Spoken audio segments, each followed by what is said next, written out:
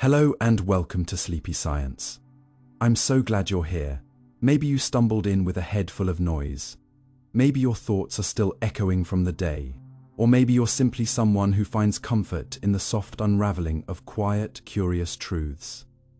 Either way, this space is for you. Tonight, we're going to drift gently through something deeply personal, yet rarely named: the subtle ways we become someone we never intended to be. How our behaviors shift without consent. How we mirror others to feel safe.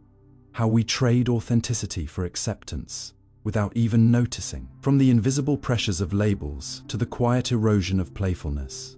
From inherited guilt to the performance of confidence. This episode will take you on a calm but revealing journey through 30 deeply human behaviors. Each one a thread in the tangled fabric of identity. There won't be anything loud here, nothing rushed or overwhelming. Just you, your breath, and a slow unraveling of the self, softly guided by psychology and reflection. Before we begin, I'd love to know, where in the world are you listening from? Is your room dimly lit? Are your windows cracked open to a sleepy breeze? Or are you tucked beneath a blanket watching the stars pretend not to move? Wherever you are, whenever you are, you're in good company. If these quiet journeys help you feel something, or fall asleep with a sense of wonder, consider tapping the like button and subscribing. It truly helps more curious minds find their way here. Now take a deep, slow breath, and let's begin our soft descent into the hidden behaviors that shape who we think we are. Mimicking without knowing. You never sat down and decided to become someone else. Yet slowly, invisibly, parts of you were overwritten. Not by force, but by exposure, by repetition, by the quiet pull of fitting in. And the most unnerving part is that it didn't feel like theft. It felt like adaptation. You mirrored the way others laughed, softened your voice in certain rooms, adjusted your posture without thinking, borrowed phrases from people you admired, wore emotions in the patterns you saw around you. And over time, the edges of your original self blurred until even you weren't sure which parts were authentically yours and which had been stitched together by the world around you. This isn't a flaw, it's how the human brain works. Psychologists call it social mimicry, a deeply embedded survival mechanism powered by mirror neurons that allow you to reflect the expressions, speech patterns, gestures, and even moods of those you interact with. From infancy, you begin absorbing behavioral templates from your caregivers, not by choice, but through neural resonance. And this imprinting forms the scaffolding of how you communicate, emote, and relate. When the borrowed mannerisms, the copied beliefs, and the scripted responses become permanent fixtures in your identity. Not because they reflect who you are, but because you never learned to distinguish your reflection from your core. Every time you enter a new group, your brain starts scanning. Subconsciously, it asks, what's rewarded here? What's frowned upon? What should I mirror to avoid being rejected? These aren't philosophical questions. They're instinctive calculations rooted in millennia of evolutionary programming, when being cast out of the tribe could mean death. So you adapt. You lower your voice to match the dominant tone. You avoid topics that don't land. You laugh when others laugh, even if you didn't get the joke. Over time, these micro-adjustments form an internal library of who you need to be in various settings. You become a chameleon, not out of deceit, but out of emotional necessity. And this chameleonic behavior, technically called the chameleon effect, is so neurologically ingrained that fMRI studies show your brain lights up differently, depending on who you're with. You literally activate different neural circuits based on your social context, like different masks being slipped on and off. The problem isn't that you can shift, it's when the shifting becomes default, and you never stop long enough to ask, what would I do if no one else were watching? This mimicry seeps into belief systems too. You might find yourself echoing political opinions, spiritual views, aesthetic preferences, not because you deeply explored and chose them, but because they came bundled with the group you wanted to belong to. And the more emotionally invested you are in that group, whether it's a friend circle, a workplace, a community, or even a social media following, the harder it becomes to question the ideas floating within it. Why? Because when you mimic a group's norms, you're not just mirroring behavior, you're bonding, you're signaling safety, you're saying, "I'm one of you." Neuroscience calls this social alignment, and it's not just behavioral, it's physiological. Your heart rate can sync with others during group activities. Your pupils dilate in response to someone else's emotion. You literally start breathing in rhythm with those around you, and while this can create profound connection, it can also blur your internal compass. You may feel a growing discomfort inside, a subtle tension that something isn't quite right. But ignore it, because questioning your role in the group feels dangerous. You'd rather stay aligned than risk being alone. And here's where it gets more unsettling.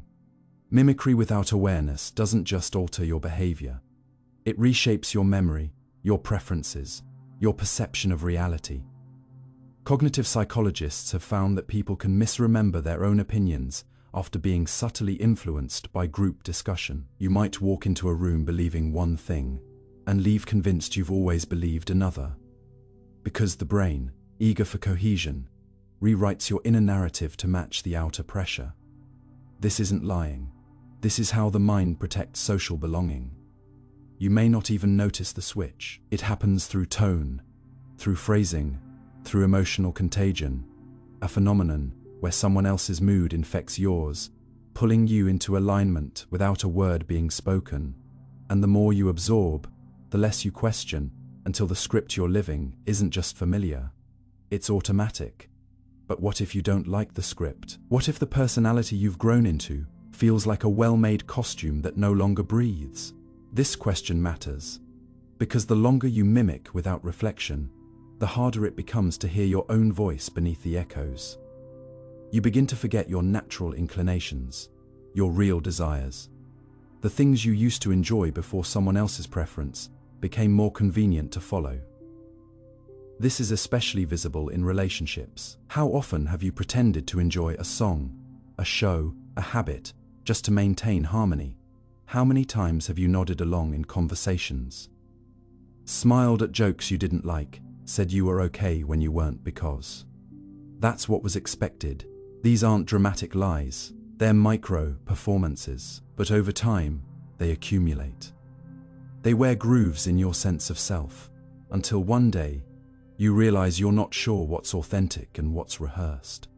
And the scariest part is, no one else may notice, because from the outside, you look fine, you're well adjusted, you fit in. But internally, you might feel like a house with beautifully painted walls, and no furniture left inside. The danger here isn't just emotional, it's existential.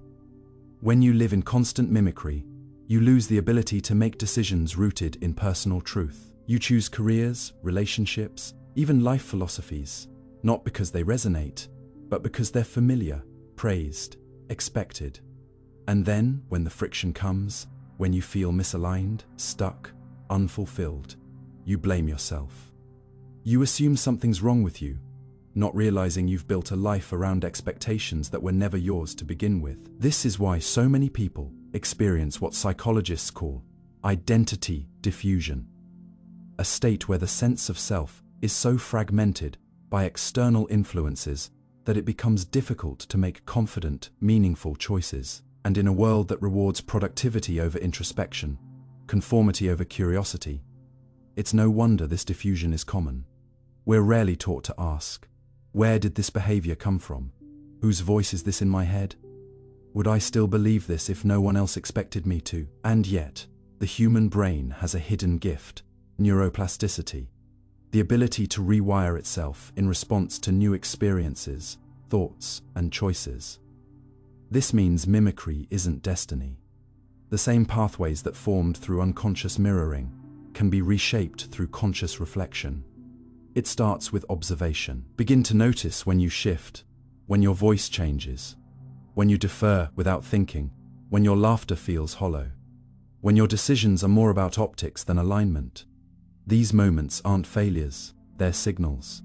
They're chances to pause and ask, Is this me, or is this a learned response I've mistaken for truth? And the more you ask, the more space you create for something different. Not rebellion, not rejection of all influences, but discernment. The ability to borrow what aligns and release what doesn't. This doesn't mean isolating yourself. It means anchoring yourself. Mimicry isn't always bad. It's part of how we connect, learn, empathize. But without self-awareness, it becomes camouflage. And camouflage, when worn too long, leads to disappearance.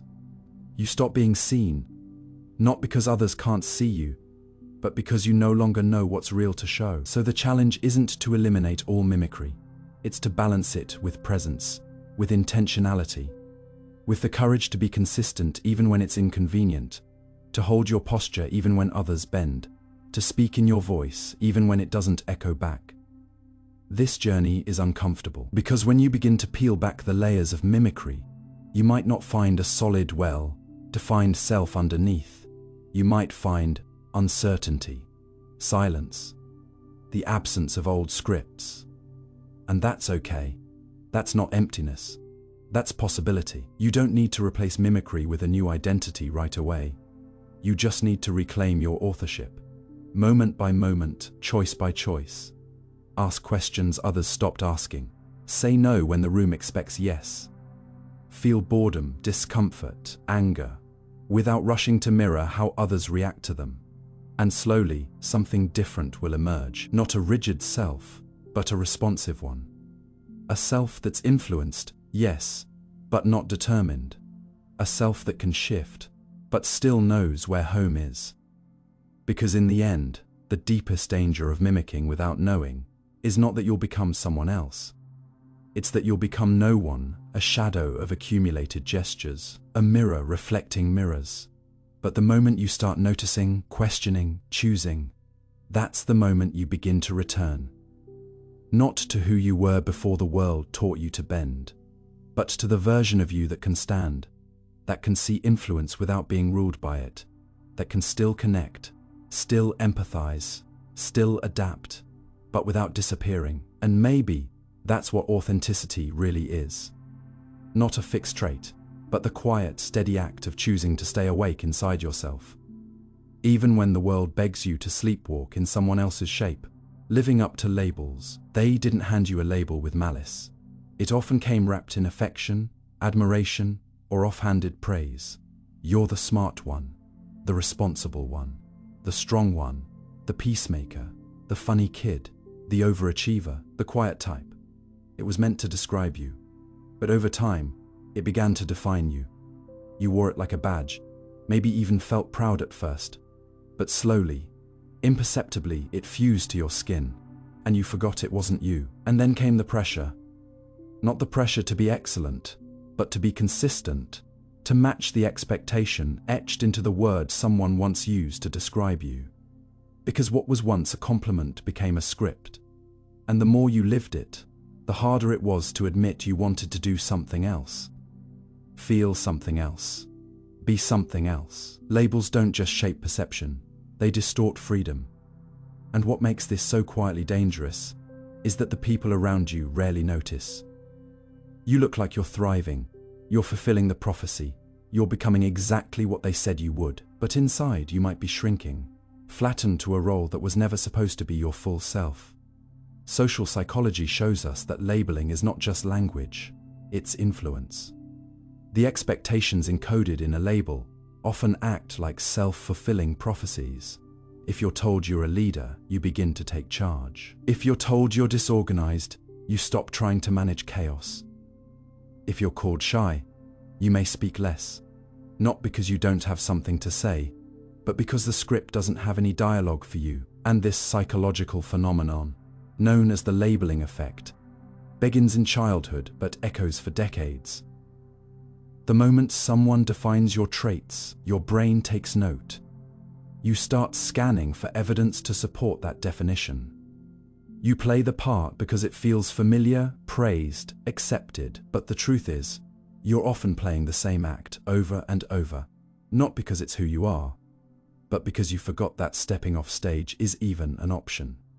What complicates this further is that labels often come with invisible contracts. If you're the good kid, you may suppress anger to keep the peace. If you're strong, you might hide grief so you don't disappoint. If you're brilliant, you might avoid failure at all costs. Not because you can't handle it, but because the label doesn't give you permission to. And the moment you step outside the lines, even slightly, the tension starts. People question you. They act confused. That's not like you. Are you okay? What happened? And suddenly, growth feels like betrayal. Change feels like rebellion. Wanting something different feels selfish. But this is not just emotional discomfort. It's neurological. The brain is a pattern, recognition machine. Once a label is applied, your brain starts filtering incoming information to confirm it. It's called confirmation bias, and it's one of the most pervasive cognitive filters we live under. You start believing what you've been told, not because it's objectively true, but because your mind edits out the evidence that would contradict it. So you begin to align yourself with the label, not because it fits, but because resisting it takes effort, uncertainty, and often isolation. What's worse is that labels, especially positive ones, can feel like praise, but function like traps. Being labeled gifted, for instance, often leads to what psychologists call imposter syndrome and praise pressure. You start to fear that any failure will reveal you as a fraud. You avoid trying new things because you don't want to tarnish the image. You play safe because excelling has become your identity, and failure now feels existential. Conversely, if you've been labeled negatively, lazy, too sensitive, difficult, those scripts become internalized shame. You stop pushing forward because your identity becomes an excuse. Why try to be organized if you've always been the messy one? Why advocate for yourself if you've always been too much? And while labels are meant to help us make sense of people, in practice, they often strip people of their right to evolve. A label freezes you in someone else's snapshot of who you were at a specific moment, under specific conditions, and makes you responsible for keeping that image intact. Even in adulthood, we're rarely label-free. They shift, of course.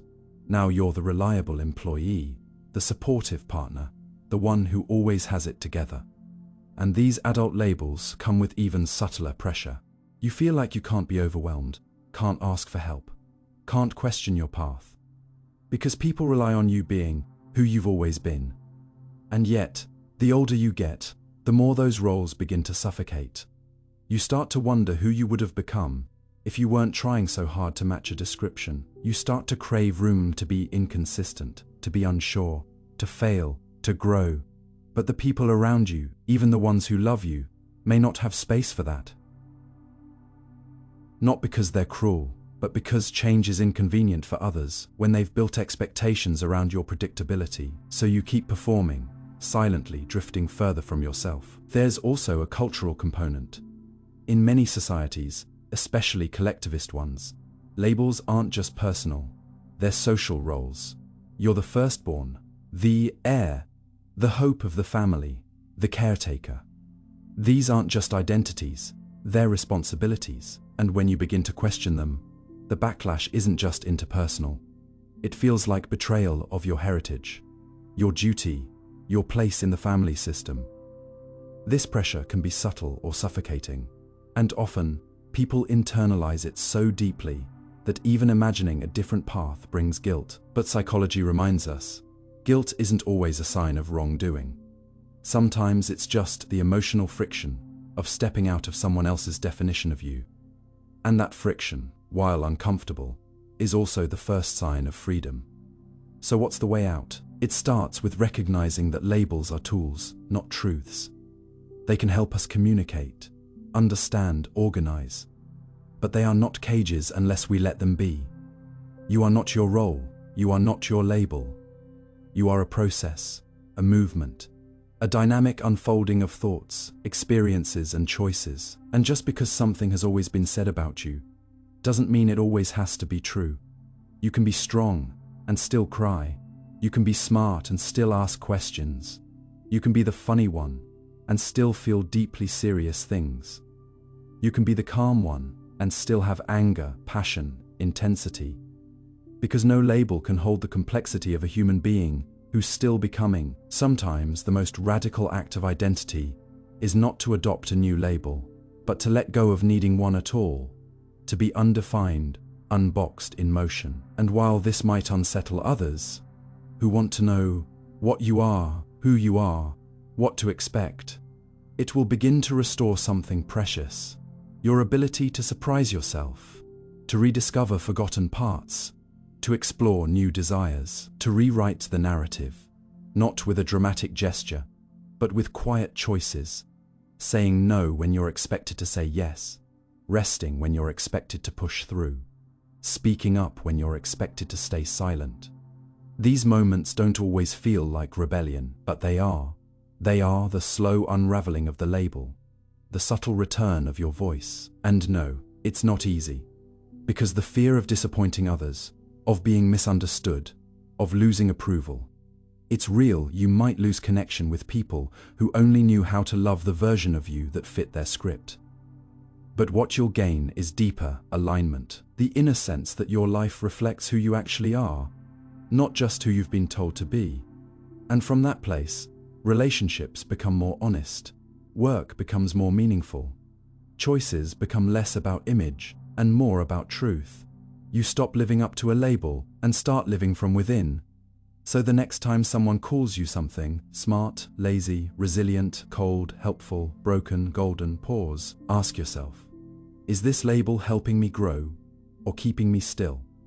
Is this a description or a prescription? Is it mine or was it handed to me?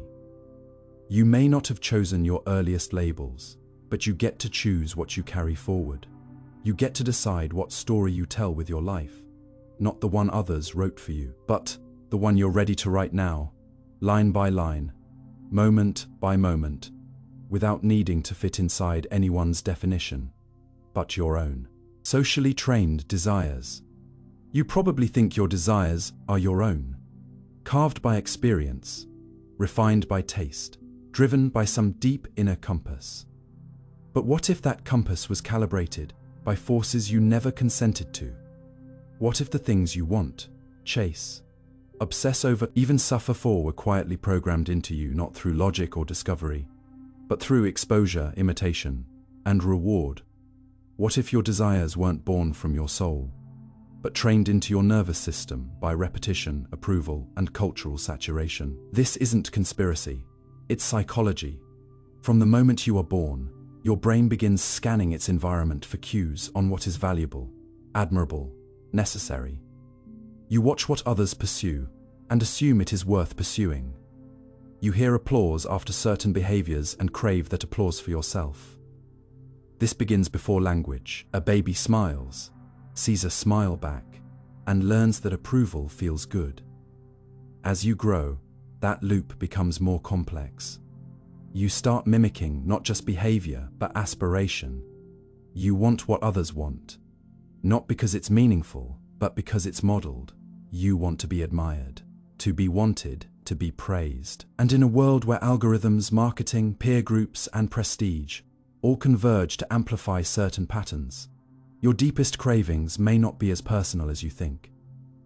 Neuroscientifically, this process is driven by what's called social learning and dopaminergic reinforcement. When you see a behavior rewarded in others, your brain lights up in anticipation of that reward for yourself.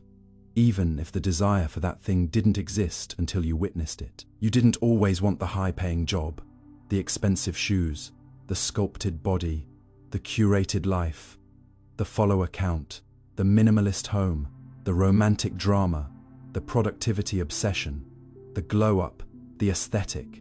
But now you do because culture showed you the reward before you ever considered the cost. And the most disorienting part is that these desires feel authentic.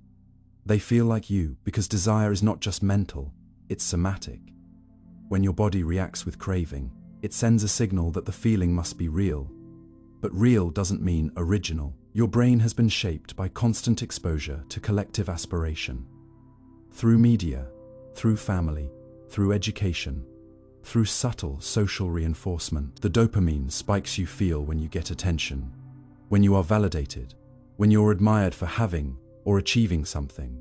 Those spikes don't confirm truth. They confirm conditioning. Behavioral economics calls this mimetic desire, a term popularized by philosopher René Girard. It suggests that we don't desire things in isolation. We desire them because others desire them. We mirror longing. We adopt other people's goals, and then we protect those goals with our identity. You might think you want to be successful, but have you ever defined success outside of what was modeled for you? You might think you want love, but is it the connection you want, or the story of being wanted? You might believe you are ambitious, but is it ambition, or is it fear of falling behind? This is how society trains desire. Not by force, but by narrative, by saturating your environment with stories of what matters. Who gets praised, what gets remembered. Think of how often media shows you the same templates. Wealth equals happiness, beauty equals worth, speed equals achievement, dominance equals respect. You see it enough times, your nervous system starts internalizing it as truth. You feel shame for falling short, pride when you perform well, anxiety when others outpace you. And rarely do you stop to ask, do I even want this? Because by the time you are old enough to question, the desire already feels like part of your personality. Socially trained desire is a kind of psychological echo, loud enough to drown out your inner voice, persistent enough to feel permanent, familiar enough to go unquestioned. You don't see it because you're swimming in it. And the longer you swim, the more natural it feels to chase what everyone else is chasing, even if it slowly wears you down. This training isn't neutral. It's shaped by economic systems, cultural myths, and feedback loops. For instance, capitalism thrives when people feel incomplete. So desire becomes a market tool. You're taught to want the next product, the next experience, the next upgrade, not because you lack self-awareness, but because your self-concept has been linked to consumption. You are what you buy, what you achieve, what you present. Even rest becomes a performance. Even authenticity becomes an aesthetic. And all of this is fed by algorithms that don't just reflect your behavior. They shape it. Your feed doesn't show you what you want. It teaches you what to want. It optimizes your attention toward predictable desires, then sells you the solution. And because everyone else is being trained by the same system, the illusion of collective preference becomes a self-fulfilling truth. It's not just that you want certain things, it's that we all want them. So they must be right. But collective craving is not collective wisdom.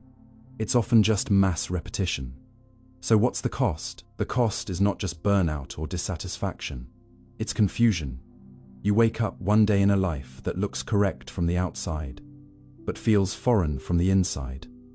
You have the job, the partner, the reputation, the lifestyle, but not the peace, not the joy, because those things were never promised, only implied. You feel ungrateful for your success, anxious despite your achievements, bored in your relationships. But instead of re-examining the root of your desire, you double down.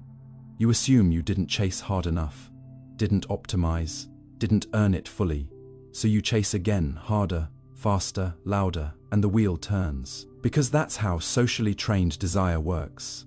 It tells you that your discomfort isn't a sign to question your path. It's a sign to push harder on the same path.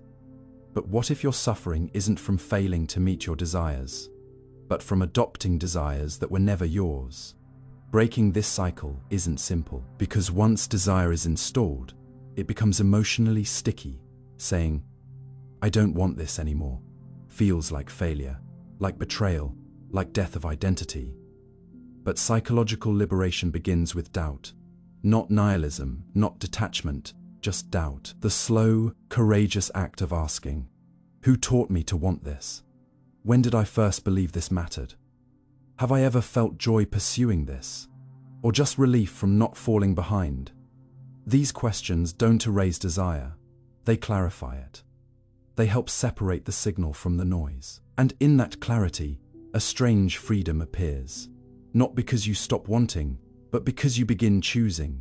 Real desire is quiet. It doesn't shout. It doesn't need validation. It doesn't collapse when trends shift. It often comes in moments of stillness. When you are not performing, not consuming, not competing. You feel it when you are creating for no audience. When you're resting without guilt. When you are curious without urgency, and that desire, though subtle, is yours. It wasn't sold to you. It wasn't shaped by applause. It was felt, discovered, remembered. And once you find it, even for a moment, you'll know the difference, because it won't just drive you, it will anchor you. So the next time you feel compelled to chase, pause. Before you move toward the next goal, the next purchase, the next milestone, ask, is this desire mine? Or is it something I was trained to want? You don't have to abandon it, you just have to investigate. And if the answer feels uncertain, don't panic. That uncertainty is where your truest self begins. Not in the things you've already acquired, but in the long, quiet process of unlearning who you were told to be, so you can finally remember who you are. Echoing beliefs from childhood, you didn't choose your earliest beliefs. They were whispered into you before you had language to challenge them. Before you could separate opinion from truth, habit from value, fear from fact. And yet, like wet cement, taking the shape of whatever steps on it first, your young mind absorbed these impressions and hardened around them, until one day you began to mistake what you were told for what you are. The things you believe most deeply, about the world, about others, about yourself, may not be conscious decisions at all, but echoes of childhood voices, replaying in your adult mind as if they've always belonged to you. You're too sensitive. People only care when you're useful.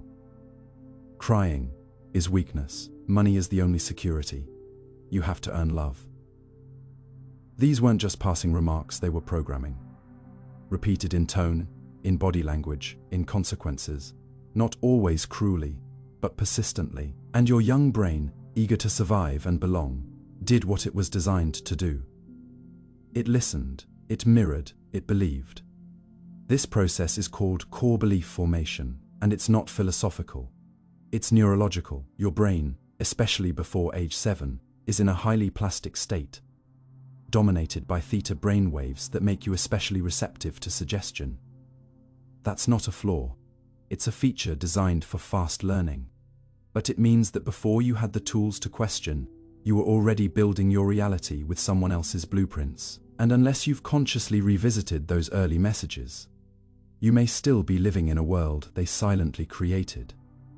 Not because they're still true, but because they've gone unchallenged.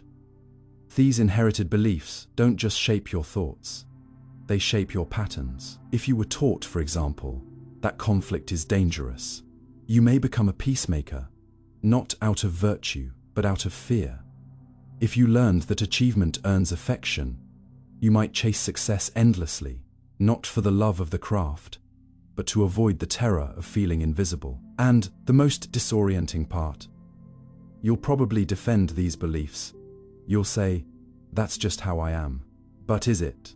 Or is it just how you adapted? There's a psychological concept called schema perpetuation, which suggests that once we form a core belief, our brain begins filtering experience through it, reinforcing it, even when it harms us.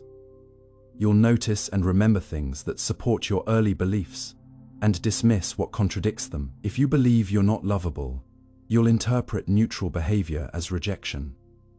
If you believe your worth is in your productivity, you'll feel guilt when resting. You think you're being rational, but you're actually running a very old script. And because many of these beliefs were formed before you had critical thinking, they're housed not just in memory, but in emotion and the body. This is why some beliefs are hard to think your way out of. They don't just live in your logic, they live in your nervous system. You flinch at certain tones. You brace during silence.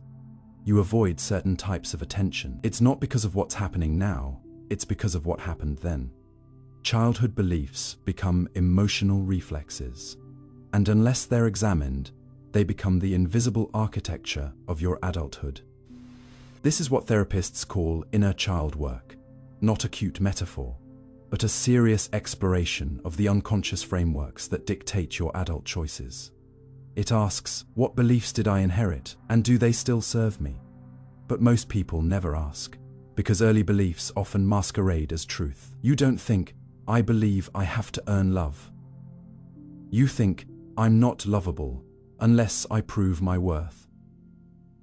The belief hides inside the conclusion, and society often reinforces it. We praise independence, even when it's rooted in fear of relying on others. We reward overachievement, even when it's driven by shame. We admire emotional control, even when it's a survival strategy to avoid punishment. So you might be living in a system that validates your childhood beliefs, even if they're harming you. This creates a powerful loop. You perform the behavior that keeps the belief alive. The world rewards it. You feel right, even while suffering. And then you wonder why joy feels out of reach, why peace is unfamiliar, why intimacy is terrifying. The answer is rarely in what you're doing. It's in what you believe you have to do and why. Some of these beliefs are about the world. People can't be trusted. Life is a struggle. Authority is always right. Others are about yourself. I'm too much. I'm not enough. Anger is dangerous. Vulnerability is embarrassing. These aren't random ideas.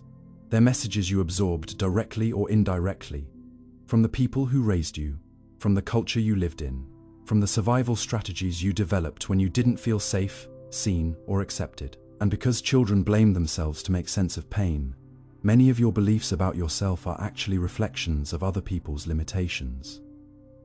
If a parent couldn't express love, you assumed you were hard to love. If a teacher punished your curiosity, you assumed you were disruptive. If a caregiver neglected your needs, you assumed your needs were too much. You created beliefs to survive a reality you couldn't control. And those beliefs helped you then, but they're hurting you now. So how do you unlearn a belief that was never yours to begin with? Not by force, but by awareness, by pausing when an old feeling rises and asking, where did this come from? Is this voice mine? Whose approval am I chasing?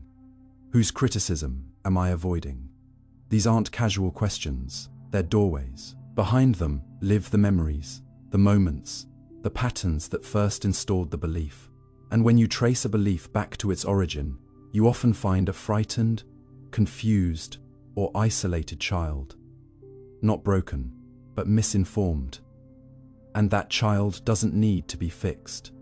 They need to be updated. They need an adult version of you to say, that was never your fault. You were never too much. You didn't need to earn what you should have been given freely. And the moment you offer yourself that understanding, something powerful happens. The belief begins to loosen, the emotion begins to shift. The nervous system begins to trust that a new reality is possible. This process isn't linear.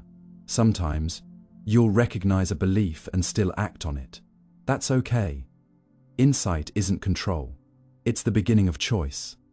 And, the more often you notice, the more space you create between the belief and the behavior. You catch yourself thinking, I have to say yes, or they'll leave, and then you pause.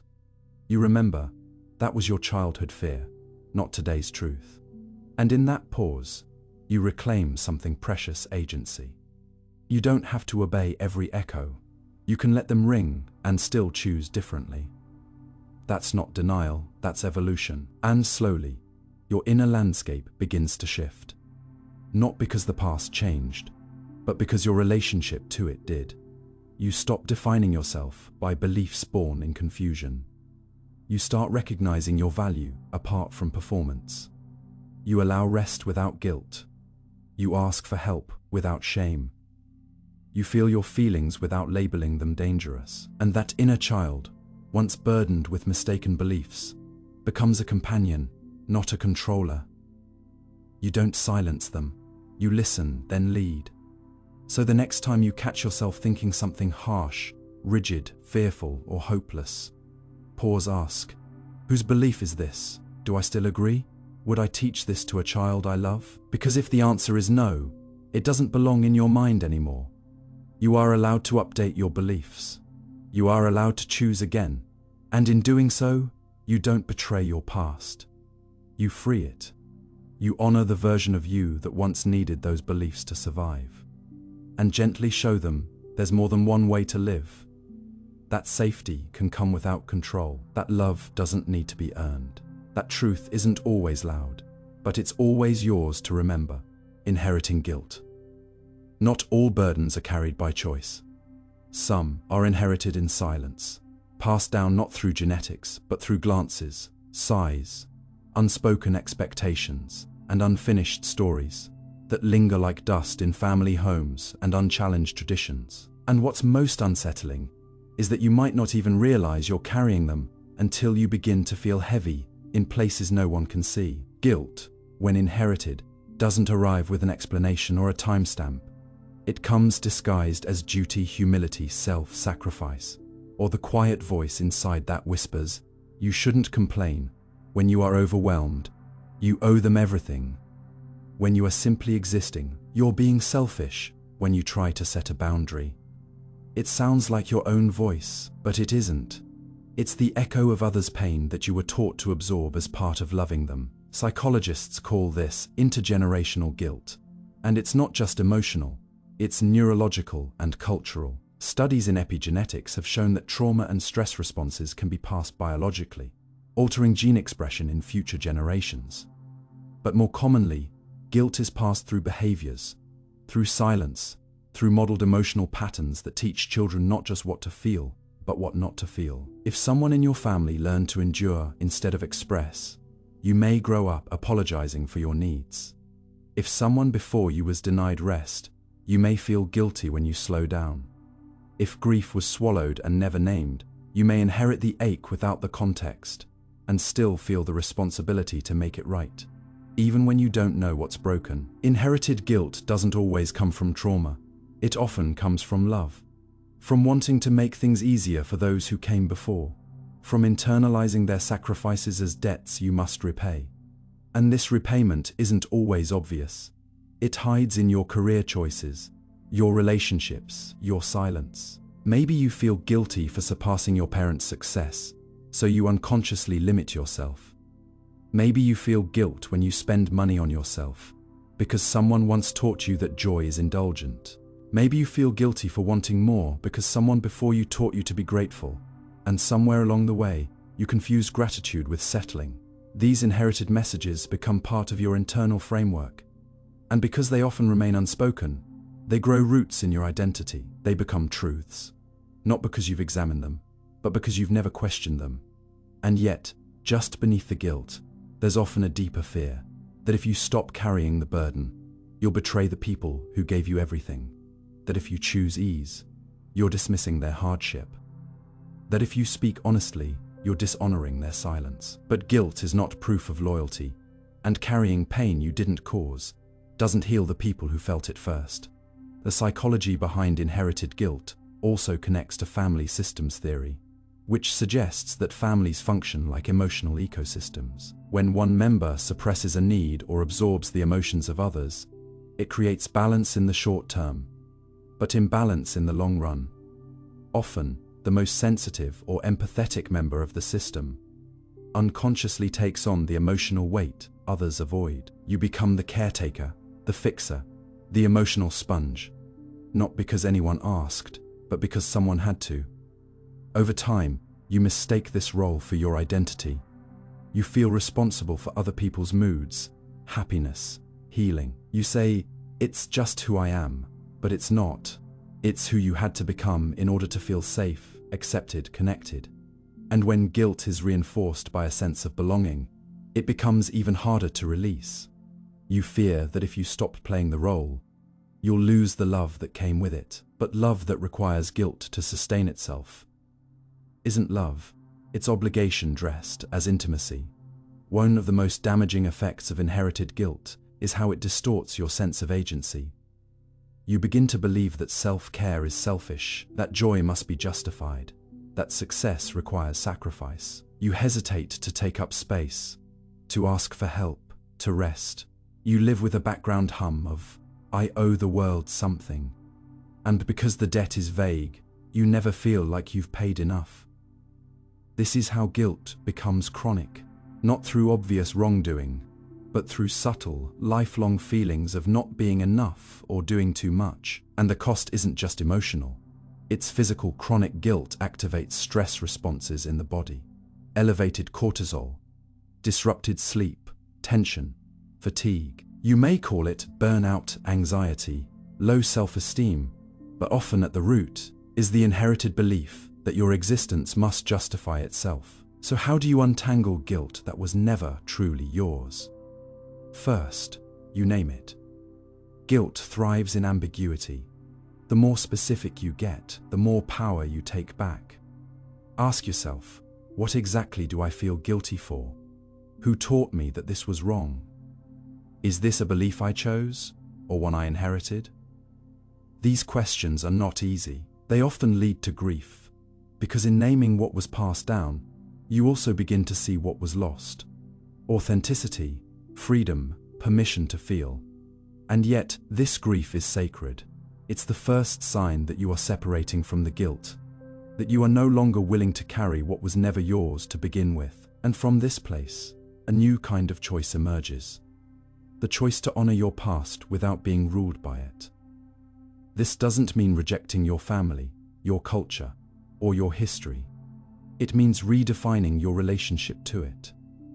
You can acknowledge sacrifice without replicating suffering. You can respect someone's struggle without recreating their silence. You can love where you came from and still choose differently. That's not betrayal, that's evolution. And as you begin to release inherited guilt, you make space for something more powerful than duty compassion. Not just for others, but for yourself. You begin to see that your needs are not flaws, that your boundaries are not rejections, that your joy is not a threat to anyone else's dignity.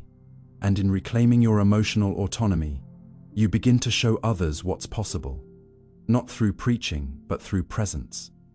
Perhaps most importantly, breaking the cycle of inherited guilt isn't just a gift to yourself. It's a gift to those who come after you, because if guilt can be passed down, so can freedom. When you choose to question the old stories, to stop performing worthiness, to release the silent debts, you become the interruption, the gentle resistance, the one who says, "It ends here." And that act of quiet defiance ripples forward. Children raised by people who are no longer ruled by guilt learn that love is not a transaction, that feelings are not punishable, that being human is not something to apologize for. And even if you never have children, this work matters. Because every space you enter, every relationship you build, every choice you make from a place of clarity instead of guilt, creates new norms, new models, new permission. So the next time you feel the old weight creeping in, that urge to over-explain, to say yes when you mean no, to shrink your joy so others don't feel left behind, pause, breathe. Ask yourself, whose voice is this? What belief is fueling this guilt? Is it still true? You are not responsible for healing every wound that came before you, but you are capable of not deepening it. You don't have to carry what was handed to you unquestioned. You get to choose, to return what doesn't serve, to keep what aligns, to forgive what can't be changed, and to grow beyond what was once survival. Not because you owe it to anyone, but because freedom, once discovered, is too beautiful to ignore. Faking confidence repeatedly. You learn early that confidence gets rewarded, not necessarily the real kind, but the performative one. The handshake that is just firm enough, the voice that doesn't waver when speaking to authority, the eye contact that says, "I'm fine," even when you're fraying at the edges. And so you rehearse it, practice it, copy it from those who seem to wear it naturally, until the act becomes reflex, until the smile precedes thought, and the nod feels automatic. And even your own discomfort gets tucked away behind a convincing "of course." Because somewhere along the line you were taught that confidence is a signal of competence, of likability, of worth. And if you couldn't feel it, you'd damn well better fake it. At first it feels like a skill, a social adaptation that helps you move forward, get noticed, be taken seriously. But over time, something strange begins to happen. The gap between what you feel and what you perform doesn't shrink, it grows, and with every confident moment that masks uncertainty, every assertive statement that hides doubt, every brave face that conceals anxiety, you start to lose track of what's real and what's rehearsed. This is the silent erosion, not of your ability to function, but of your relationship with authenticity. The longer you fake confidence, the more you forget how it actually feels. And the world, ironically, begins to treat you as if you are confident, which only reinforces the need to maintain the act. This psychological phenomenon is known as the imposter cycle, a feedback loop where external praise feeds internal pressure, where each success feels like a fluke, and where the fear of being found out grows with every passing accomplishment. You're applauded for strength, but inside, you're exhausted from pretending to be unshakable. What no one tells you is that faking confidence too well becomes a trap, because once people believe you're always fine, they stop checking in. Once they see you as capable, they assume you don't need help. And once your identity is tied to the image of strength, vulnerability begins to feel dangerous. You start hiding your questions, your uncertainty, your humanness, not because you want to lie, but because the role no longer gives you permission to be real. Over time, this dissonance between inner reality and outer performance creates what psychologists call emotional incongruence, a state in which your internal experience is out of sync with your outward behavior. It's linked to burnout, depression, and even identity confusion. You smile while doubting, lead while fearing, reassure while spiraling. And all the while, your nervous system is forced to suppress its natural signals. You ignore the rising heart rate, the shallow breaths, the fatigue, because confident people don't panic. You override your instincts, because confident people don't hesitate. And you silence your own needs, because confident people don't need reassurance. But here's the cost. The longer you suppress these signals, the more dysregulated your system becomes. And the more dysregulated you are, the more you feel like a fraud. Not because you're incompetent, but because your inner state never matches the mask. And this isn't just a personal issue. It's cultural. We live in a society that confuses visibility with self-assurance, eloquence with insight, and loudness with certainty. We reward boldness even when it's empty, and dismiss hesitation even when it's wise. We tell people to just believe in themselves, as if belief can be willed into being by force, as if confidence is the cause of success, instead of often being its performance. And so people fake it, not to deceive, but to survive. Job interviews, first dates, public speaking, networking events. The world is full of arenas that demand confidence as currency. And if your natural temperament leans toward caution, introspection, or humility, you learn to play the part or risk being overlooked. This isn't inherently dishonest, it's adaptive. But the danger begins when you're so good at performing confidence that no one, including you, remembers what it means to feel uncertain safely. That's where psychological distance grows. That's where you start mistaking your armor for your skin. Interestingly, neuroscience helps explain why this act of faking confidence is so taxing. The prefrontal cortex, the part of your brain responsible for self-monitoring and executive function, is highly active when you're trying to regulate your behavior consciously, like during social performances. Meanwhile, the amygdala and limbic system, which handle emotional responses, are working hard to suppress anxiety, fear, and doubt.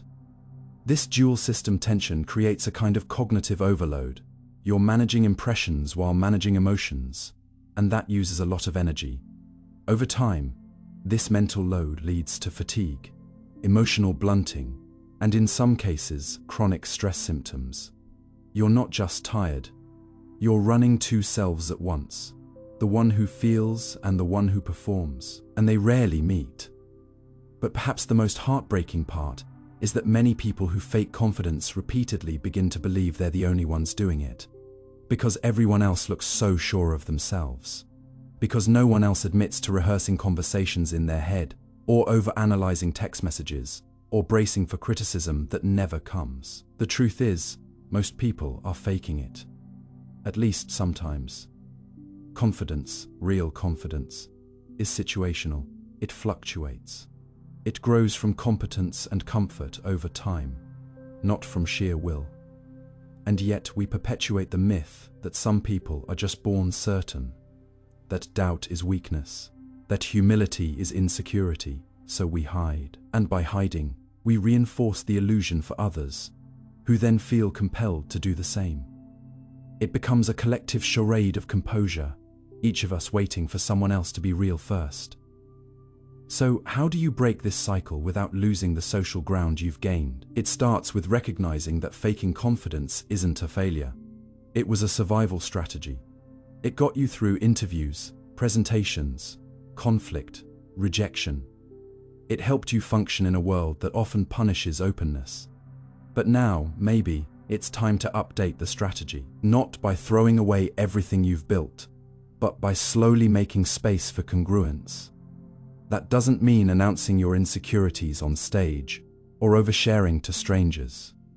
It means allowing small moments of truth to breathe, saying, "I don't know," without flinching, asking questions without apology, admitting when you're nervous not to be rescued, but to be honest, and noticing that doing so doesn't collapse your world, it expands it. Because every time you choose truth over performance, you give others permission to do the same. True confidence, ironically, grows not from suppressing doubt, but from integrating it. From knowing your limits, and still showing up, from being honest about your fears, and still moving forward. This is what psychologists call authentic self-efficacy, a grounded belief in your ability to cope. Not because you're always right or always composed, but because you trust yourself to adapt. And that kind of confidence isn't loud. It doesn't need to be. It's the quiet presence that stays centered when things go wrong, the calm in your chest that doesn't depend on approval, the resilience that comes from knowing you don't have to pretend anymore. And if this feels unreachable, start small. Confidence is not a leap, it's a practice. Each time you notice yourself defaulting to performance, pause, ask, am I performing safety or experiencing it? Am I pretending to know or curious enough to admit I don't? Am I acting confident because I am, or because I don't feel allowed not to be? These are not acts of overthinking, they're acts of reconnection with your nervous system, with your self-trust, with the version of you that no longer wants to fake it. Not because faking was wrong, but because it's no longer necessary. In the end, what people remember about you isn't just your confidence, it's your presence, your tone, your sincerity, your ability to be with them fully. That's what builds trust. That's what resonates, not the perfect posture, or the polished answer, or the illusion of certainty, but the human underneath, unafraid to be seen as learning, growing, real. And when you choose that kind of honesty, when you let go of the script and speak from your center, performing strength for approval, you might not notice when it begins the moment you stop being strong for yourself and start performing strength for the approval of others. Because it often looks the same on the outside. Steady voice, held posture, a nod that reassures everyone that you're fine, a presence that calms the room even when you're unraveling inside. And over time, the distinction between true resilience and the theater of it blurs, until the image becomes your identity, and the applause for your composure becomes the only form of connection you allow yourself to receive. At first, it feels noble, to be the one others can count on, to hold things together when they fall apart, to be seen as reliable, capable, admirable. And society reinforces this early. Children who don't cry are called mature. Teens who suppress fear are labeled brave. Adults who push through pain without complaint are considered admirable. And somewhere in that feedback loop, the idea is planted that strength isn't what you feel, but how well you hide what you feel. And so, you learn to curate your emotional visibility, to filter your vulnerability, to embody what psychologists call emotional labor, the invisible, exhausting work of managing expressions to meet expectations, often at the expense of authenticity. And sometimes, your own well-being. This isn't just social, it's biological. When you suppress emotions repeatedly, especially for social reward, your nervous system pays the cost. The amygdala, responsible for processing fear and emotional salience, remains active even when the prefrontal cortex helps you mask those emotions. In other words, you might smile and nod on the outside, but your body still registers distress.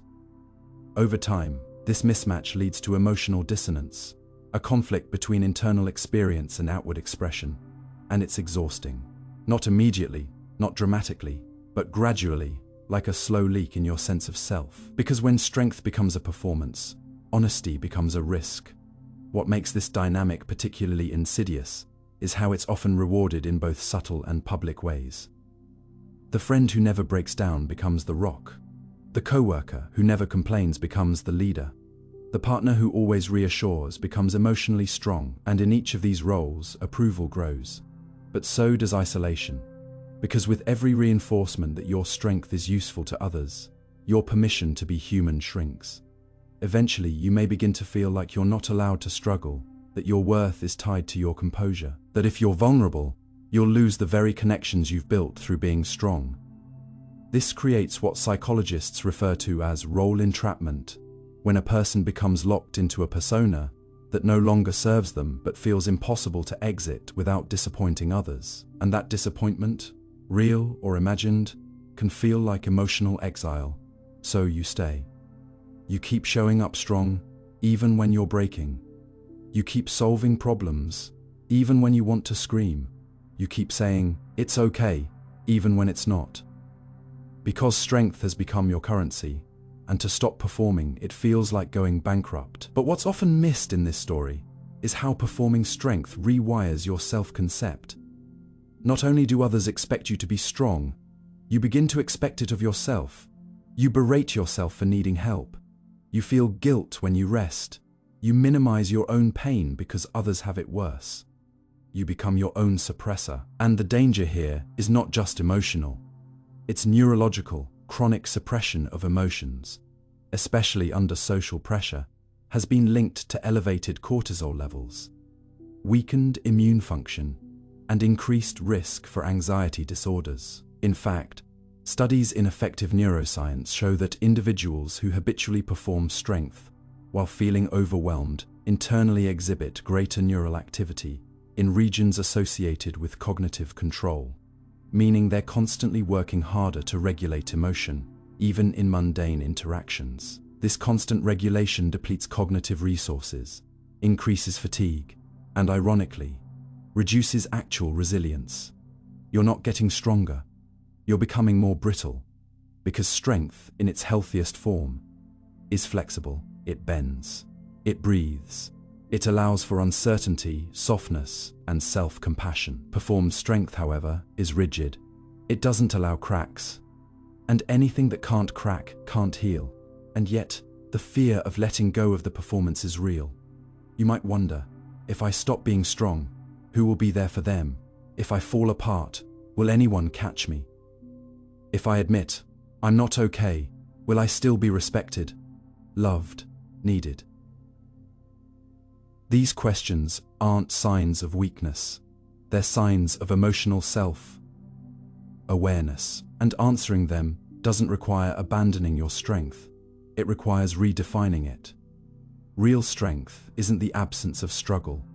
It's the capacity to hold space for it, to say, "I'm hurting," without collapsing, to ask for support without shame, to admit uncertainty without self-loathing. It's what psychologists call psychological flexibility. The ability to shift perspectives, access internal resources, and respond with self-kindness during distress. And this form of strength is often invisible. It doesn't always look heroic. Sometimes it's quiet, messy, tearful, awkward, but it's deeply resilient, because it's not dependent on approval. It's rooted in truth. To begin unraveling the need to perform strength, start by noticing when it arises. When do you feel the impulse to appear fine? Who are you trying to protect, them or yourself? What would it mean to say just once, I don't have it together today. These aren't rhetorical questions. They're invitations to pause, to examine, to choose presence over performance. And in those moments, when you resist the reflex to perform, and instead speak with gentle honesty, something remarkable happens. Connection deepens. Real strength creates real intimacy. When you show up fully, not perfectly, others feel permission to do the same. Your vulnerability becomes an emotional offering, not a weakness, a gift. This shift also invites a broader cultural redefinition. We need new role models of strength, ones who cry, who pause, who change their minds, who say, "I need help," who hold space for uncertainty, who show us that resilience and softness are not opposites, but partners. Especially for men, for leaders, for caretakers, for anyone conditioned to believe that strength means silence. The world doesn't need more heroes who burn out quietly. It needs humans who live honestly, who model boundaries, who model rest, who model recovery, and in doing so, model strength in its most sustainable form. You don't have to discard your strength to be more human. You just have to stop outsourcing your worth to the image of it. You are allowed to say, "I don't know," to say, "I can't right now," to say, "I'm trying." These are not signs of failure. They are signs of integration, of no longer splitting yourself into two selves, the performer and the person. And in that integration, peace begins. Not all at once, but in quiet waves, in softer mornings, in conversations where you no longer fake calm, in moments where your body relaxes, because it finally believes that it's safe to be honest. So if you find yourself exhausted from being strong, not because you are, but because you feel you must be, consider this your permission to stop performing and start feeling, not recklessly, not loudly, but gently, consistently, with curiosity and care, because the approval you've been seeking might not be worth the self. You're hiding to earn it, and your worth, your true worth, was never in the applause. It was in your breath, your truth, your quiet, undramatic choice to keep being real. Even when it would have been easier to just act like you're okay. Suppressing playfulness. There was a time when you danced without music, laughed before there was a reason, turned spoons into spaceships and hallways into racetracks. Not because anyone told you to, but because your nervous system, unburdened by judgment, reached for delight, the way lungs reach for air, instinctively, freely, repeatedly. And yet somewhere along the line of growing up, that impulse began to shrink beneath the weight of serious. Act your age. Don't be silly. Until one day, almost imperceptibly, you started editing joy before it had a chance to escape, as if playfulness was no longer welcome in the realm of adulthood, as if spontaneity was something to outgrow rather than preserve. You may not remember the first moment you held in laughter to seem more mature, or the first time you stopped skipping just because others were watching, but it happens. Not in grand betrayals, but in small concessions to a culture that often mistakes solemnity for intelligence and seriousness for significance. In truth, suppressing playfulness isn't a sign of maturity. It's often a symptom of chronic self-monitoring, a nervous system trained to prioritize external perception over internal aliveness, and the science agrees. Play is not a frivolous afterthought. It is a neurobiological necessity, especially in early development, and tragically undervalued in adulthood. In fact, neurologist Stuart Brown, who dedicated his career to studying play, found that play deprivation in adults can correlate with depression, rigidity, and reduced empathy. Because play, real, unstructured, imaginative play, activates the brain's reward centers, reduces stress hormones like cortisol, and enhances neuroplasticity, making it easier for us to adapt, relate, and imagine. Yet, in modern adult life, play is rarely given space, unless it's disguised as productive leisure, competitive sports, curated hobbies, gamified fitness apps, networking games. These are not inherently bad, but they often miss the core of play's power: freedom from outcome. True play isn't performance. It's not for validation or achievement. It's for presence. It's the willingness to be absorbed, to be surprised, to let the moment unfold without strategy. And when that is lost, when we only allow joy through sanctioned rituals or conditional relaxation, we unknowingly dull a key part of what makes us adaptive, resilient, and connected.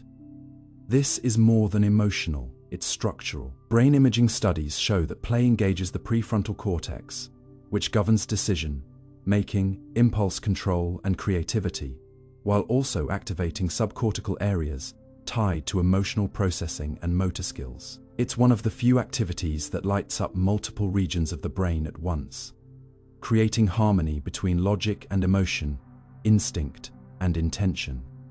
That harmony is essential for well-being. Without it, we default to either over-control or emotional reactivity. That's why suppressing playfulness can make people feel flat, not just bored, but emotionally muted, behaviorally rigid, cognitively narrowed. It's not a lack of stimulation, it's a lack of allowed expression. This suppression often starts in subtle social interactions. You make a joke in a serious meeting and receive blank stares, so you stop. You act silly around someone you're dating, and they don't reciprocate, so you tone it down. You dance in public and catch a disapproving glance, so you still your body. Little by little, your nervous system learns that exuberance is risky. This learning is enforced by cultural messaging too. Adults must be dignified, responsible, composed. But dignity doesn't require detachment.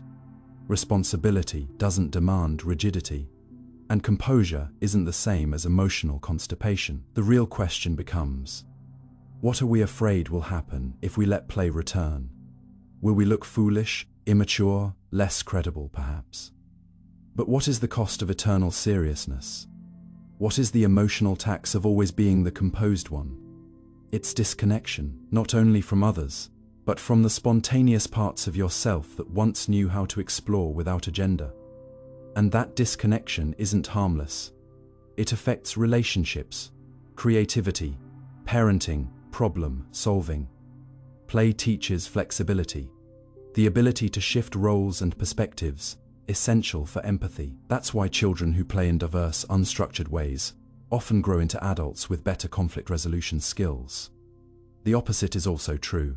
Adults who never play struggle with ambiguity, take themselves too seriously, and often misread social nuance. The irony is that when adults do engage in playful behavior, laughter, dancing, goofiness, it's often framed as letting loose, implying that their default state is restrained. But what if the restraint is the deviation, not the play? What if our nervous systems evolved not only to survive, but to delight? To chase lightness, not as escapism, but as renewal biologically. Play acts as a reset, a dopamine, supported reconnection to curiosity, imagination, and relational trust. It doesn't need to be grand, a spontaneous voice impression, a pun, a moment of shared silliness. These things matter. They lower social threat. They signal safety.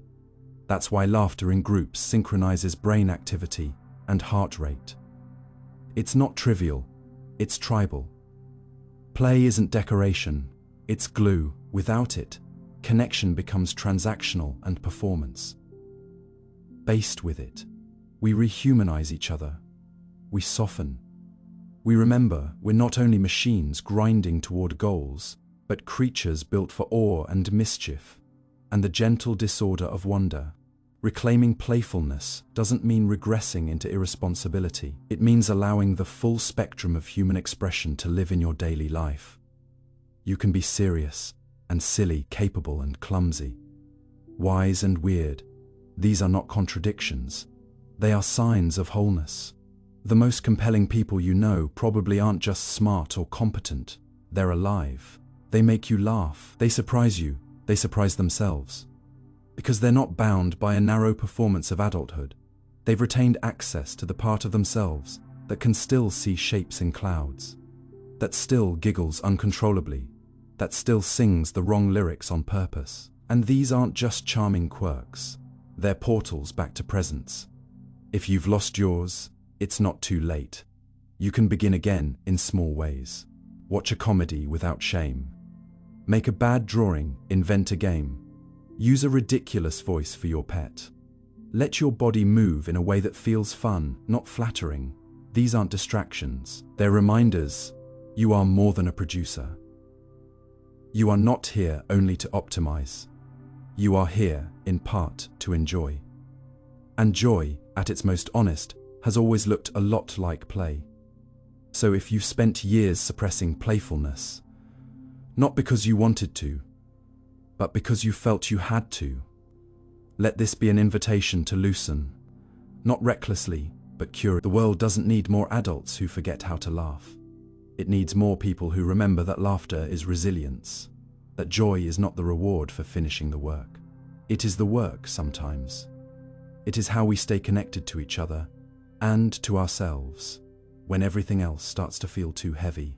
And you, yes, you are allowed to play again, not to escape life, but to return to it, fully, lightly, awake. Imitating role models too closely. You probably didn't notice the moment admiration turned into mimicry.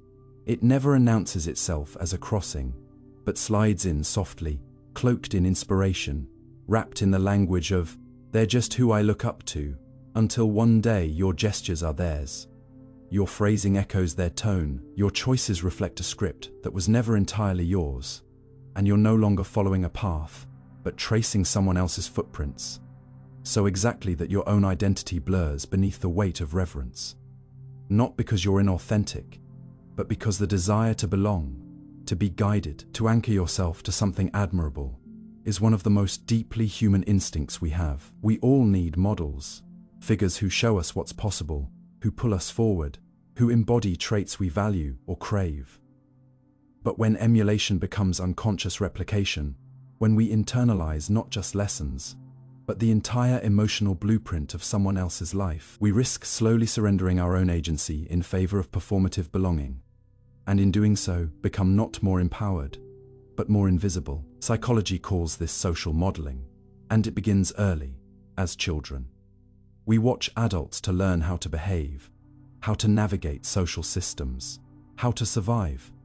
But when that childhood wiring persists unchecked into adulthood, we don't just borrow behavior, we start outsourcing selfhood. And the more unsure we are of who we are, the more likely we are to latch onto people who seem certain, successful, magnetic, not realizing that their certainty was born from their unique pain, timing, environment, and evolution, none of which can be exactly transferred. The brain's mirror neuron system is partly to blame.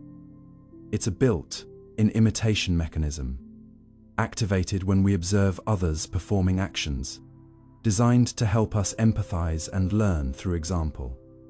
And it works beautifully when used with awareness. But in a social culture obsessed with comparison, visibility, and curated identity, these mirror systems are constantly activated, pulling us toward homogeny.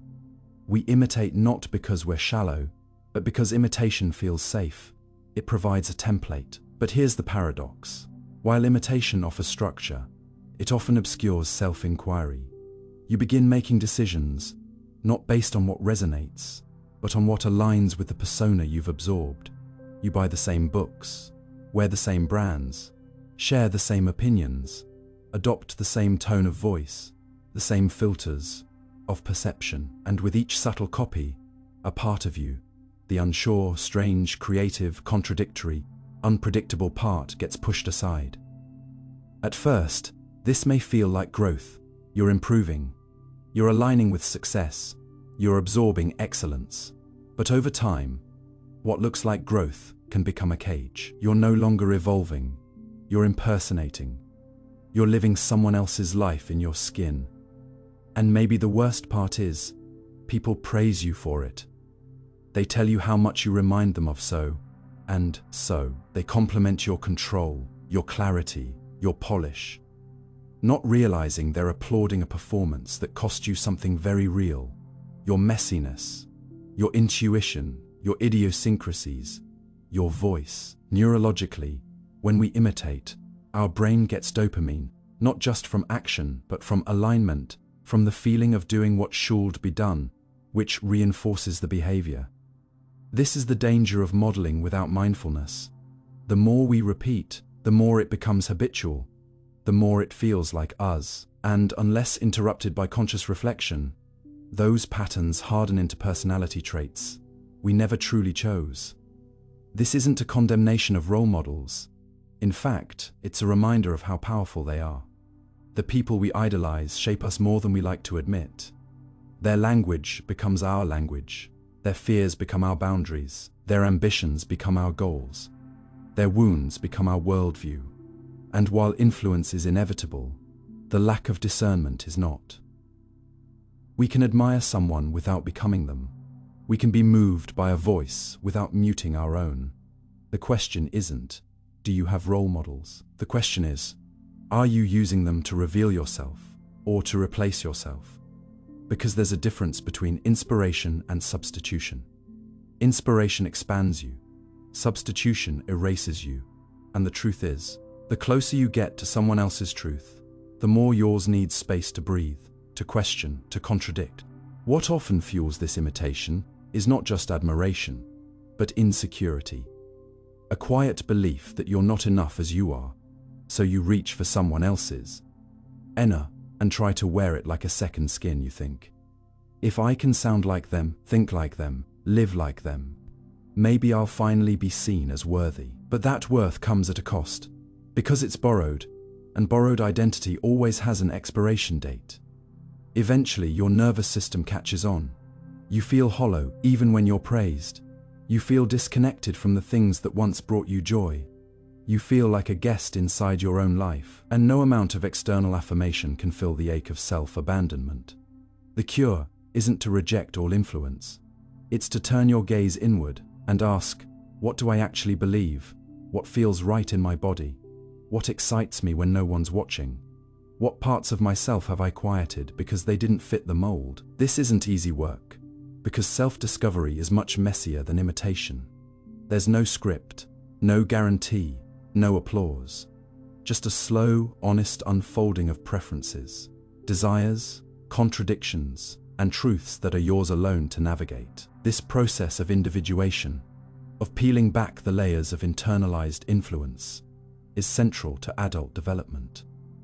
Carl Jung spoke of it not as rebellion, but as integration, the reclaiming of what has been projected, admired, idealized, and denied. And it doesn't mean rejecting role models. It means demystifying them, realizing they are human, flawed, evolving, that their path isn't a formula but a fingerprint. And you are not here to be a copy. You are not here to echo. You are here to articulate what only you can articulate, in the rhythm only you can embody. That takes courage, not flashy, performative courage, but quiet, repetitive bravery, saying no to what doesn't fit, even when it's popular, sitting with the discomfort of not knowing, rather than rushing to emulate, trusting that your weirdness is not a liability, but a signal of life. Because while models can guide you to the edge of insight, only your steps can take you across it. So if you've spent years unknowingly imitating, out of respect, out of fear, out of love, it's not too late to pause and remember yourself, to write without copying a tone, to speak without rehearsing a style, to choose without asking, what would they do? And instead ask, what do I need? And you might stutter, you might stumble, but that's how truth sounds at first. Uneven, shaky yours. And in a world that often rewards performance over presence, that authenticity is not just radical, it's necessary. Living others' dreams. There's a quiet kind of exhaustion that creeps in when you've spent years climbing a mountain, only to realize when you finally reach the summit that it's not the view you were hoping for. Not because the view is wrong, but because it was never your mountain to begin with. And yet, somewhere along the way, you convinced yourself it was. Or maybe you were convinced by others, gently and gradually, that this dream, this goal, this life was the right one, the meaningful one, the one that made the most sense. And so you chased it with all the borrowed ambition and second-hand certainty you could gather, never stopping long enough to ask, Whose desire is this? Really, it's easy to confuse momentum for meaning, especially in a world that rewards performance and productivity, where having a clear dream, a big one, a prestigious one, becomes a marker of purpose itself. We celebrate direction without questioning destination. And somewhere along that path, you might start living out someone else's script, someone else's longing, someone else's unresolved hope, molded into your life without resistance. Not because you're weak, but because human beings are profoundly susceptible to expectation. Parents, teachers, society, even well-meaning friends plant seeds early. Be successful, be admired, be useful, be exceptional. And each of those ideals is quietly attached to an image, a dream with form and weight and story. Maybe it's the dream your mother once abandoned and passed on to you in quiet glances and too tight encouragement. Maybe it's your father's voice saying, "Finally, someone in this family will do something big." Maybe it's the unspoken cultural ideal that whispers you are nothing unless your dream leaves a mark on the world. And so you comply, not all at once, but in small, almost invisible concessions. One elective over another, one relationship over another, one city, one lifestyle, one job, until your days become shaped by a logic you never authored. And it works, for a while. External success masks internal drift you're achieving, which means you must be doing something right. You're celebrated, which must mean you're on the right track. But inside, something feels disconnected, like your soul is showing up late to its own life, always catching up to a script it didn't write. Psychologically, this pattern is a phenomenon known as introjected ambition, the unconscious internalization of other people's goals, values, and expectations, which you then pursue as if they were your own. It's different from influence. It's deeper than inspiration. Introjection operates beneath awareness, often entangled with early attachment. As children, we link love with approval, and approval with pleasing authority. If being praised meant becoming who they needed you to be, then dreaming their dreams becomes not just habit, but emotional survival. That wiring doesn't vanish in adulthood. It hides behind well-articulated career paths, university majors, skill sets you're not passionate about, but became good at anyway. And the real tragedy is that you might reach great heights, earn degrees, accolades, stability, but feel strangely hollow at the center, like the architecture of your life was beautifully built, but never felt like home. You're not broken, you're not ungrateful. You're just waking up to a dissonance between the shape of your life and the shape of your longing. And waking up is painful, because it requires grieving a version of yourself you invested in. Not because it was true, but because it was safe, praised, and predictable. Most people never get that far.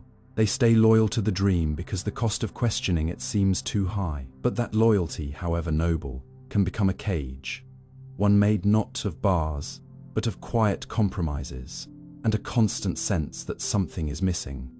Though you can't name what, this is not to say that every path that began in someone else's footsteps is invalid. Sometimes borrowed dreams become stepping stones to original ones. Sometimes you discover who you are by first living who you're not, but the danger lies in never stepping back to assess the origin of your desires. Neuroscience shows that our brains are designed to simulate future rewards, to imagine, predict, and chase outcomes. And yet that simulation is only as accurate as the source of the dream itself. If the blueprint you're working from was never yours, then even your most rational, strategic efforts may lead you further from yourself. And the longer you stay on that path, the harder it is to leave. Not because it's right, but because you've built so much around it. Relationships, routines, reputations. You think, what will people say if I change direction now? But the deeper question is, what will happen if you don't? When the dream becomes an obligation, an identity you have to protect at all costs, you stop dreaming altogether. You start managing, you start performing, and eventually you start shrinking. Because maintaining a dream that doesn't feed you is like carrying a lantern that's slowly running out of oil. You can keep walking, but the light fades. This is the moment where many experience what psychologists call an existential pivot, a crisis not of failure, but of success. You did what you were supposed to. You got there, and now you're wondering, is this it? That feeling isn't a sign you failed. It's a sign you're ready to tell the truth. The truth that maybe what you want is quieter than what others expected. Maybe success for you isn't loud, impressive, or Instagrammable. Maybe your real dream is smaller, slower, more intimate. Maybe it's not a dream of impact, but of alignment. Maybe it doesn't require applause, just peace. But to claim that dream, you'll have to let go of another one. You'll have to disappoint someone. You'll have to face the parts of yourself that wonder if you're wasting your potential. And you'll have to remind yourself over and over that there is no potential in a life that doesn't feel like your own. This kind of courage is not glamorous. It's not a TED talk or a viral post. It's sitting in silence and naming what you really want, even if it's ordinary, even if no one claps, even if it means walking away from a version of you that others loved. You don't owe anyone a life that feels wrong. Not your parents, not your past self, not your mentors, not your culture. You owe them honesty. You owe them the example of someone who was brave enough to question the path and choose again. Because when you live someone else's dream, you don't just abandon yourself, you abandon the version of them that believed in freedom. And maybe that's the irony. The people whose approval you seek most are often the ones who unconsciously pass down their own unfulfilled dreams, hoping you'd do what they couldn't. But the greatest gift you can give them is not fulfillment on their behalf. It's liberation, by stepping into your own dream, by living what feels right, even if it makes no sense to anyone else. You free them too. You say, it's okay to change course. It's okay to be uncertain. It's okay to start over. So if you've been carrying a dream that doesn't feel alive anymore, or maybe never did, you're allowed to put it down. Not with guilt, but with gratitude. It got you here. It taught you something. It gave you a lens, a direction, a form.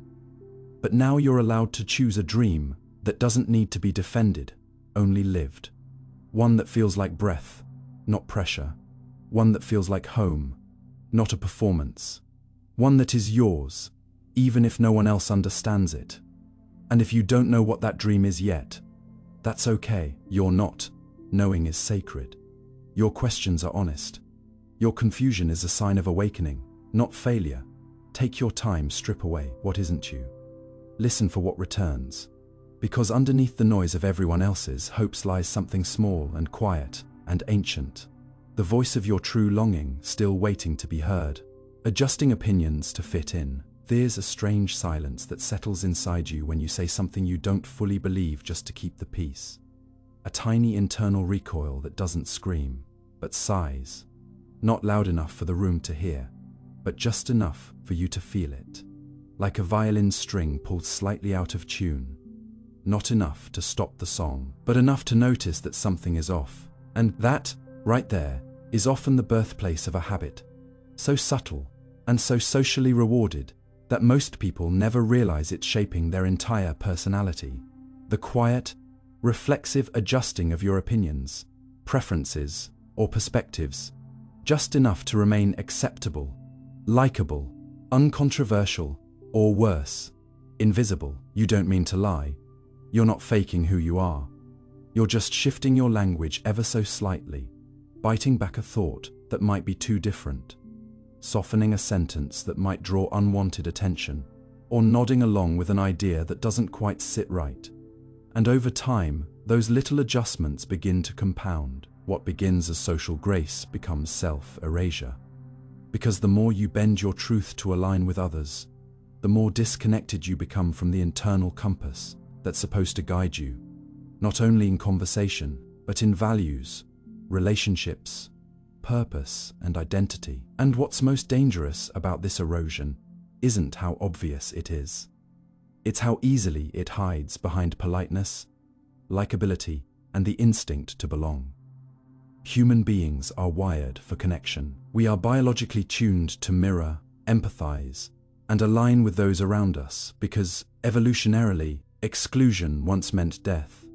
Being part of the group meant safety, survival, and social capital. And even now, thousands of years later, the primitive brain still sends warning signals: anxiety, shame, or even panic, when we sense we might be falling out of alignment with the tribe. This neurobiological reflex is known as social conformity bias, and it explains why even the most intelligent, self-aware individuals sometimes downplay their beliefs or echo group opinions.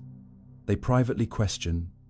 Your brain's reward system literally lights up when you're socially validated, and it dims when you express something that risks rejection. But there's a hidden cost to that dopamine-fueled safety.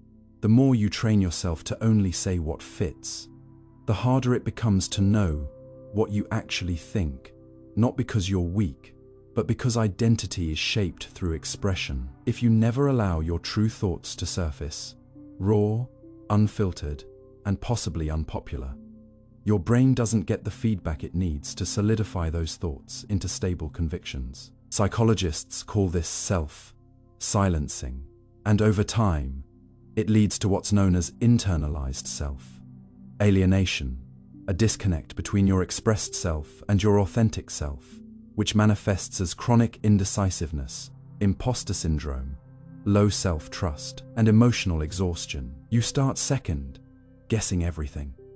Do I really believe this? Or have I just heard it repeated enough times to think I do? And that confusion bleeds into every area of your life. How you vote, who you date, what you pursue, and what you tolerate. And the irony is that while adjusting your opinions might keep you safe in the short term, it often makes you lonelier in the long run, because people end up connecting with the version of you that agrees, not the version of you that's real. And even if you're liked, you don't feel seen. This is why so many people feel disconnected in their friendships or hollow in their achievements. They've been performing consensus for so long that when someone finally asks them what they truly think, they draw a blank. There's a deeper tragedy too, not just personal but collective. When individuals suppress dissenting thoughts for the sake of harmony, societies begin to stagnate. History is filled with the consequences of groupthink, from corporate collapses to cultural injustices, where no one spoke up because everyone else seemed to agree. This psychological dynamic is called pluralistic ignorance, the false belief that your private doubt is unique and that everyone else must truly believe what they're saying. So you stay silent, assuming others are certain, while they do the same. The result is a room full of people pretending to agree, each one afraid to be the first voice out of sync. And so, untruths become norms, not because they're true, but because no one risked the discomfort of honest divergence. And that discomfort is real.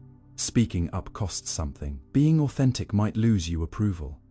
But every time you silence yourself to preserve the peace, you teach your nervous system that your voice is dangerous, that your truth is a threat.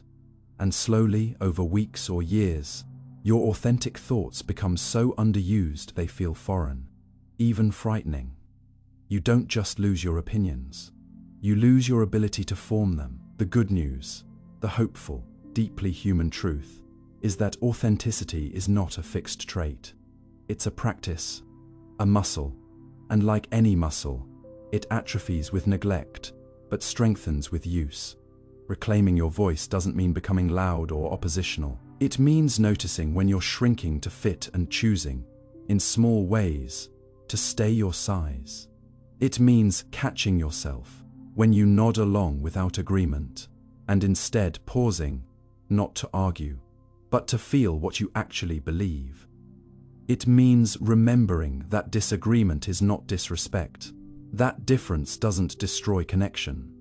Dishonesty does. And most of all, it means realizing that fitting in is not the same as belonging. Fitting in requires you to become more like them. Belonging allows you to become more like yourself.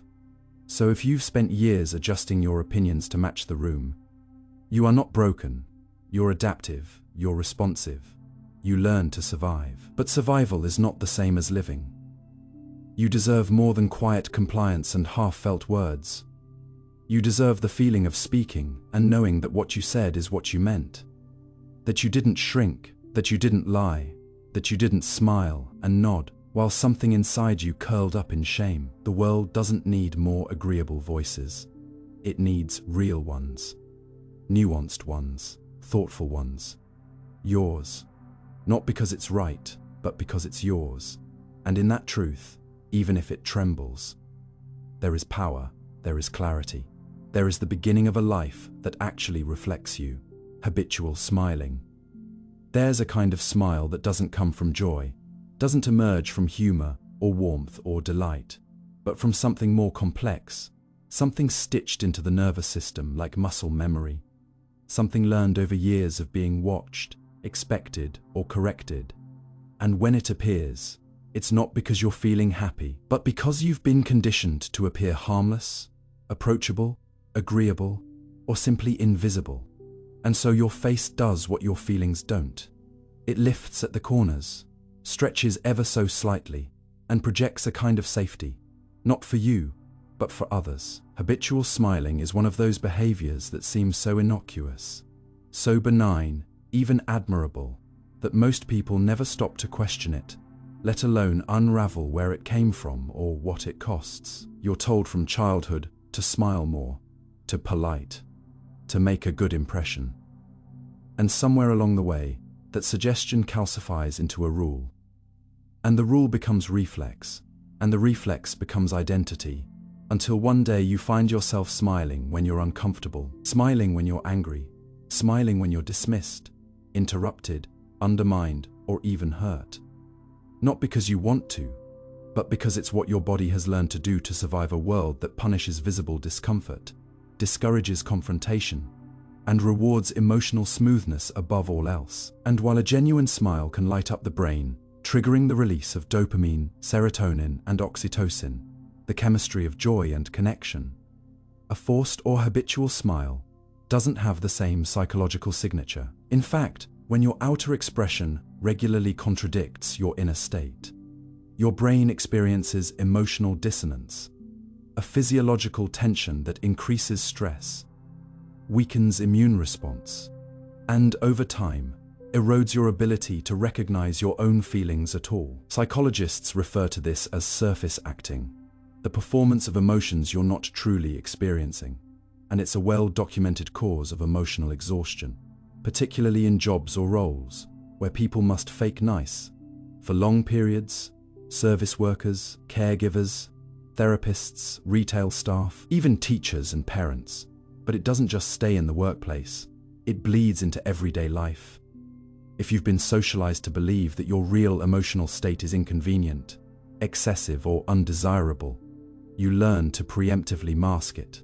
And the most culturally accepted mask is the smile. It's the camouflage of discomfort, the polite disguise of pain. And when it becomes habitual, when your face automatically defaults to friendliness regardless of how you actually feel, it slowly disconnects you from your own emotional truth. You stop asking yourself, am I okay with this? Do I agree with this? Is this boundary being crossed?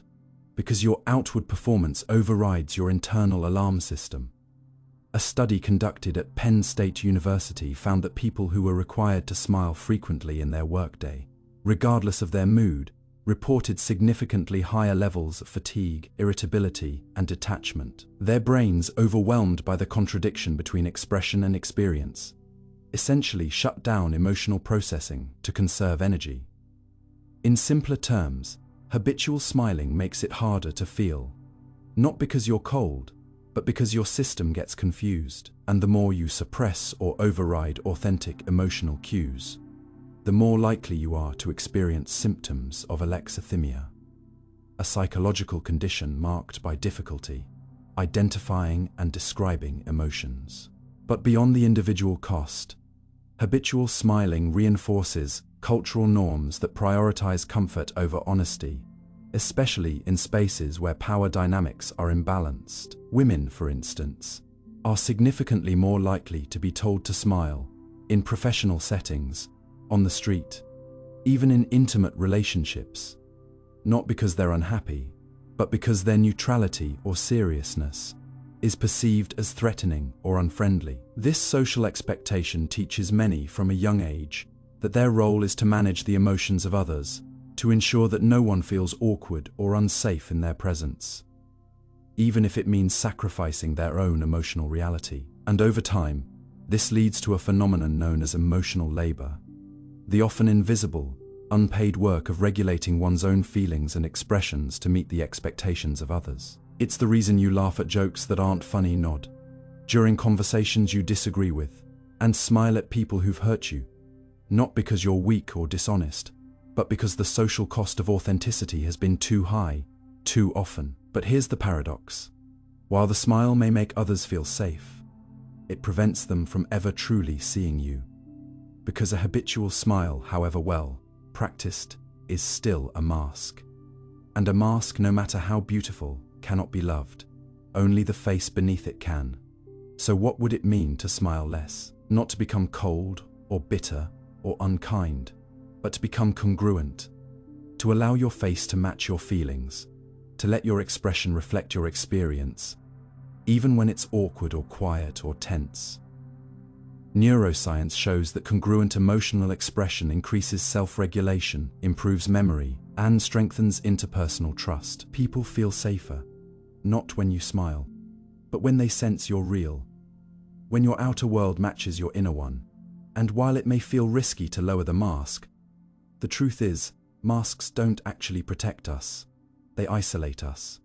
They create connection without intimacy, conversation without presence, interaction without resonance. And over time, that kind of surface level living begins to wear down not just your spirit, but your sense of aliveness. Because the opposite of authenticity isn't deception, it's numbness. And habitual smiling, as harmless as it may seem, is a slow way of becoming emotionally invisible to yourself. The shift doesn't have to be dramatic. You don't need to stop smiling altogether. You simply need to notice. Am I smiling because I feel it, or because I'm expected to? Am I smiling to express joy, or to manage the mood of someone else? What would happen if I didn't? In those questions lies a small but powerful doorway to self-reconnection, because behind every smile you didn't mean is a feeling you didn't honor. And behind every feeling you ignore is a truth you've been waiting to return to. The real work is not about rejecting the smile, it's about reclaiming the choice. So that when you do smile, even habitually, you know it's because you want to, because you mean it, because it came from something that moved you, not something that controlled you. That's the kind of smile that heals. That's the kind of smile that doesn't just lift your face, it lifts your life. Speaking without internal agreement. There's a strange ache that follows certain conversations, a quiet, almost imperceptible heaviness that lingers not because of what was said to you, but because of what you said that wasn't fully yours. And if you listen closely enough, you can feel the echo of it in your chest, in the way your breath shortens slightly, in the way your thoughts replay, the words you offered that didn't quite match what you knew, felt, or believed. And yet, you said them anyway. Sometimes, you nodded when you disagreed. Sometimes, you agreed out loud while your silence screamed something else. Sometimes, you laughed when you felt hurt, reassured when you felt uneasy, defended when you had doubts, or praised when something inside you was quietly recoiling. This is what it means to speak without internal agreement. To let your mouth become the representative of someone else's comfort, someone else's narrative, someone else's expectation, while your mind and body quietly step back, observing the performance like a ghost in your own story. It happens more often than you realize, not because you're insincere, but because somewhere along the way, you learned that speaking your truth isn't always safe, socially, emotionally, professionally. And so you learn to edit yourself in real time, adjusting your opinions mid-sentence, recalibrating your tone to match the room, hiding the nuance of what you feel beneath the clarity of what people want to hear, until the line between performance and participation starts to blur. This habit, this disconnect between expression and internal alignment, is more than a social skill. It's a psychological trade-off, because every time you say something that doesn't sit right inside you, a tiny split forms.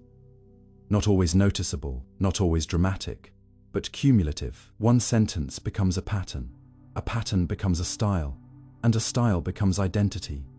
And eventually, you find yourself in conversations where you sound fluent but feel hollow.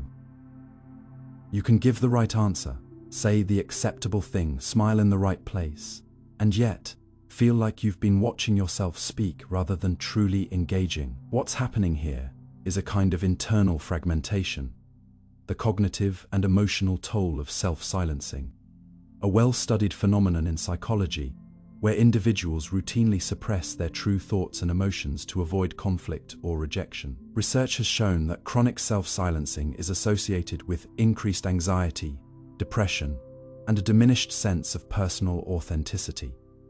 Not because you are lying, but because your nervous system is constantly mediating between expression and suppression, between what's safe to say and what's true to you. This gap, this subtle misalignment, activates the brain's error detection network, particularly in the anterior cingulate cortex, which creates a physiological sensation of tension or discomfort, even when everything seems fine externally.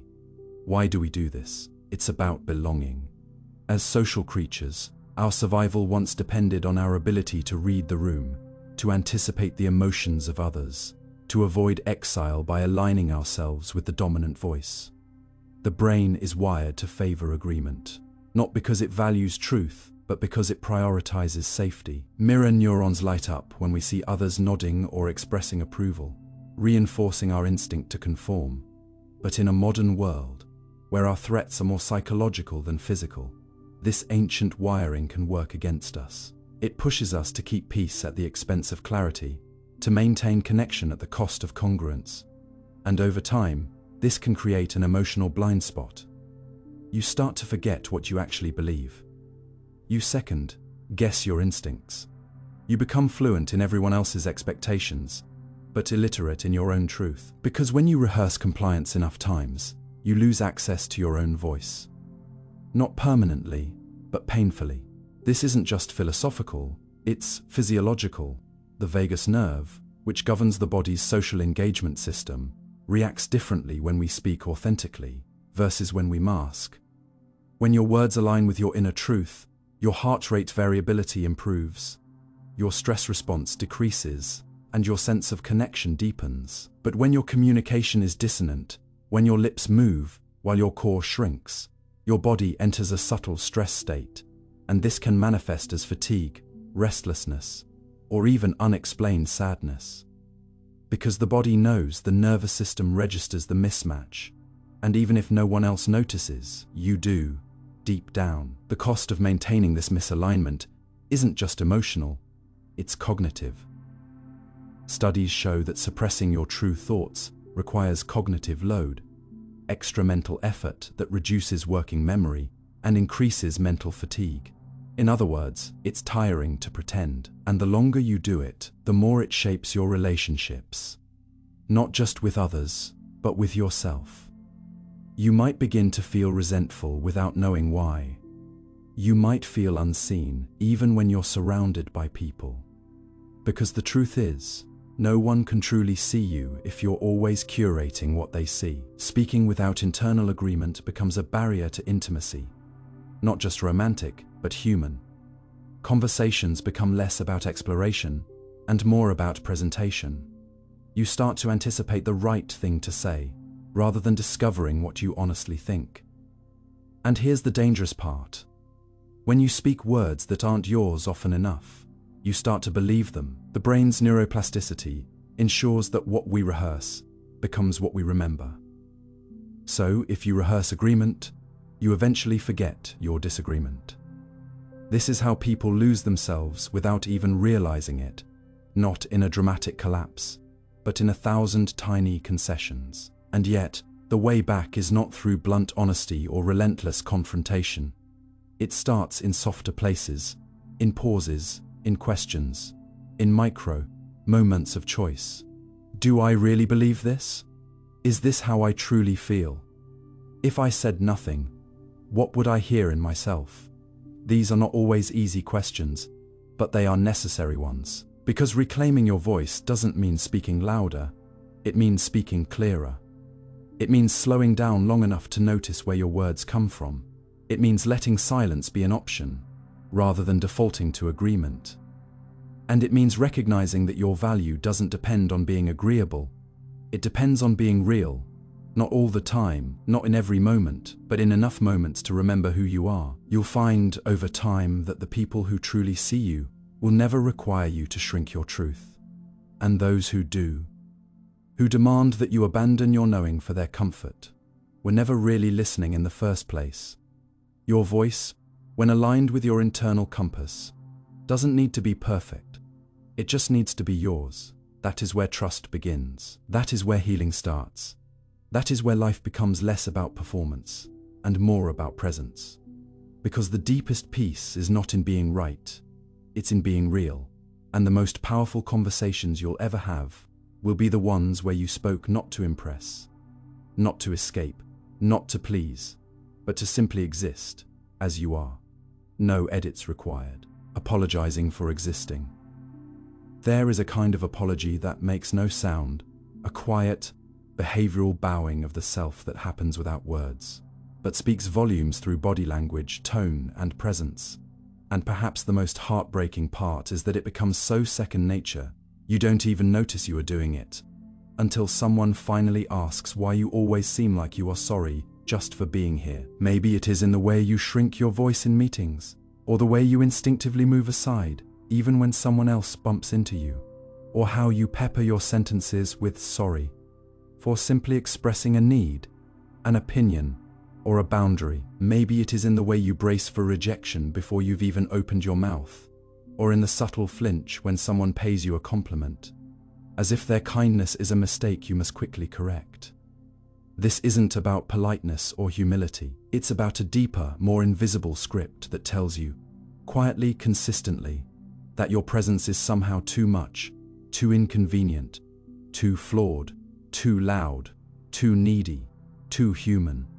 And over time, this belief doesn't just live in your mind. It settles in your nervous system. It becomes your posture, your speech patterns, your choices.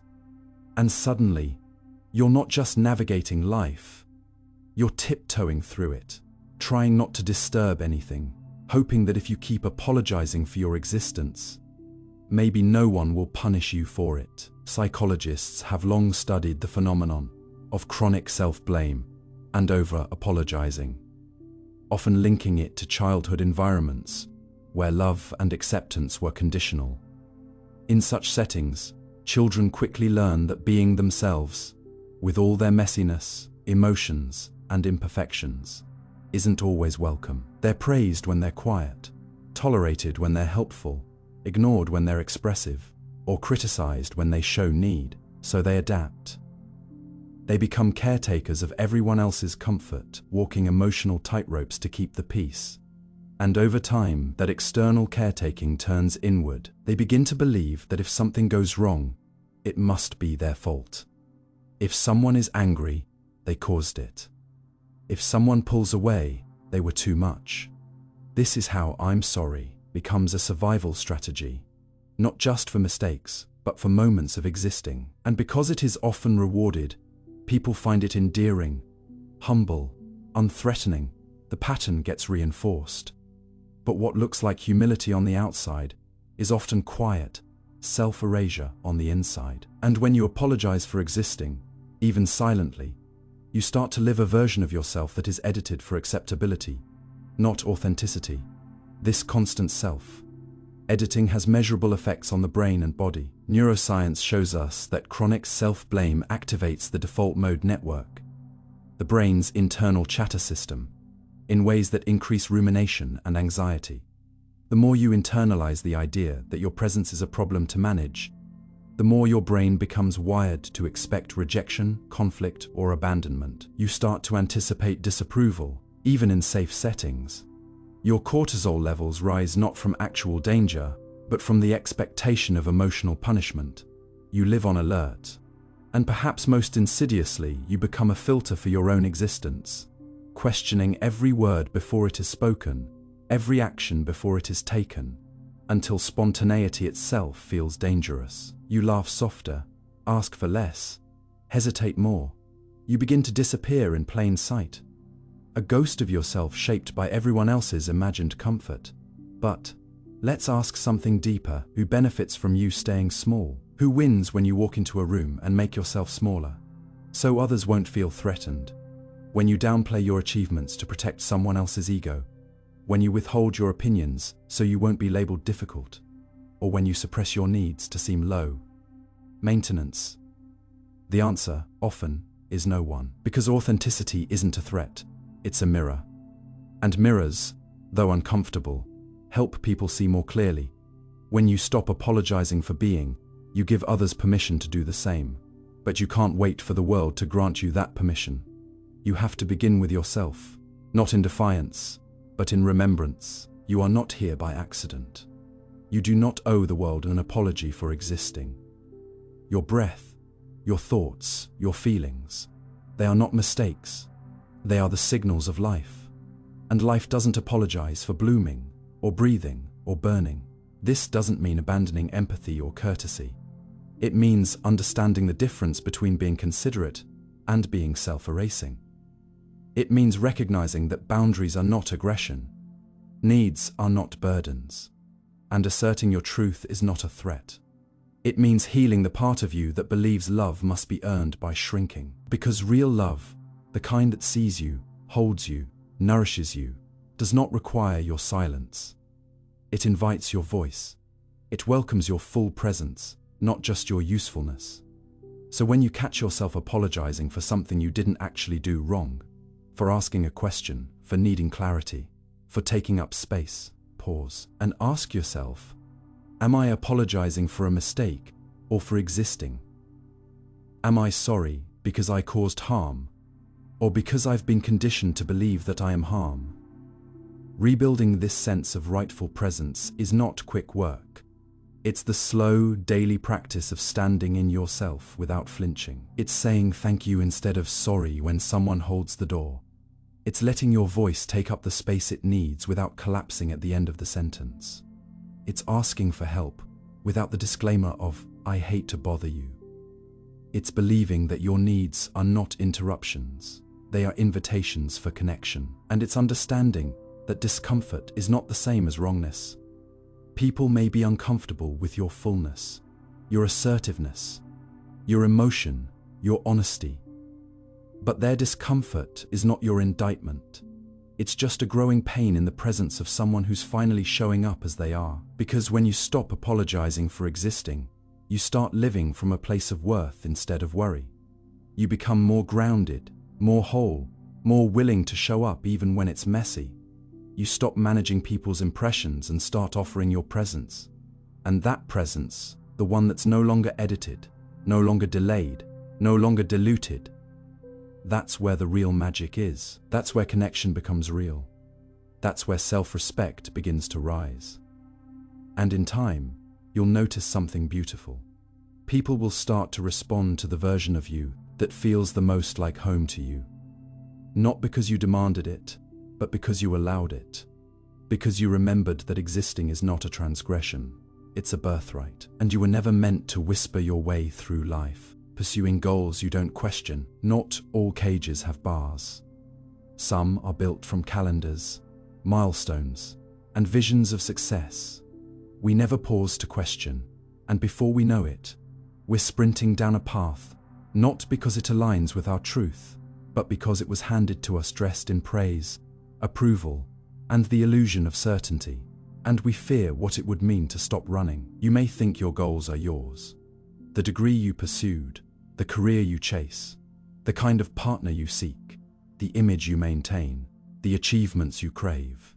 But look closer, and you might realize that some of these ambitions didn't originate from desire, but from expectation, cultural, familial, societal. You were told this is what smart people do, or successful people do, or what men should do, or what women are supposed to want. So you adopted the script. You followed the checklist. You chased the gold stars. And each time you achieved one, you felt a burst of validation. But it faded quickly, and so you ran faster, not because the goal became more meaningful, but because slowing down meant risking the silence where the real questions live. Is this even what I want? Whose life am I living? If no one were watching, would I still be choosing this? Psychologists refer to this as introjected motivation, when we pursue goals not from intrinsic joy or alignment, but from internalized pressure. These are not goals born of passion, but of avoidance. Avoiding disapproval, shame, guilt, or a sense of inferiority. It's when your life becomes a series of performance tasks, and even your inner voice speaks like a critic instead of a companion. You push yourself not with curiosity, but with anxiety, not with excitement, but with a gnawing sense that you are falling behind. And the danger is this: externally, you might look wildly successful. You might collect titles, accolades, promotions, degrees, and still feel hollow. Because success built on unconscious goals feels like climbing a ladder that's leaning against the wrong wall. You get to the top, only to realize it was never where you wanted to go. But by then, you've invested so much time, identity, relationships, that the thought of changing course feels terrifying. This is the emotional trap of goal entrenchment. The deeper in you go, the harder it becomes to admit the goal was never yours. And so many keep going, because to stop would feel like failure, not freedom. Neuroscience supports this inner conflict. Studies show that dopamine, the brain's chemical of pursuit, doesn't distinguish between goals you truly want and those you've been conditioned to want. As long as there's a chase, your brain will reward the forward motion. That's why working toward even misaligned goals can feel addictive. There's always the next step, the next level, the next reward. But what the dopamine system can't give you is meaning. That comes from the default mode network, the introspective part of the brain that activates when you're not chasing, when you're reflecting. Yet in a world that glorifies hustle and equates stillness with laziness, this part of your mind is often neglected. You fill every silence, every pause, every moment of doubt with more motion, more doing, more goals. And in the noise, you lose the signal, the quiet, intuitive sense of what matters to you beneath the layers of what's expected of you. There's a reason why people sometimes have existential crises, not in failure, but in success. Because reaching a goal with the wrong why is like biting into a beautifully decorated cake, only to find it hollow. You smile for the photo, you post the announcement, and then, in the quiet moments, the hotel room after the award ceremony, the drive home after the promotion, the walk back from the stage, a question haunts you. Now what? If the goal didn't deliver the feeling you thought it would, do you just set a new one? Do you chase harder? Or do you stop and re-evaluate? Not just your strategy, but your entire definition of enough. This is the moment most people avoid, because it threatens to unravel years of effort.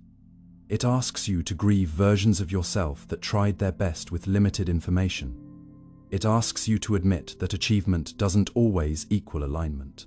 But this pause, this reckoning, is sacred. It's not the end of ambition. It's the beginning of ownership. When you peel back the layers and get honest about what you're chasing and why, you make space for goals that are not loud but true. Goals that whisper instead of shout. Goals that feel like coming home instead of proving something. This shift doesn't require you to abandon your dreams, but to sift through them. To ask, is this goal rooted in love or fear? Is it mine or borrowed? Does it expand me or exhaust me? And perhaps most importantly, would I still want this if no one clapped? Redefining your goals is not weakness. It's maturity. And sometimes, the most courageous thing you can do is let go of a goal you've outgrown. Not because you failed, but because you woke up. Because you realized that your worth is not measured by your busyness. That productivity is not the same as purpose. The real work is not just in doing, but in knowing why you're doing. In aligning your goals not with pressure, but with presence. When you begin to question your goals, the world might push back. People may say you're giving up, wasting potential, throwing away success. But what they don't see is that you're trading illusion for integrity. You're choosing depth over performance. You're writing a new script where fulfillment is not delayed, until the finish line, but found in every aligned step. And slowly, your life begins to feel less like a race and more like a rhythm. You stop measuring your days in check marks and start measuring them in meaning. You listen more closely to your body, to your curiosity, to the part of you that knows when something is off, even if you can't explain why. You begin to trust that stillness can be just as powerful as motion. Because in the end, the question is not how many goals you reached, but whether the reaching made you more whole or more hollow. Whether you arrived at your destination more yourself or more distant from who you were meant to be. True success is not found in applause, but in alignment. And that begins not with chasing, but with choosing, consciously, courageously, and with the quiet conviction that your life is yours to define, not to perform. Overriding instincts for acceptance. You were born with instincts, not just to survive, but to sense, to feel, to respond in ways so subtle and automatic that they rarely reach the level of conscious thought. And yet, as you moved through the world, something strange began to happen. The quiet voice inside you, the one that winced at the fake laugh, that hesitated before saying, yes, that tightened in the stomach when someone crossed a line, slowly began to fade. Not because it was wrong, but because it was inconvenient to the performance of being accepted. Over time, your inner compass was replaced with a social GPS, one that rerouted you not toward what was true, but what was tolerable to others. And so you learned, without realizing it, to override your instincts, not in moments of danger or crisis, but in the micro decisions of daily life, in the conversations where you nodded along, even when something felt off, in the invitations you accepted though you wanted to stay home, in the silences you swallowed so someone else wouldn't feel uncomfortable. You didn't betray yourself all at once. You did it one polite laugh, one unspoken opinion, one held breath at a time. Because in a world where belonging often feels conditional, instincts can start to feel like liabilities. From a neuroscience perspective, this internal override is not just metaphorical, it's biological. Your insula, the region responsible for sensing the body's internal state, works closely with the amygdala and prefrontal cortex to generate what we call gut feelings. Those intuitive nudges that alert you to misalignment, discomfort, or unseen threat. But here's the catch. These signals must compete with your brain's social monitoring system, especially the medial prefrontal cortex, which is finely tuned to detect social feedback, track others' approval, and adjust your behavior to maintain inclusion. Because for most of human history, being excluded meant death. The need for acceptance is so deeply wired that your brain treats social rejection with the same alarm signals as physical pain. So when your instincts tell you to walk away, but your fear of disconnection screams stay, the latter often wins. This isn't weakness, it's evolution. But evolution doesn't account for the fact that modern rejection often comes not from tribes, but from moments. Small, passive disapprovals you could have survived just fine. And so many of us continue to ignore our instincts, as if our survival depends on it, even when all that's really at stake is temporary discomfort. Overriding instincts becomes a habit because it's rewarded. You're seen as agreeable, easygoing, flexible, likable. You're told you're so good at going with the flow, even when that flow pulls you under. The world rarely praises those who set boundaries without drama, who leave conversations when they turn cruel, who say no with calm certainty. And so the approval you receive becomes a reinforcement loop, and your instincts, those flickers of truth, get buried deeper beneath layers of social conditioning. But instincts don't disappear. They just get quieter. They show up as tension in your shoulders, as fatigue that doesn't go away, as anxiety that seems to come from nowhere. Because when you chronically override your instincts, your body becomes the last protester, the only part of you still willing to say, something's wrong here.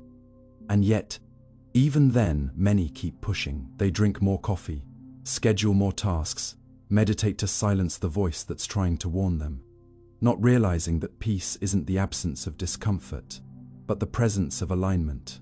This misalignment doesn't just affect your mental health, it shapes your entire identity. You start to confuse politeness with personality.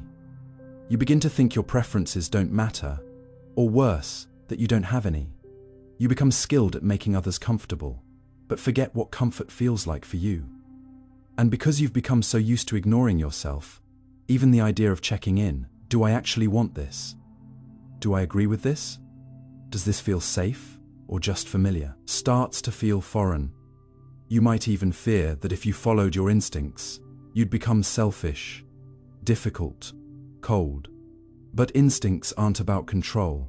They're about connection to yourself, to what's real. Reclaiming them doesn't make you less kind. It makes your kindness honest. Because when your yes is genuine, it matters more, and when your no is respected, your relationships deepen, not dissolve.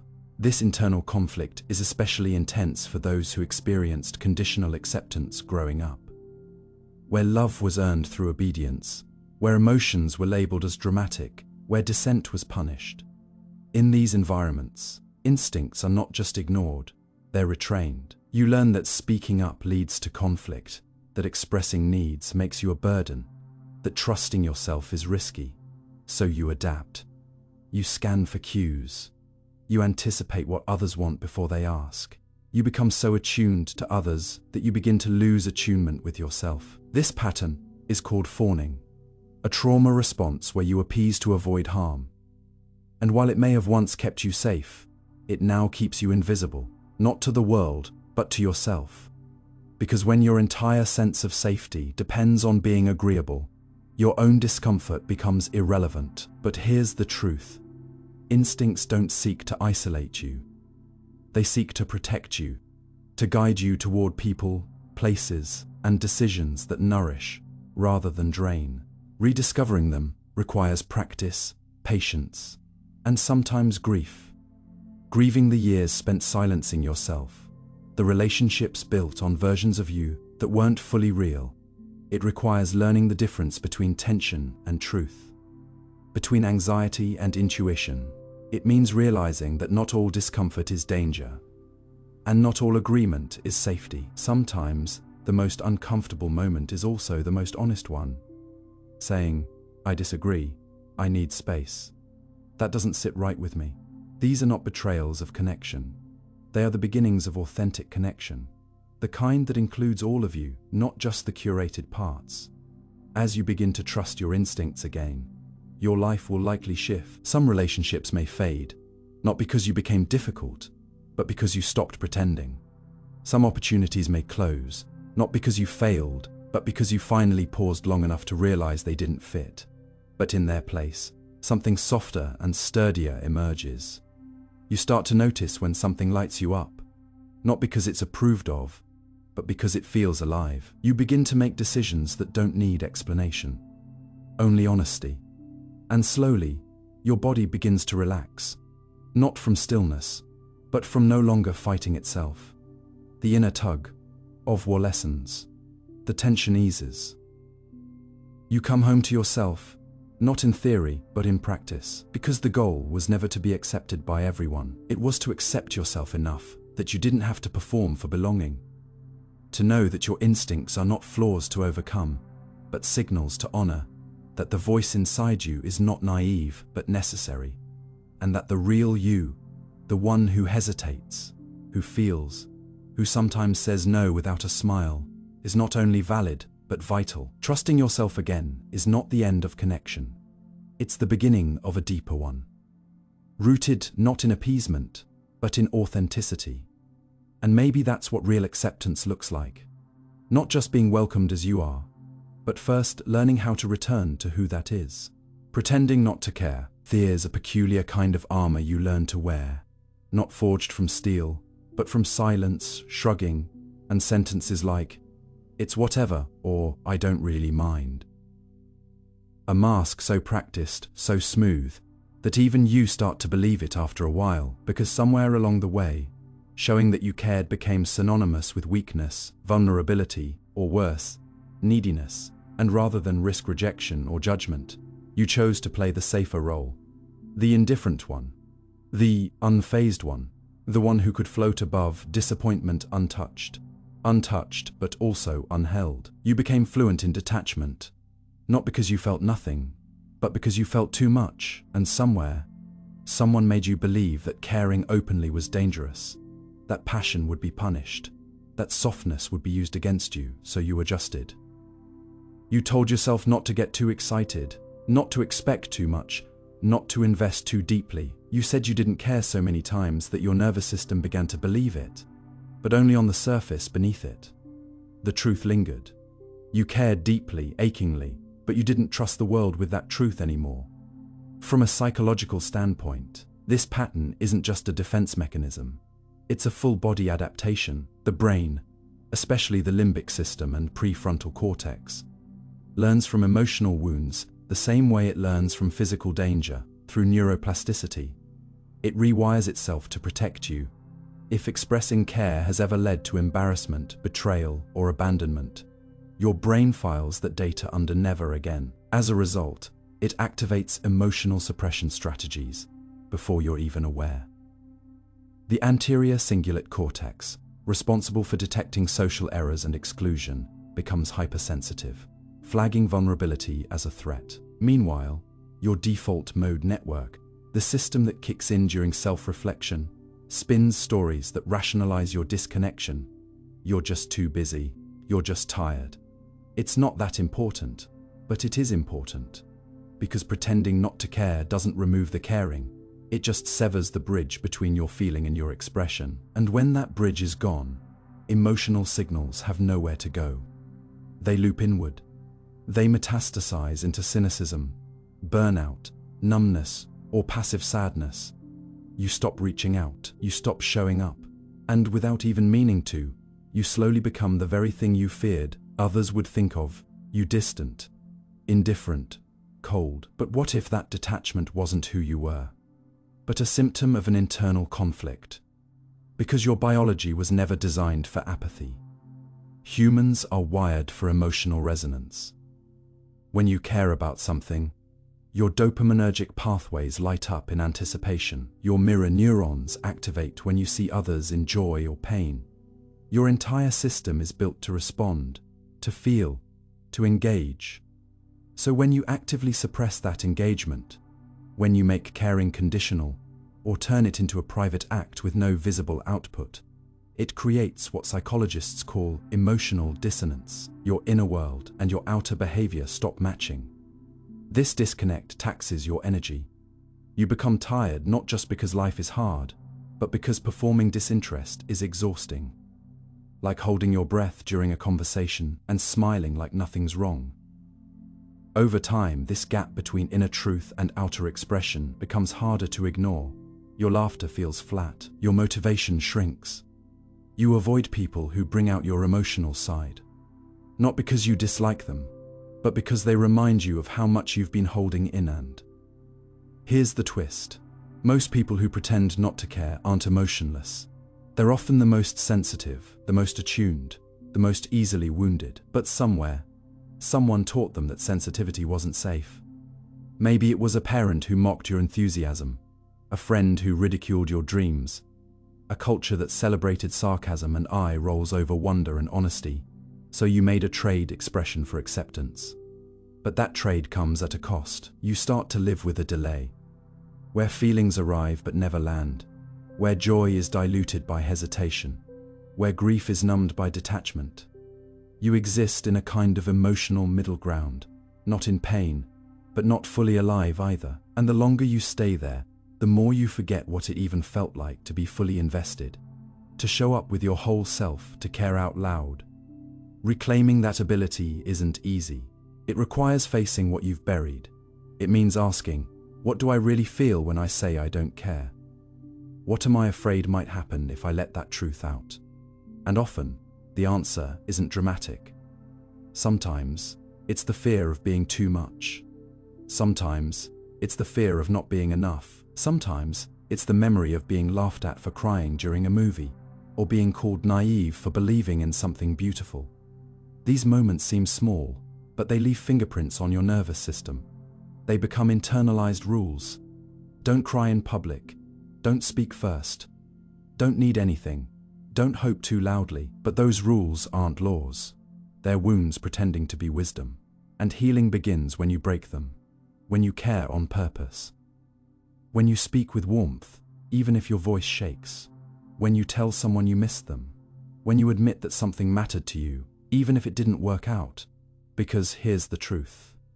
Caring doesn't make you weak. It makes you real.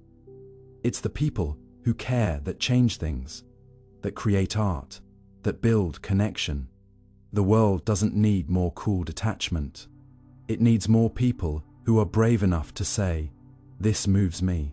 The paradox is that the more you pretend not to care, the more you ache for something to care about. You scroll endlessly, hoping something will stir you. You surround yourself with distractions, hoping to feel anything. But the absence of caring is not peace. It's exile from meaning. And no amount of aloofness can replace the feeling of being deeply connected to what matters. So what do? You start small. You notice when you minimize your excitement. You catch yourself when you say whatever, but mean actually, this matters a lot to me. You let yourself feel things fully, even if you don't express them right away. You pay attention to what lights you up, even if no one else understands it. And most importantly, you forgive yourself for the years spent pretending, because you were doing what you had to do to feel safe, but you're not there anymore. You're here, and here, it's okay to care. In fact, it's necessary. Because when you start caring again, really caring, you stop drifting. You start building a life, a rhythm, a sense of self that doesn't need to hide behind detachment. And maybe, just maybe, the people who are meant for you will find you.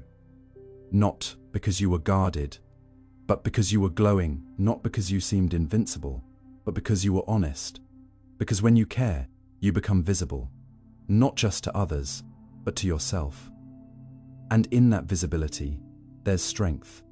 Not the strength of stoicism or silence, but the strength of someone who feels deeply and keeps going anyway, changing accent or tone to belong. You might not have noticed the moment it began.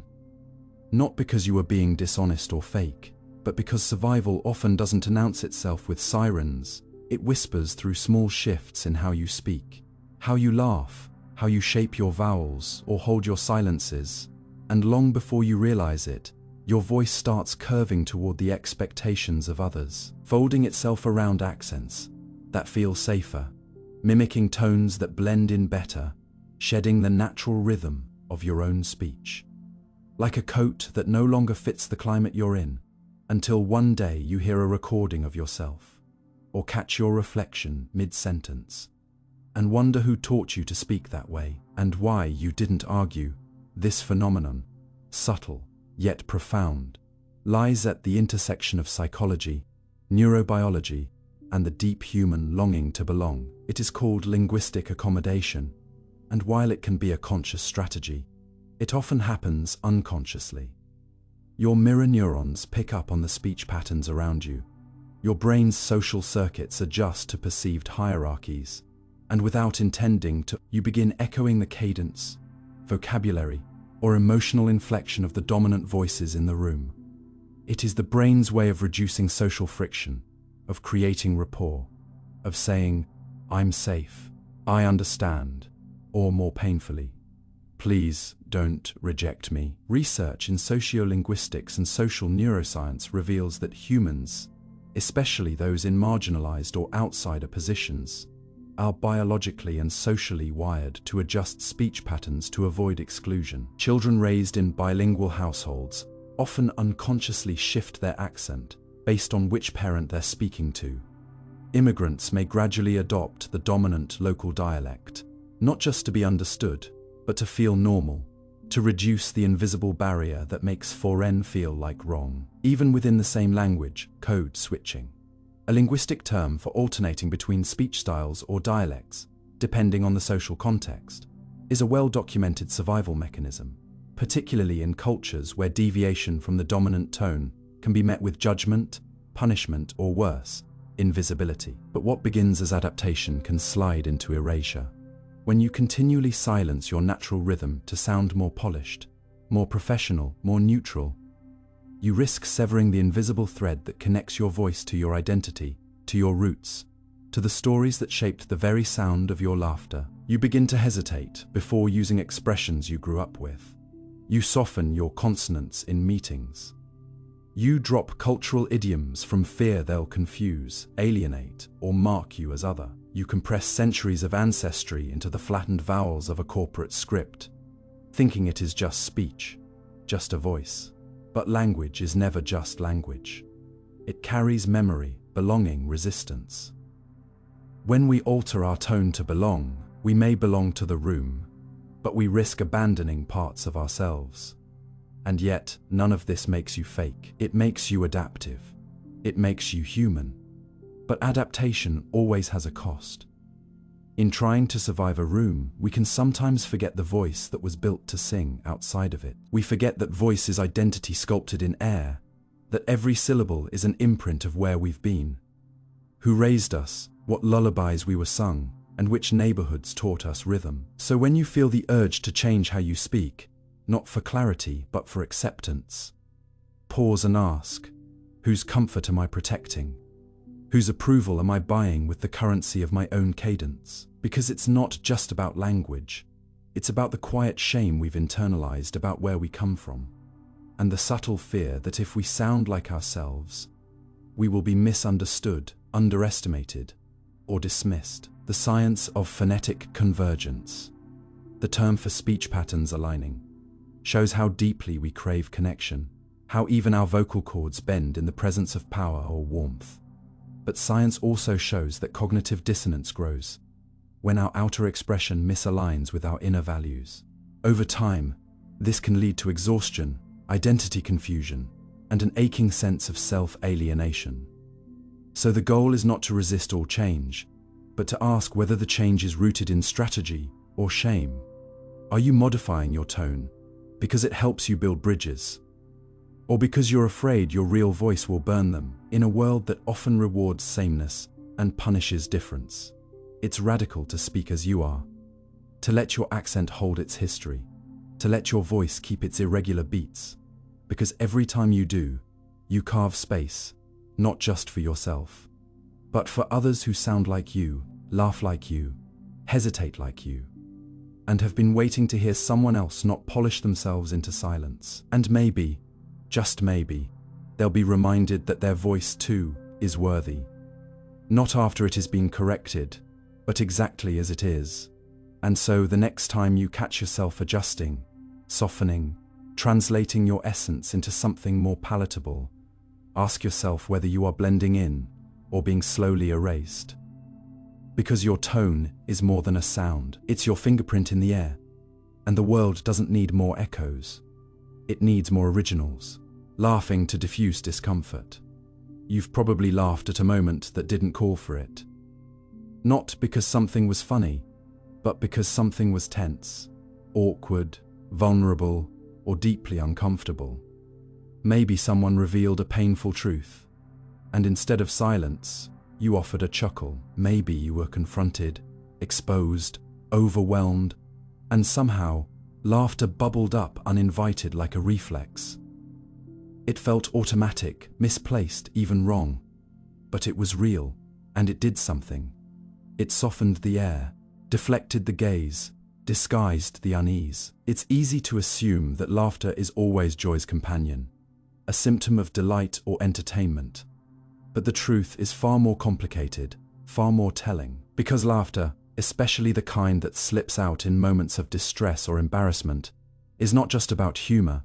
It's a subtle form of psychological shielding, an unconscious tool we use to escape emotional sharpness without actually stepping away.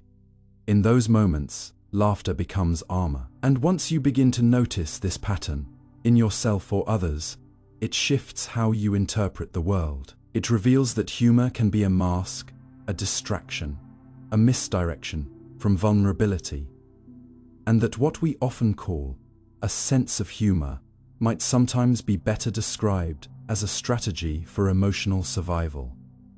This isn't rare. In fact, it's one of the most common invisible ways people regulate discomfort in social interactions.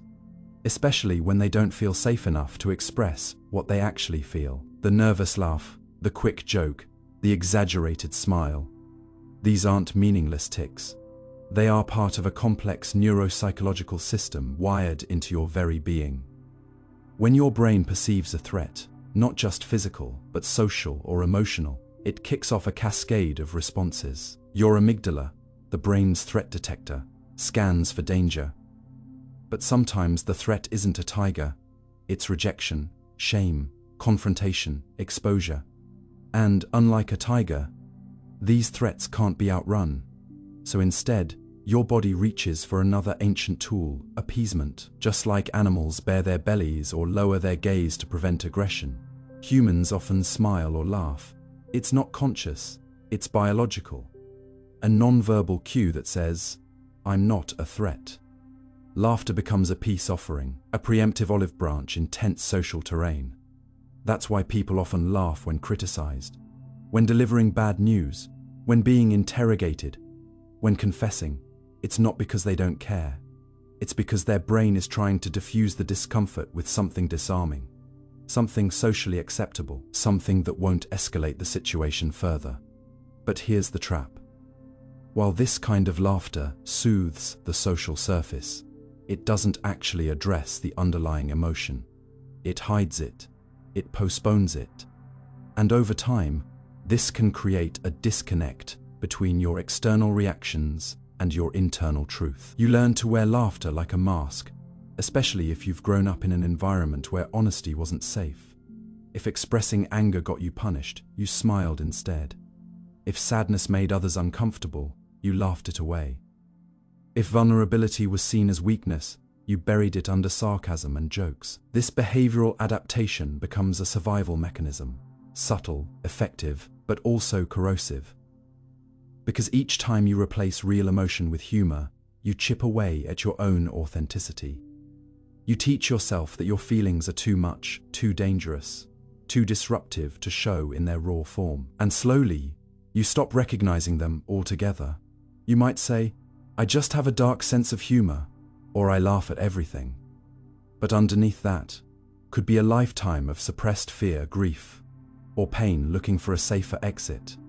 Even your own body starts to associate emotional intensity with the need for camouflage. You become fluent in irony, but illiterate in sincerity. And perhaps most dangerously, you begin to believe the laughter yourself. That if it sounds light, it must be light. That if you're joking, it must not hurt. But deep down, a fracture forms between the joke and the truth, between the laugh and the ache. Social norms reward this kind of behavior. We like people who are funny, who lighten the mood, who make things easier. We often interpret humor as confidence, charisma, resilience, and sometimes it is. But sometimes, it's a reflex born from years of learning that discomfort must be softened to be tolerated, that tension must be wrapped in laughter to be accepted. And society reinforces this by punishing directness, by avoiding depth, by preferring politeness over honesty. Think about how often people are told, "Don't take things so seriously," or "lighten up." These phrases, while seemingly harmless, teach us that expressing deep emotion is a burden, something to be avoided. So instead, we laugh. Not because it's funny, but because we've been trained to believe that's what makes us easier to be around. And the cost of this is invisible but profound. We lose access to our emotional clarity. We begin to second guess our feelings. We start to perform safety when we're actually in pain. There's another layer to this too. Laughter is contagious. It creates an emotional echo chamber. If one person laughs, others often follow, even if they don't know why. This means discomfort can ripple into a group as a shared joke, even when no one is actually amused. It becomes a social loop. We laugh because others laugh, and others laugh because we do. It feels communal, but it can also be collective avoidance, a silent agreement to not go deeper, to not ask what's really going on beneath the giggle.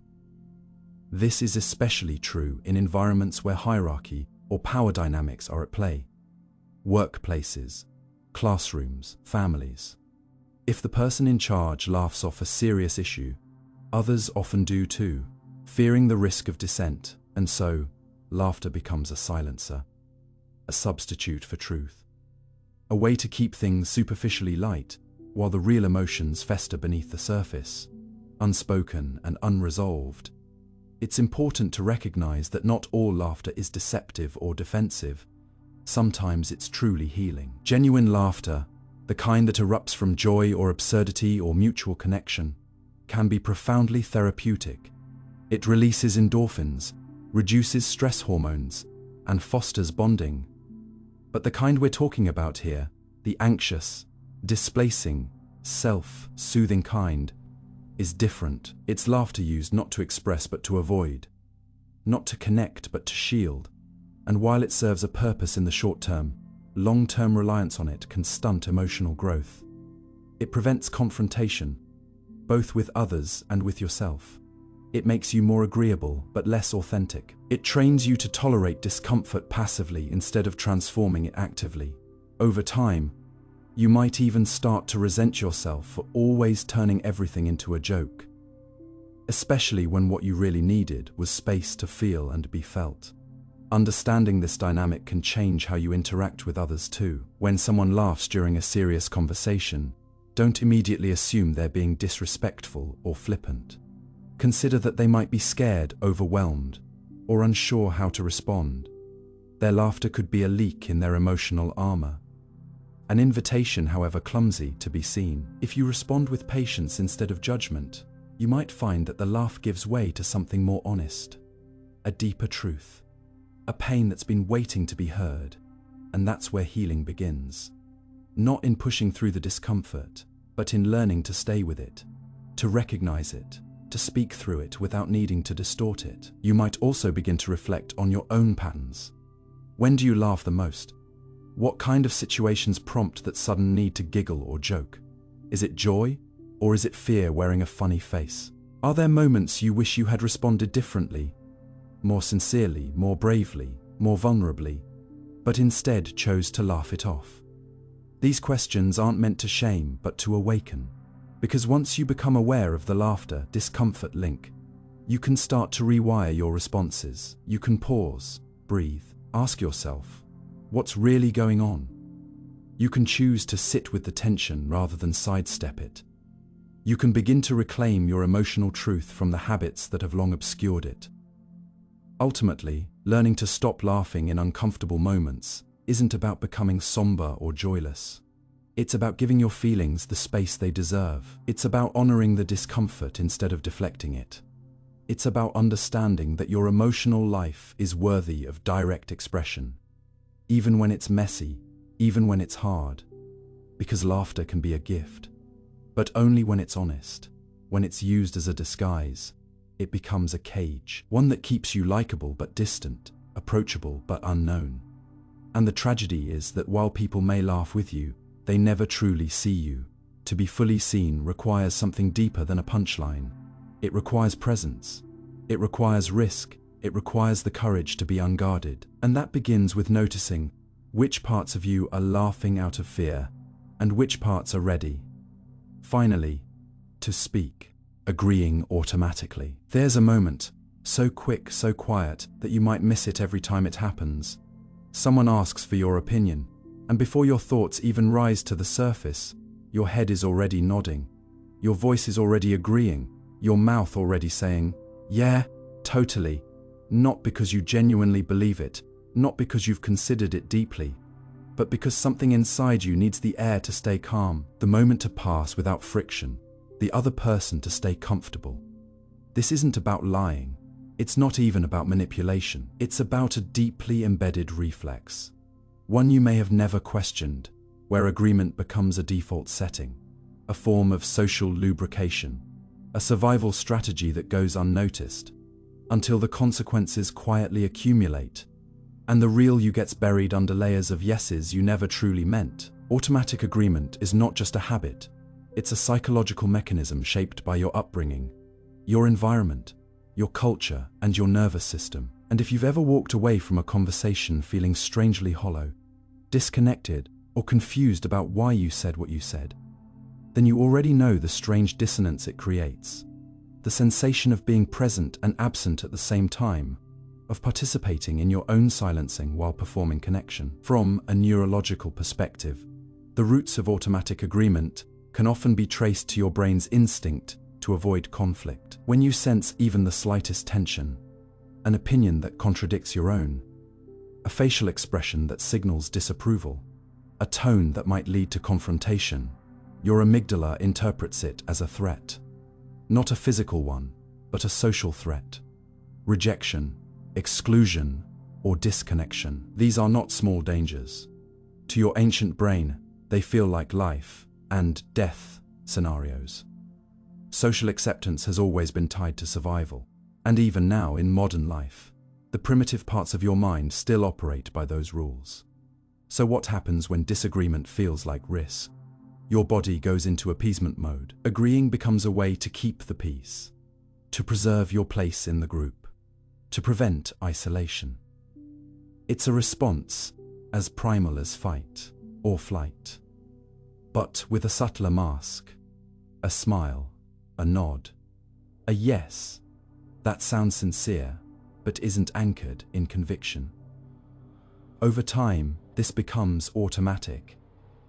It bypasses. You don't even get the chance to weigh your real opinion against the moment. You've already said yes before your truth could even speak. This reflex is especially common in people who have been conditioned, explicitly or implicitly, to prioritize harmony over honesty. If you grew up in an environment where disagreement led to punishment, ridicule, or emotional withdrawal, your nervous system may have learned that aligning with others was safer than asserting yourself. And it's not just about fear, it's about survival logic. The less you rock the boat, the more likely you are to stay afloat. So you learn to smile when you're uncomfortable, to nod when you're confused, to echo others when your own thoughts are unclear. You don't do it to deceive. You do it because somewhere along the way, your nervous system started equating disagreement with danger, and that equation, if left unchecked, can follow you into adulthood, into friendships, workplaces, partnerships, even the conversations you have with yourself. It's why you sometimes agree with opinions you find troubling. It's why you say yes to plans you don't want. It's why you sometimes support things that go against your values, just to avoid the unease of saying no. The danger of this pattern is not always immediately visible. In fact, society often rewards it. People who agree are seen as easygoing, cooperative, polite. They're welcomed. They're liked. But there's a quiet cost to this likability. The erosion of your authenticity. Every time you agree without alignment, you teach yourself that your true thoughts don't matter, or worse, that they're too inconvenient to be spoken aloud. You start to believe that harmony is only possible if you shrink yourself, that relationships require your silence more than your sincerity. And while it may keep things smooth on the surface, beneath it, something begins to fracture. Your confidence erodes. Your boundaries blur. Your inner voice fades into a whisper. Eventually, you might struggle to even recognize what you actually believe. Your preferences become fuzzy. Your needs become vague. You begin to outsource your identity to the reactions of others. And the longer this continues, the more disconnected you feel, not just from the world, but from yourself. This disconnection often shows up in subtle but persistent ways. A vague restlessness, an unexplained fatigue after social interactions, a tendency to replay conversations in your head wondering why you didn't speak up. These are signs, not of weakness, but of internal misalignment. They're symptoms of a system that's trying to protect you by keeping you agreeable, even when it's costing you your clarity. The tragedy is, this pattern often goes unchallenged, because automatic agreement doesn't cause loud problems. It causes quiet ones, slow, drip discomforts that wear away at your sense of self like erosion on stone. You don't implode, you fade. And people rarely notice. In fact, they may praise you for being so easy to get along with, not realizing that what they're admiring is the version of you that's most disconnected from your core. But here's the shift. Automatic agreement is not a flaw in your personality. It's a behavior. and behaviors can be observed, understood, and changed. The first step is awareness, noticing when you agree before you've thought. Catching that micro moment of nodding without knowing why. Feeling the internal dissonance between what you said and what you actually think. These moments are small, but they're powerful. They're openings. Opportunities to pause and ask, do I really believe that? Do I actually want this? What would I say if I felt safe to be fully honest? At first, this might feel unnatural, uncomfortable, even risky. But discomfort is not danger. And relearning how to disagree is part of reclaiming your voice. Reclaiming your voice doesn't mean becoming confrontational or difficult. It doesn't mean rejecting harmony. It means building a new kind of integrity, a deeper, quieter alignment between what you think, what you feel, and what you say. It means learning to tolerate the tension of difference, to respect your own perspective enough to express it, even when it might not be received easily. It means trusting that authenticity, in the long run, creates more meaningful connection than constant consensus ever could. Because when you agree with everything, you become indistinct. You disappear into the preferences of others, but when you speak with clarity, even gently, you become visible. And visibility, while vulnerable, is also freeing. It's worth exploring where your patterns began. Who taught you that disagreement was unsafe? What happened the first time you said no? What kinds of reactions shaped your relationship to expressing dissent? These are not easy questions, but they hold the keys to your autonomy, because automatic agreement often has roots in past emotional experiences that were never fully processed. And unless you understand those roots, you risk repeating the pattern not just with others, but within yourself. You might find that you start to automatically agree with your own internal critic, that you shut down your own ideas before others even hear them, that you become your own silencer.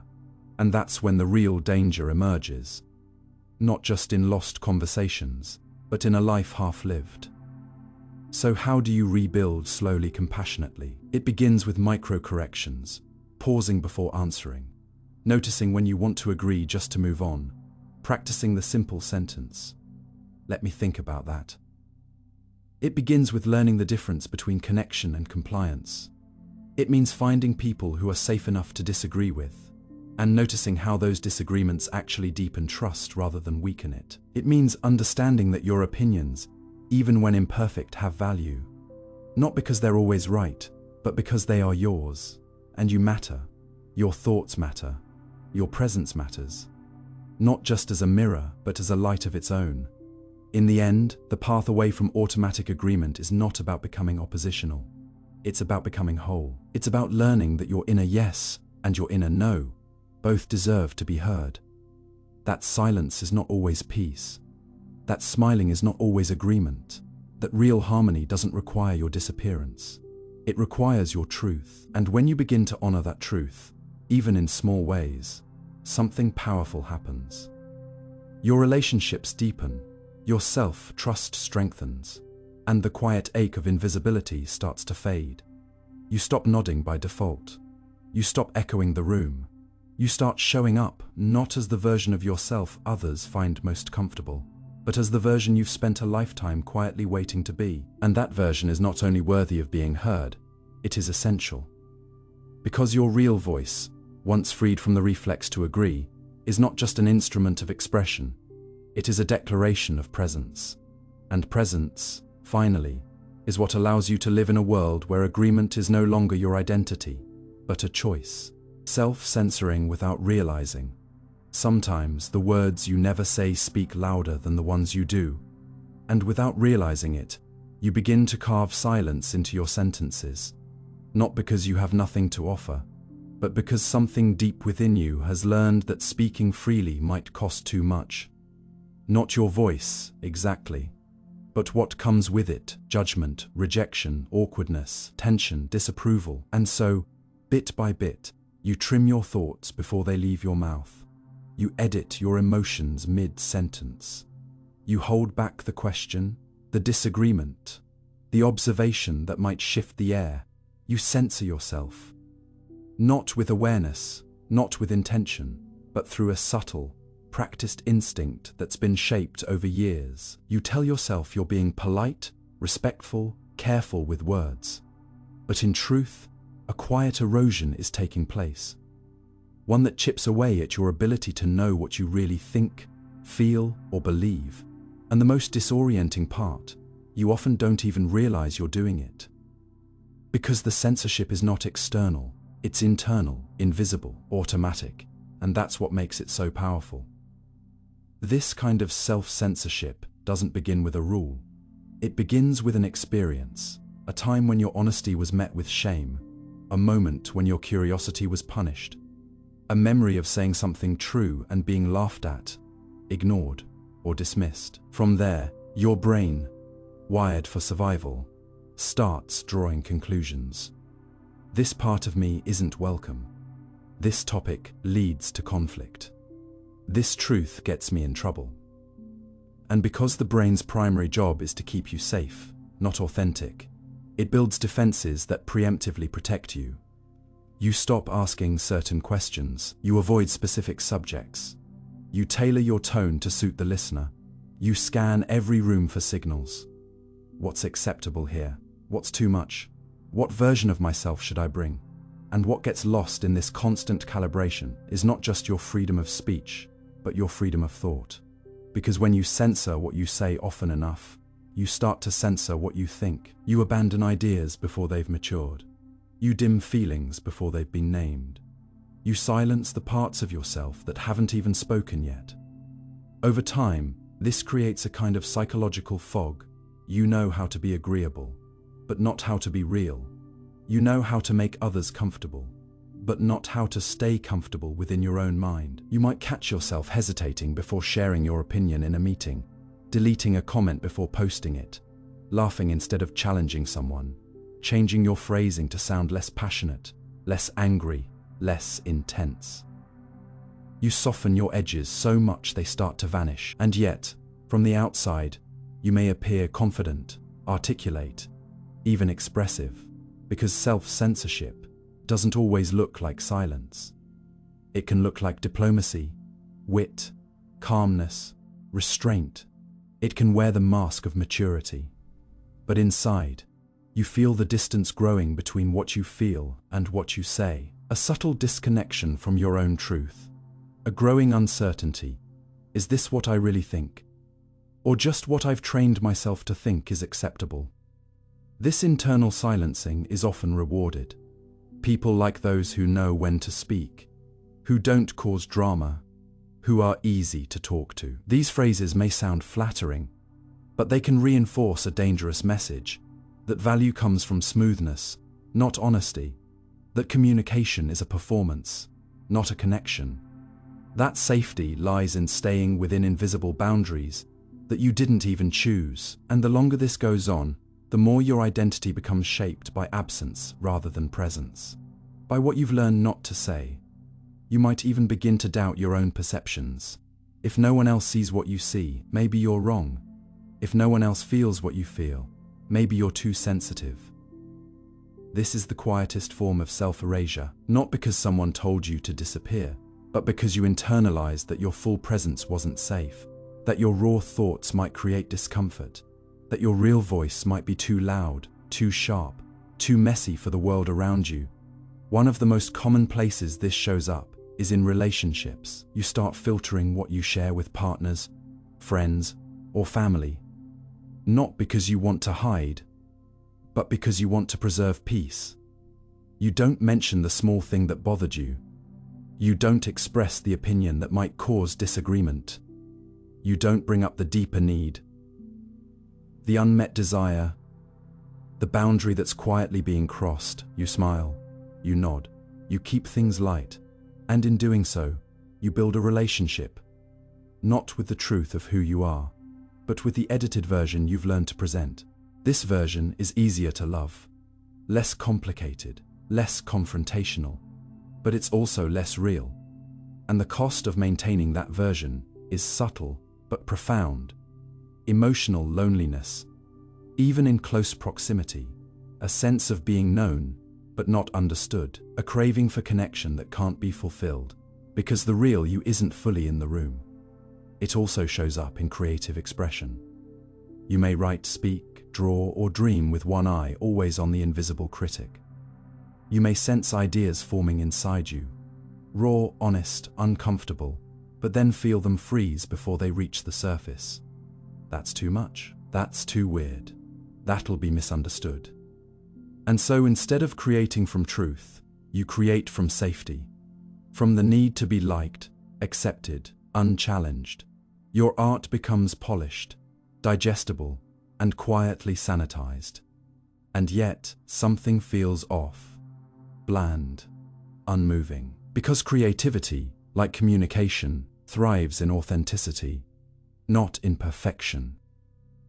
When you censor your expression before it begins, you strangle the very spark that makes it worth sharing. The irony is that we often self-censor, not because we're weak, but because we're highly aware of social dynamics, of emotional nuance, of potential consequences. We're skilled at anticipating reactions, reading between the lines, adjusting to the mood of the room. These are valuable skills, but without awareness, they can turn into chains. Because when your inner compass is constantly overridden by external cues, you lose the ability to navigate from within. You become a reflection of your surroundings, rather than an anchor in them. And this creates a life that feels stable on the outside, but hollow on the inside. A life built more on avoidance than on expression. So how do you begin to unlearn this? It starts with noticing the moment of hesitation, the tiny pause before speaking, the rewrites in your mind, the thoughts that pass through like shadows and disappear before they take shape. Ask yourself, what did I stop myself from saying? Why? To choosing what to say based on truth, not on fear. It doesn't mean you have to say everything you think, but it does mean you should know what you think before you decide whether or not to speak it. That knowledge is power. It restores agency. It brings you back into alignment with yourself. And perhaps even more importantly, begin to surround yourself with people who invite, not just tolerate. People who listen without immediately correcting, dismissing, or minimizing. People who can sit with discomfort, who value your edges, your honesty, your questions. Because the more spaces you find where truth is safe, the more your internal censorship begins to loosen. You start to trust your voice again, not as a weapon, but as a bridge, not as a disruption, but as a signal of life. And slowly, the fog clears. You speak more freely, think more clearly, feel more fully. You return to yourself, not in pieces, but whole. In the end, the point is not to speak everything all the time. It's to stop silencing yourself without knowing why. It's to reclaim the space between your thoughts and your words. To recognize when fear is driving your edits and when truth is ready to emerge. Because your voice, at its most authentic, is not just sound. It's a signal, a declaration, a return. And when you begin to speak from that place, not performatively, not fearfully, but genuinely, you don't just change how others hear you. Wearing identity like armor, there are parts of you that feel less like choices and more like shields. Traits you've picked up, roles you've rehearsed, labels you've worn so long. They've started to feel like skin, not strategy. Maybe it's the way you always call yourself the quiet one, the funny one, the overachiever, the misfit, the empath, the lone wolf. Whatever it is, you wear it like armor, not because it's false necessarily, but because it offers a kind of clarity in a world that constantly asks, "Who are you?" and rarely waits for the real answer. These identities become answers on demand, shortcuts through discomfort, declarations that say, "This is me, don't dig further." They protect you from the chaos of uncertainty, from the exposure of vulnerability, from the risk of contradiction. But what if, beneath that armor, something truer exists? What if the identity you wear so convincingly is not the full story, but a safe, rehearsed chapter designed to defend, not define? Most people don't realize how early this armor is forged. It begins not with insight, but with repetition. You say something once, it lands well, and you say it again. Someone calls you brave, smart, stubborn, sensitive, and the label sticks. You begin to orbit your behavior around it, not out of deception, but because being predictable feels safer than being misunderstood. Over time, identity becomes less about self-awareness and more about self-protection. You lean into the traits that get rewarded. You exaggerate the parts that feel socially acceptable. You minimize or silence the rest. This is how a person can grow into adulthood with a strong sense of who they are, without ever having truly asked why. Not because they're lost, but because they've been busy performing coherence, wearing consistency like a costume, telling stories about themselves that feel clean, simple, and digestible, while the messy truth remains hidden just below the surface. This isn't a rare phenomenon. In fact, it's a cornerstone of human psychology. Your brain doesn't just crave identity, it clings to it, because identity offers structure, predictability, boundaries. It helps you make decisions, set goals, navigate relationships. But when identity becomes rigid, when it calcifies into something that resists change, it turns from guide into cage. You start saying things like, "I'm just not that kind of person," or "that's just who I am," even when the context has changed, even when your needs have evolved. You stop experimenting, you stop questioning. You live inside the echo of your own narrative, mistaking the script for the soul. And the tragedy is that this rigidity often masquerades as strength. People admire clarity, conviction, self-definition, but rarely do they question what that clarity is built on, or what it's defending against. The armor of identity becomes especially heavy in moments of vulnerability. When you feel exposed, uncertain, or afraid, you may instinctively retreat into the safest version of yourself. The version others expect, the one you've already tested, the one that guarantees recognition. You fall back on the roles that have always worked: the caretaker, the rebel, the perfectionist, the intellectual, the victim, the survivor. These roles aren't inherently harmful, but they become limiting when they are used to avoid discomfort rather than explore truth. You might find yourself unable to admit you're struggling because you're the strong one. You might stay in unhealthy dynamics because you're the fixer. You might reject joy because you're the serious one. And with every repetition, the armor thickens, until one day, it no longer feels like something you wear. It feels like who you are. But identity is not supposed to be a destination. It's a process, a river, not a monument, a question, not an answer. The moment it becomes fixed, it begins to age. It no longer reflects who you are becoming. It only reflects who you were when you built it. And this creates a haunting kind of inertia. You keep living a version of yourself that no longer fits, because it feels too risky to take it off. Who are you if not this role?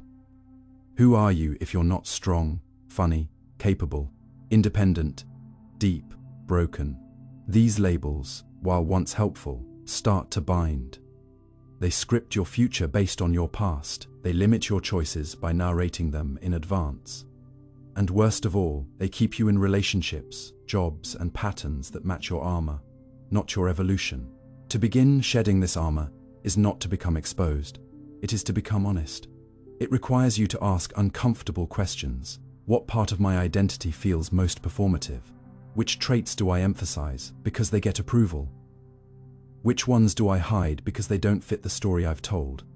It asks you to distinguish between what feels true and what feels safe, between the self you've practiced and the self you've neglected. It might feel disorienting at first, like standing without a costume on a stage you've performed on for years. But in that nakedness, something remarkable happens. You begin to hear your real voice again, not the rehearsed version, but the raw one, the one that doesn't need to impress, or convince, or defend. The one that simply speaks because it exists. This voice may not be consistent. It may contradict itself. One day it wants solitude, the next, connection.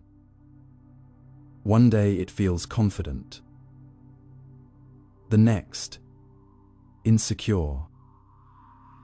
This is not to be human, is to be contradictory, evolving, uncertain. To cling to a single identity in a changing world is not strength, it is fear. But to allow yourself to be a work in progress, that is courage. That is freedom. That is the beginning of a deeper kind of truth. One that doesn't hide behind roles, but rises through them. One that doesn't need armor, because it has nothing to protect. It has only something to reveal. So the next time you catch yourself saying, "That's just who I am," pause, ask, is it? Or is that who I've had to be? Is it possible that I've outgrown this version of myself? What would I discover if I let go of needing to be seen a certain way?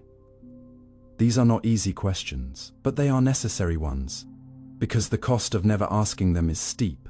A life lived in script, not improvisation. A voice that echoes others, not your own. A presence that feels familiar to everyone, but foreign to you. And you deserve more than that. You deserve to meet the parts of yourself that have been waiting patiently behind the mask. You deserve to step into a life where identity is not armor, but invitation. Not a defense, but a doorway to everything you have yet to become. Planning to avoid presence. You might think you are being productive when you plan out your next step. Write tomorrow's to-do list, or mentally rehearse what you'll say in that future conversation. But what if those mental preparations aren't always about efficiency, but about escape? What if planning, in all its forms, sometimes becomes a subtle way to avoid the discomfort of now?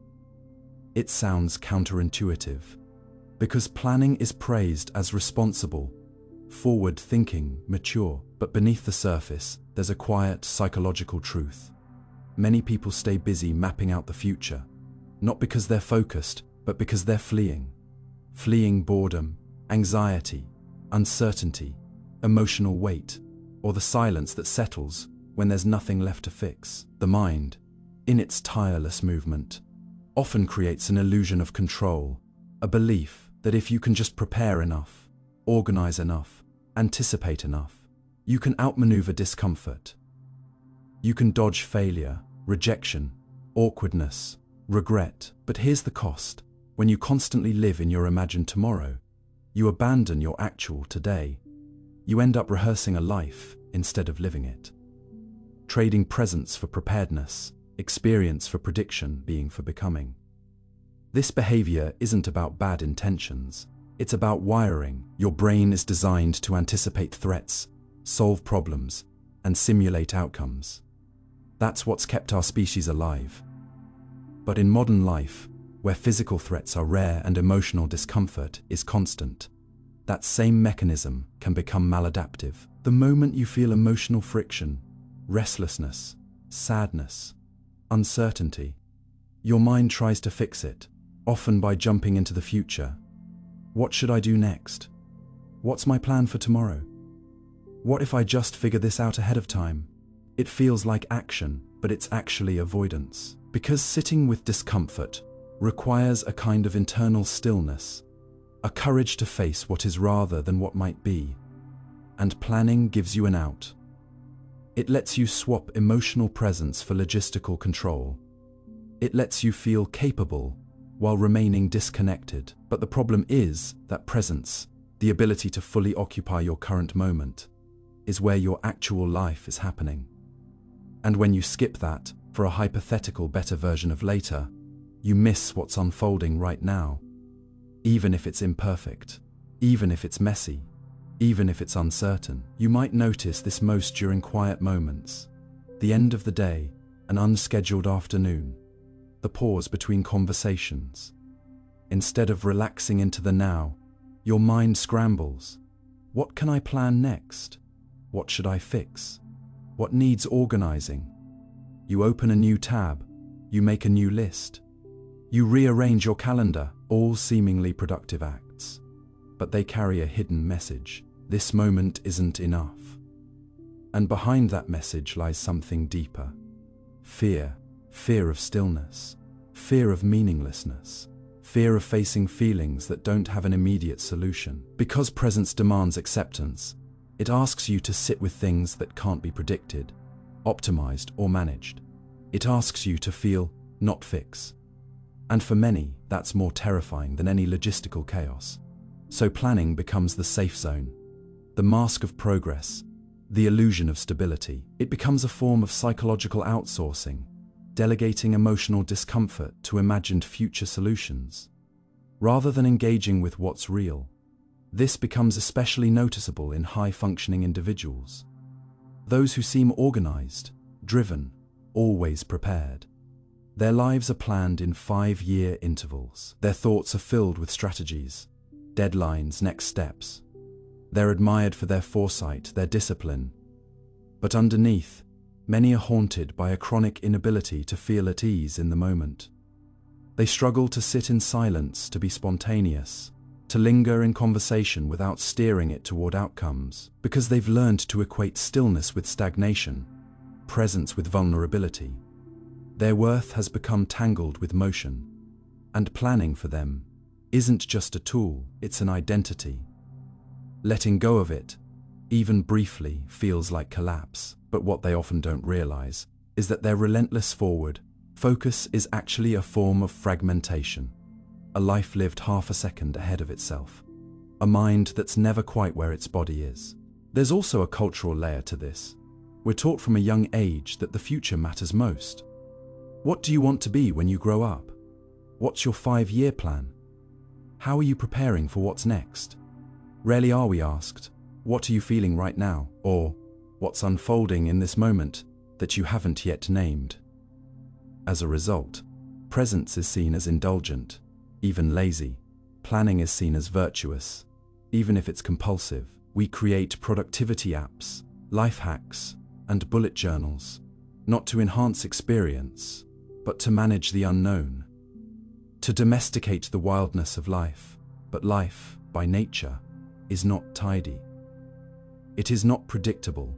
It doesn't care about your color coded calendar. It shows up in the cracks between plans, in the unexpected phone call, the lingering sunset, the breath you didn't know you needed.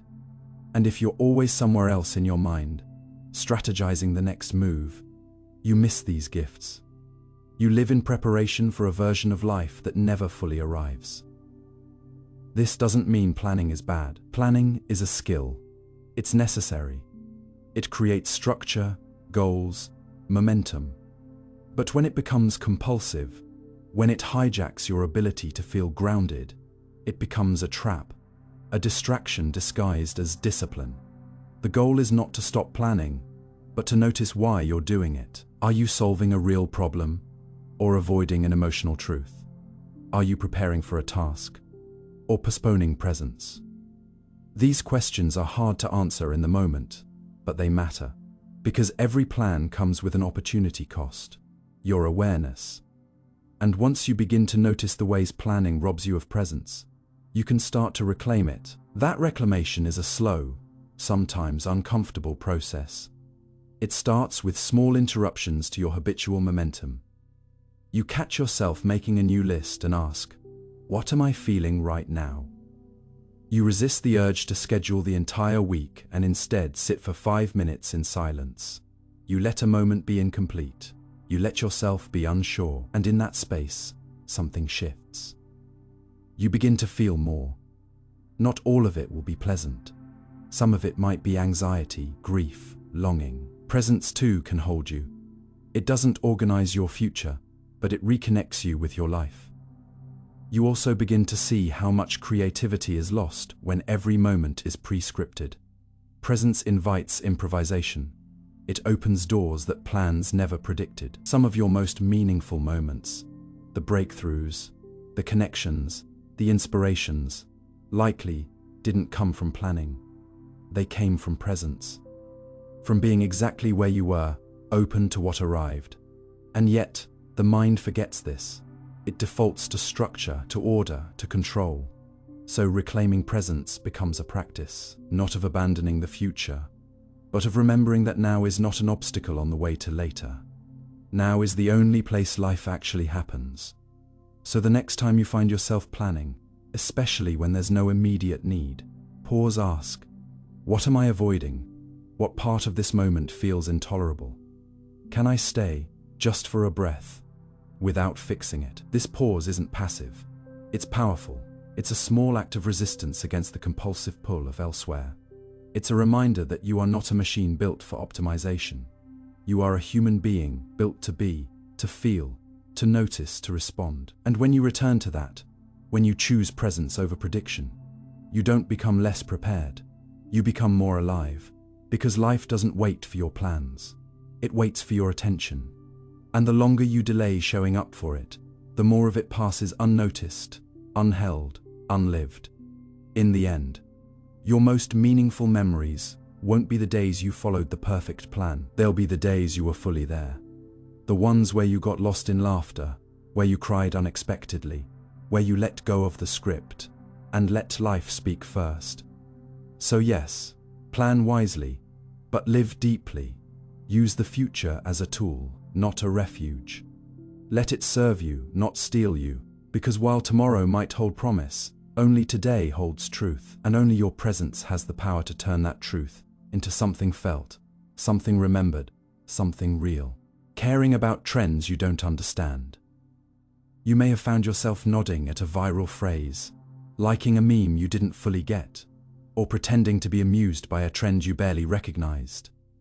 Not because it resonated with you, but because it seemed like everyone else understood it, and you didn't want to be left behind. Maybe it was a TikTok sound you couldn't trace, a slang word that meant something entirely different last year, or a cultural reference that slipped past your radar. But still, you clicked, you reposted, you agreed, and in that tiny, almost invisible act, you weren't just participating in a trend, you were participating in a psychological phenomenon far more powerful. The fear of cultural disconnection, the impulse to align with a collective, even when it feels foreign. You cared. Not because the trend carried meaning for you, but because meaning itself had become secondary to inclusion. In the age of digital identity, relevance often masquerades as belonging, and we chase it, not for joy, but for reassurance. Reassurance that we're still in it. Still updated, still fluent in a language that seems to mutate by the hour. But what happens when you start valuing trends not for their substance, but for the comfort of conformity they offer? What does it mean when you follow culture not because it reflects you, but because it reflects everyone else? At the root of this phenomenon lies something deeply human, the social brain's need for orientation. In every society, in every era, people have looked around to understand what matters, what is desirable, funny, sacred, shameful, powerful. Culture has always been a kind of compass. But in today's digital age, that compass spins relentlessly. Platforms like Instagram, TikTok, X, and Reddit have replaced the village square with a global arena of constant updates. And suddenly, being out of touch feels like a kind of social death. You might not care about the latest dance challenge, aesthetic trend, or inside joke, but you still feel that itch to learn it, the pressure to respond to it, the anxiety of being the one who doesn't know. And it's not just about curiosity, it's about survival. Cultural fluency now functions like a social currency, and not having it can make you feel invisible, irrelevant, even replaceable. This is why people of all ages, not just teens, find themselves mimicking behaviors they don't resonate with, adopting terms they don't fully grasp, and reshaping their online selves into something algorithm-friendly. Not because they've lost their identity, but because they're afraid it won't be recognized unless it is compatible with the feed. This fear is magnified by the pace of trend cycles. What's popular today becomes cringe tomorrow, and yesterday's irony is today's sincerity flipped inside out. There's no longer time for reflection, for asking, does this actually matter to me? Instead, the focus is on reaction, on immediacy, on staying in sync. And because the cultural landscape is so saturated, the fear of missing out doesn't just apply to events, it applies to meaning itself. You begin to feel like you're constantly arriving, late to a conversation that never pauses, a party where everyone's speaking faster than you can process. So you keep scrolling, you try to keep up, you nod along, and in doing so, you slowly train your mind to prioritize recognition over resonance. You start valuing the ability to reference a trend more than the ability to understand or critique it. The result, a gradual erosion of intentionality, a shift from asking, "What do I think?" to asking, "Will others think I get it?" But the real cost emerges when this becomes habitual. When the performance of relevance replaces the pursuit of meaning, you start losing touch with your authentic curiosities. You begin to shrink your attention span to match the rhythm of what's trending. You choose immediacy over depth, speed over substance, consensus over reflection, and worst of all, you risk becoming culturally fluent but personally hollow, able to converse about anything, yet uncertain what you actually care about. This isn't just a side effect of internet culture. It's a psychological shift, one that gradually divorces attention from intention and replaces self-understanding with social mimicry. You might notice it in the way you consume news, not reading for content, but for conversation points. Or in the way you dress, post, or speak, not because it expresses you, but because it signals that you're not outdated, unaware, or uninvolved. This kind of trend-based identity construction isn't just exhausting, it's unsustainable, because no matter how fast you adapt, culture will outpace you. And if your self-worth is tethered to keeping up, you'll always feel a step behind, even when you're ahead. There's also a deeper cognitive consequence to this: the weakening of critical engagement. When you prioritize understanding trends over questioning them, you stop asking where they come from, who they benefit, or what they mean. You stop analyzing and start absorbing. And in a media ecosystem dominated by virality, that passivity makes you vulnerable, not just to misinformation, but to manipulation. Trends don't rise in a vacuum. They are engineered, amplified, monetized, and many are designed not to enrich you, but to extract from you your time, your data, your attention, your allegiance. If you're constantly seeking to match the mood of the moment, you risk losing the clarity to see when the moment itself is manufactured. You become a participant in patterns you never chose, and eventually, a defender of ideas you never examined. To break this cycle, you don't have to reject trends entirely, but you do have to change your relationship to them. It starts with noticing the impulse to engage and asking, "Why am I doing this?" Is it curiosity? Is it pressure? Is it fear of exclusion? Then, look at what the trend is asking from you. Is it pulling you in with humor, outrage, beauty, simplicity, urgency? Does it rely on shared language or visual cues? Who does it benefit when you participate? These questions help you move from passive consumption to conscious engagement. They restore your agency. And with that agency, you can start being selective again. Not elitist or out of touch, but thoughtful. You can decide which parts of culture deserve your energy and which don't. You can choose to understand something before adopting it, to resonate before replicating. You can be informed without being absorbed. Reclaiming this kind of discernment also involves reconnecting with what genuinely interests you outside of social consensus. What do you love that's never trended? What ideas still hold meaning even when no one else is watching? What parts of your identity feel rooted, not reactive? These are the seeds of authentic cultural participation. They ground you when the noise gets too loud. They remind you that relevance is not the same as truth. That being current is not the same as being connected. That knowing every reference doesn't mean you're in touch with yourself. In fact, some of the most grounded people today are the ones who can step back from the feed.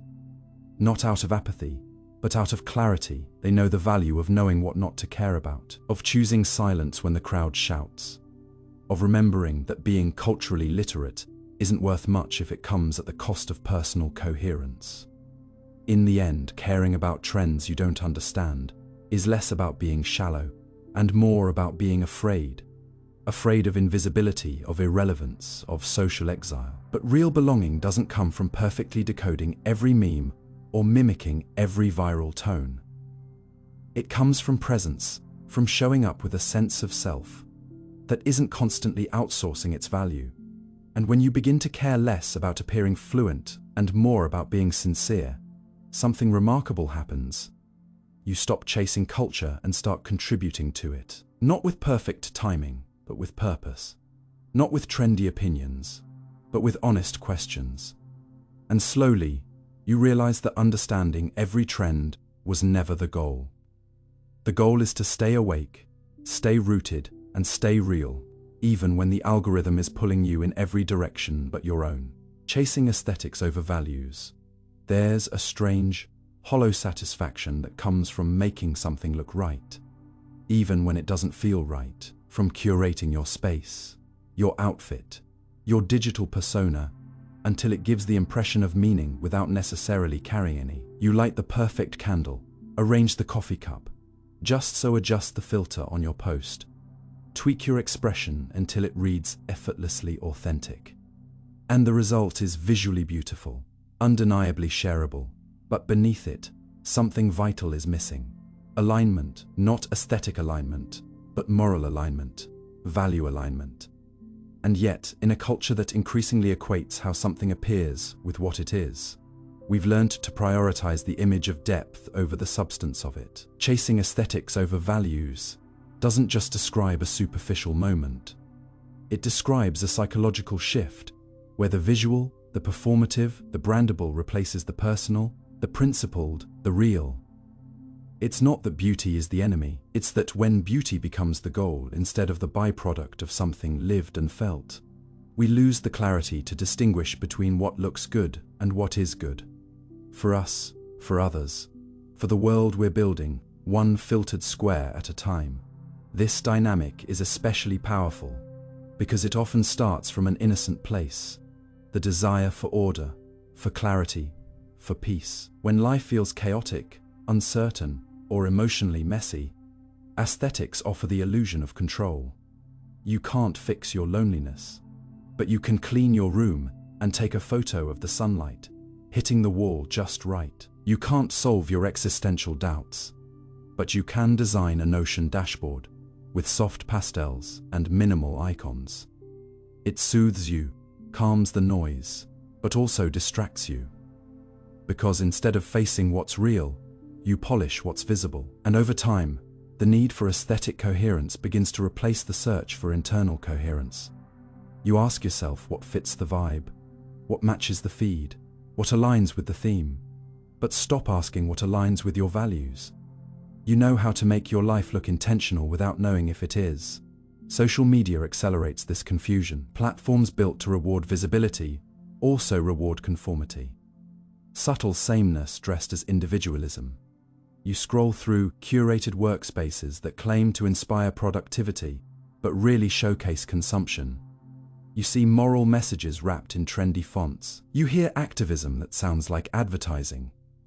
You learn that the way to be seen as ethical is to post infographics, that the way to appear passionate is to make it aesthetic. And so you adjust, not because you're shallow, but because you're human, wired for imitation and desperate to belong. You start packaging your principles. You design your identity. You choose values that are easy to display. Not because you don't care, but because caring loudly, in the right style, seems to matter more than living quietly in integrity. The problem is, aesthetics without values are hollow, and values without aesthetic appeal often get ignored. This creates a painful paradox. If your truth doesn't look right, it's dismissed. If your message isn't on brand, it's lost. So what do? You stylize your sincerity. You mold your anger into poetry. You make your grief symmetrical. You turn pain into palette. And there's beauty in that. But there's also danger. Because eventually, you may find yourself performing alignment instead of practicing it. You wear sustainability, kindness, growth like accessories, chosen less for their truth and more for their optics. And then, one day, you realize you've become fluent in the language of depth without ever feeling deep, that your values are more recognizable in your captions than your calendar, that you've built a life that photographs well but sits uncomfortably when the camera's off. This isn't just a personal crisis. It's a cultural one. When aesthetics dominate public discourse, truth becomes secondary to style. Ideas are judged by presentation, people are measured by their branding. Complexity gets flattened into digestible visuals, nuance into trendy slogans. And in this flattening, we lose the ability to hold contradiction, to sit in discomfort, to follow values that don't trend well. We start avoiding hard truths because they clash with the feed. We abandon authenticity because it's harder to frame. And little by little, the pursuit of looking right replaces the effort of being right. Not in the moralistic sense, but in the sense of living in honest alignment with what we care about, even when it's messy, ugly, or unpopular. This is especially dangerous when applied to personal growth. Self-help becomes aestheticized. Healing becomes something you display. You light incense, drink matcha, journal in golden light, all while avoiding the actual work, the hard conversations, the broken patterns, the painful truths that don't photograph well. You might tell yourself you're becoming better, but really, you're becoming more presentable. You read books about boundaries, but don't set them. You save posts about mental health, but don't rest. You recite affirmations, but never examine your self-talk. And it feels like progress, because it looks like progress. But it's not transformation, it's decoration. And the more effort you put into polishing the surface, the more difficult it becomes to admit what's underneath. So how do you break free from this trap? You start by asking better questions. Not does this look good, but is this aligned with who I am? Not will this trend well, but will I respect this choice later? You notice when you're choosing what's photogenic over what's authentic. You get honest about what you're curating and why. Is your space minimalist because it brings you peace, or because it photographs well? Are your political views loud because you believe them, or because they help you perform awareness? Are you passionate about a cause, or just fluent in its visual language? These questions are uncomfortable, but they're also liberating. Because the moment you stop chasing aesthetics and start listening to your values, your life begins to feel like something you don't need to constantly adjust or explain. It just is. And that is a kind of peace no design can fake. This isn't a rejection of beauty, it's a reclaiming of it. Because true beauty, real, soul, level beauty emerges from alignment. From a life that feels meaningful, not just looks meaningful. From actions that reflect beliefs, not branding. From values lived, not just stated. And yes, that kind of beauty might be harder to capture in a photo. It might be quieter, less symmetrical, less sleek, but it resonates. It endures. It outlives the trend. Because it's not about being noticed, it's about being real. And in a world that constantly tells you to impress, there is something radical about choosing to align instead. So next time you find yourself adjusting your truth to fit a theme, ask, what would this look like if no one else saw it? What would I choose if I weren't trying to signal anything? What would my values feel like if they weren't filtered through aesthetics? These are not easy questions, but they are necessary ones. Because if you don't ask them, someone else will answer them for you, through algorithms, trends, and cultural pressure. And before you know it, you'll be living a life that looks perfect, but doesn't feel like yours. You'll be decorating a shell, not building a self. You'll be admired, even envied, but deeply unsure of whether the person they see is the one you actually are. In the end, chasing aesthetics over values is not a flaw. It's a symptom, a sign that you're trying to find meaning in a culture that constantly sells image instead. But meaning isn't something you capture in a frame. It's something you build in the unphotographed, the unpolished, the unseen. And when you start choosing values first, letting beauty be the consequence, not the goal, you begin to live a life that may not always be picture perfect, but will always be real. And that, in a world addicted to appearance, is the rarest kind of freedom, forgetting what you actually enjoy. There is a subtle kind of erosion that happens not through trauma or crisis, but through quiet repetition. When you wake up one day and realize you can't clearly remember the last time you did something just because it made you feel alive, not because it was productive, shareable, impressive, or aligned with someone else's expectations. You go through your day surrounded by content, tasks, and conversations. Yet somewhere in the background, a question quietly flickers. Do I even know what I genuinely enjoy anymore, or have I simply learned to perform preference? This isn't about disliking your life, it's about disconnecting from the parts of it that used to light you up. And more often than not, it's not because those passions have vanished, but because you've slowly buried them under layers of obligation, comparison, optimization, and noise. It starts innocently. You choose the gym class your friend likes, instead of the one that fits you better. You skip the hobby that brings you joy because you didn't have time. You abandon a project halfway through because it wasn't going anywhere. Bit by bit, you outsource your joy to trends, metrics, feedback loops. And by the time you realize you've stopped choosing for yourself, you can't even remember what those choices once looked like. The mind, as brilliant as it is also incredibly suggestible. It takes cues from what's rewarded, what's noticed, what's repeated. If every time you talk about your love for birdwatching, no one responds. But when you mention the series everyone's watching, you're met with nods and excitement. Your brain starts recalibrating. Maybe I don't love birdwatching that much. If your art doesn't get likes, but your vacation photos do.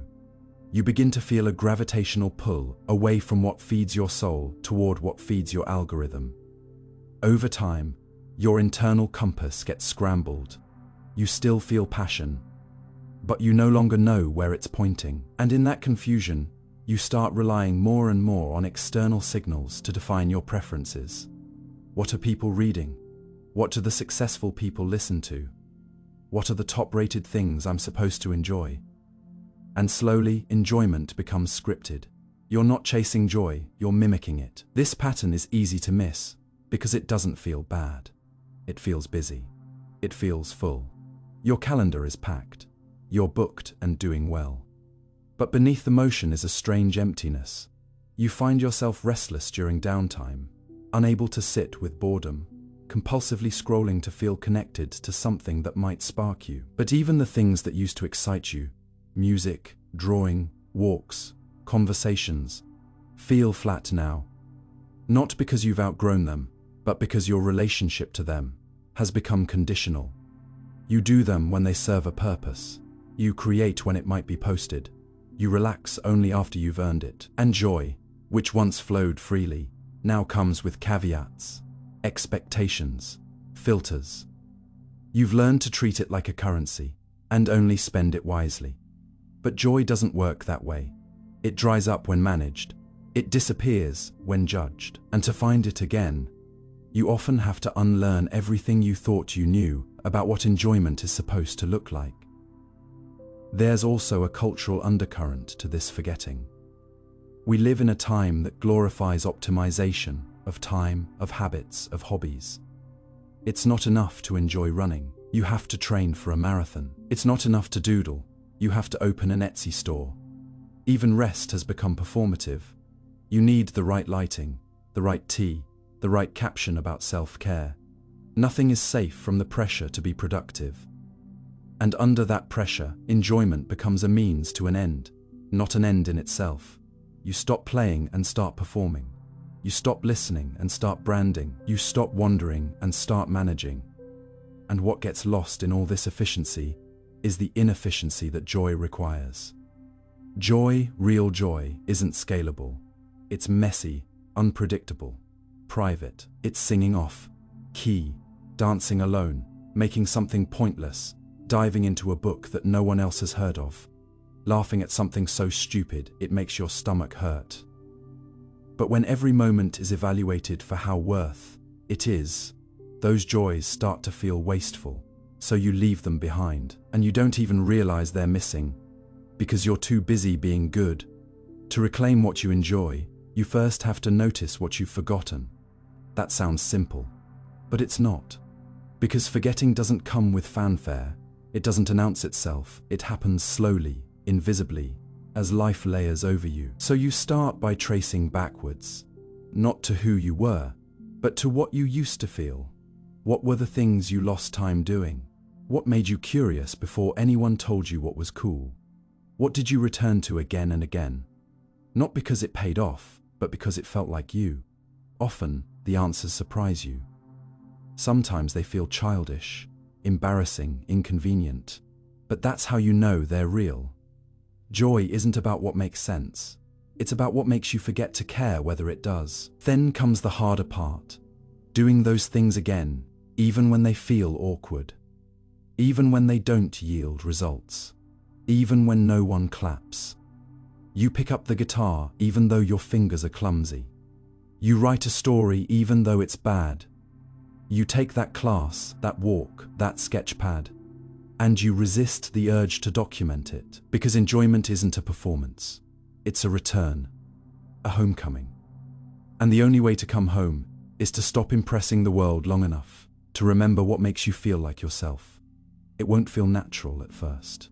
It may even feel like grief, grieving the years you spent pretending to enjoy things that never truly lit you up. But that grief is sacred. It marks the space where authenticity can begin to grow again. You'll also have to get comfortable disappointing people, because rediscovering what you enjoy might mean withdrawing from what others expect. You might stop going to events that drain you. You might say no to roles that once defined you. You might change your mind about what success looks like. And when you do, not everyone will understand, but that's okay. Because the version of you they miss was built partly for them. The one you're building now is for you.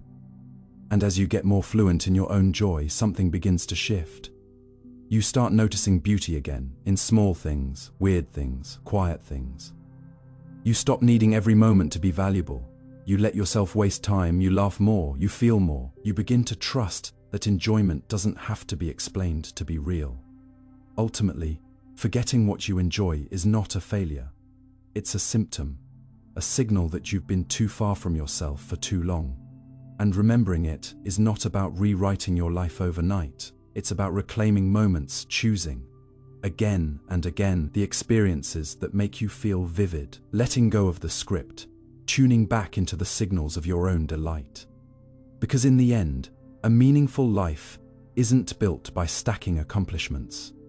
It's built by weaving joy into the ordinary.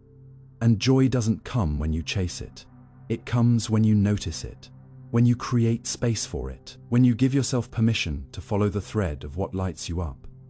Even if no one else understands the pattern, that thread is your compass. It may be tangled, it may be frayed, but it's still there, waiting. And the moment you begin to follow it again, you realize something profound. Your joy was never gone, just forgotten. And you finally are ready to remember. Repeating behavior you dislike. There's a moment, small, frustrating, familiar, when you catch yourself doing something you promised you wouldn't do again. A behavior you've labeled as unlike you, as outdated, as something you've already worked on. Yet there it is, rising from within, like muscle memory, laced with disappointment. The sharp tone when you feel unheard. The procrastination you swore off last week. The over-apology that leaves a bitter aftertaste. The overthinking spiral you thought you'd finally mastered. You recognize it, resent it, even predict it. And still, you repeat it. And this repetition isn't just frustrating, it's destabilizing, because it challenges the version of yourself you've worked so hard to become. You want to believe you're changing, that your self-awareness is enough to break old cycles, that intention leads to transformation. But here's the uncomfortable truth. Insight isn't the same as integration. Knowing why you do something doesn't automatically stop you from doing it. And when you start seeing that your behavior contradicts your beliefs, a deep psychological dissonance sets in. A quiet war between who you are and who you're trying to be. This pattern of repeating behavior you dislike isn't about weakness or hypocrisy. It's about how the human brain stores survival strategies. Many of your unwanted behaviors, whether it's shutting down emotionally, lashing out defensively, avoiding confrontation, seeking validation, didn't originate in adulthood. They were forged in much earlier environments, often long before you had the tools to process what you were experiencing. In those moments, your mind did what it does best. It found a way to help you cope. It learned that people, pleasing kept you safe, that withdrawal prevented escalation, that perfectionism earned approval, that control reduced chaos. These patterns got encoded not just in thought, but in the nervous system, in the body's very wiring. So even if your mind knows better now, your body still remembers what worked back then. And when you encounter a trigger that mimics the old threat, however mildly, your system reverts to the only defense it's ever known. That's not a failure of growth. It's a mark of how deeply your mind protects you, even when it's no longer necessary. The problem is, these old strategies often outlive their usefulness. What once protected you now imprisons you. The sarcasm that shielded your sensitivity now distances you from connection. The control that kept you safe now strangles spontaneity. The avoidance that soothed anxiety now erodes opportunity. And you feel trapped, aware of the pattern, exhausted by it, but unsure how to step out of it. This awareness without action breeds shame. You start asking, "What's wrong with me?" instead of asking, "What need am I trying to meet?" But shame is a terrible motivator. It narrows focus, increases stress, and ironically, makes it more likely you'll repeat the same behavior. Because the more you punish yourself, the more your nervous system feels threatened, and the more it reaches for familiar defenses. The cycle continues. Not because you're broken, but because the system that once saved you hasn't been safely replaced yet. So how do you interrupt this loop? It starts with a radical shift, moving from judgment to curiosity. Instead of attacking the behavior, you learn to listen to it, not to excuse it, but to understand its origin. Ask yourself, when did I first learn to respond this way? What does this behavior protect me from? What fear does it quiet? What version of me is still trying to be heard? These questions take you deeper than "Why am I like this?" They take you toward, what part of me hasn't healed yet? Because behind every repeated behavior is an unmet need, one that repetition is trying, however clumsily, to resolve. And when you start seeing that your patterns are attempts, not betrayals, you create space for compassion. And compassion is the doorway to change. But compassion alone isn't enough. You also need interruption, an intentional pause in the moment of the habit's return. This is where mindfulness becomes more than a buzzword. It becomes a practice of presence in the milliseconds before reactivity. Can you notice the tightening chest before you raise your voice? The twitch of your hand before you reach for your phone? The familiar narrative before you shut down emotionally? Catching the pattern mid. Loading doesn't always stop it, but it gives you a choice. And choice, however brief, is how the old begins to give way to the new. You won't get it right every time. You'll fall back into familiar grooves. But with each interruption, you carve a new neural path, one where awareness leads to gentler action. There's also a need to redefine what progress looks like. Growth isn't linear, it's recursive. You'll revisit the same issues from new levels of awareness, each time with slightly more clarity.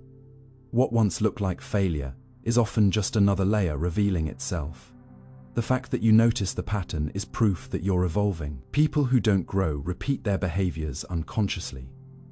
People who are growing repeat them with discomfort, frustration, and the ache of awareness. That ache is evidence that something in you is no longer okay with the old script. You're outgrowing it, even if your body hasn't caught up yet. And this lag between mind and body is normal. Healing doesn't happen all at once. It happens in waves, in micro decisions, in pauses you choose, in breaths you take instead of reacting, in forgiveness you offer yourself after slipping again. Eventually, new behaviors don't just become possible, they become natural. Not because you force them, but because you've retrained your nervous system to feel safe without the old reflexes. This requires consistency, yes, but also patience. And the most overlooked ingredient, safety. You cannot shame yourself into transformation. You can only invite yourself. The mind changes when it feels safe to explore new options. The body softens when it senses it won't be punished for the old ones. That's why healing isn't about control. It's about reparenting, about becoming the kind of presence you needed when the pattern began. One that doesn't demand perfection, but offers understanding, one that doesn't rush you, but walks beside you, one that sees the slip, the repeat, the stumble, and says, "You're still learning, and that's enough for today." In the end, repeating behavior you dislike doesn't mean you're broken or faking your growth. It means you're human, learning to untangle the echoes of your past from the intentions of your present. It means you're in the thick of rewiring, which is messy, non-linear, and often invisible. But it's happening. Every time you notice, every time you reflect, every time you choose again, even if imperfectly, change doesn't announce itself with clarity. It unfolds quietly in the shadows of your habits, in the discomfort of your awareness, in the choices that no one sees but you. And eventually, you'll look back and realize that what once felt automatic no longer holds you the same way, that your reflexes have softened, that your old behaviors, while familiar, no longer feel like home. And that is how change begins. Not as a grand declaration, but as the gentle, repeated decision to remember who you're becoming, even when you temporarily forget. Mirroring group behavior. You might believe your choices are your own, your opinions formed from personal reflection, your habits shaped by reason, your style, your tone, your posture, all expressions of a distinct self. But if you step back and examine the subtle choreography of your daily interactions, you may find something surprising. Much of what you do, say, and even feel is not solely yours, but unconsciously borrowed from the people around you, as if your brain were running an invisible script written by the room. This phenomenon, mirroring group behavior, isn't just a social quirk. It's a fundamental survival mechanism, a built-in feature of the human mind designed to maintain cohesion, avoid rejection, and secure belonging. It starts early, long before you realize it's happening. You adopt the accent of your peers, laugh a split second after someone else does, adjust your pace to match the people you walk beside, suppress reactions that don't match the group's mood. Not because you are fake, but because you are wired to align. In evolutionary terms, to be part of a group was to stay alive. To stand out was to risk exile. And although society has changed, that deep, silent algorithm still runs in your system. Fit in first, ask questions later. At its core, mirroring is about safety. Not just physical, but psychological. Your brain is equipped with mirror neurons that respond to the actions, facial expressions, and even emotional states of others. When someone nearby yawns, you yawn. When a room leans into excitement, your heart rate picks up. When a group turns tense, you tighten too. You're not mimicking to manipulate. You're synchronizing to survive, because your mind interprets being out of sync with the group as a subtle form of threat. If everyone's laughing and you're not, something's wrong. If everyone's angry and you're calm, you feel exposed.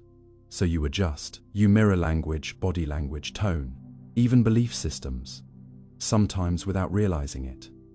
And while this mirroring often allows for smoother social navigation, it can also blur the edges of your individuality.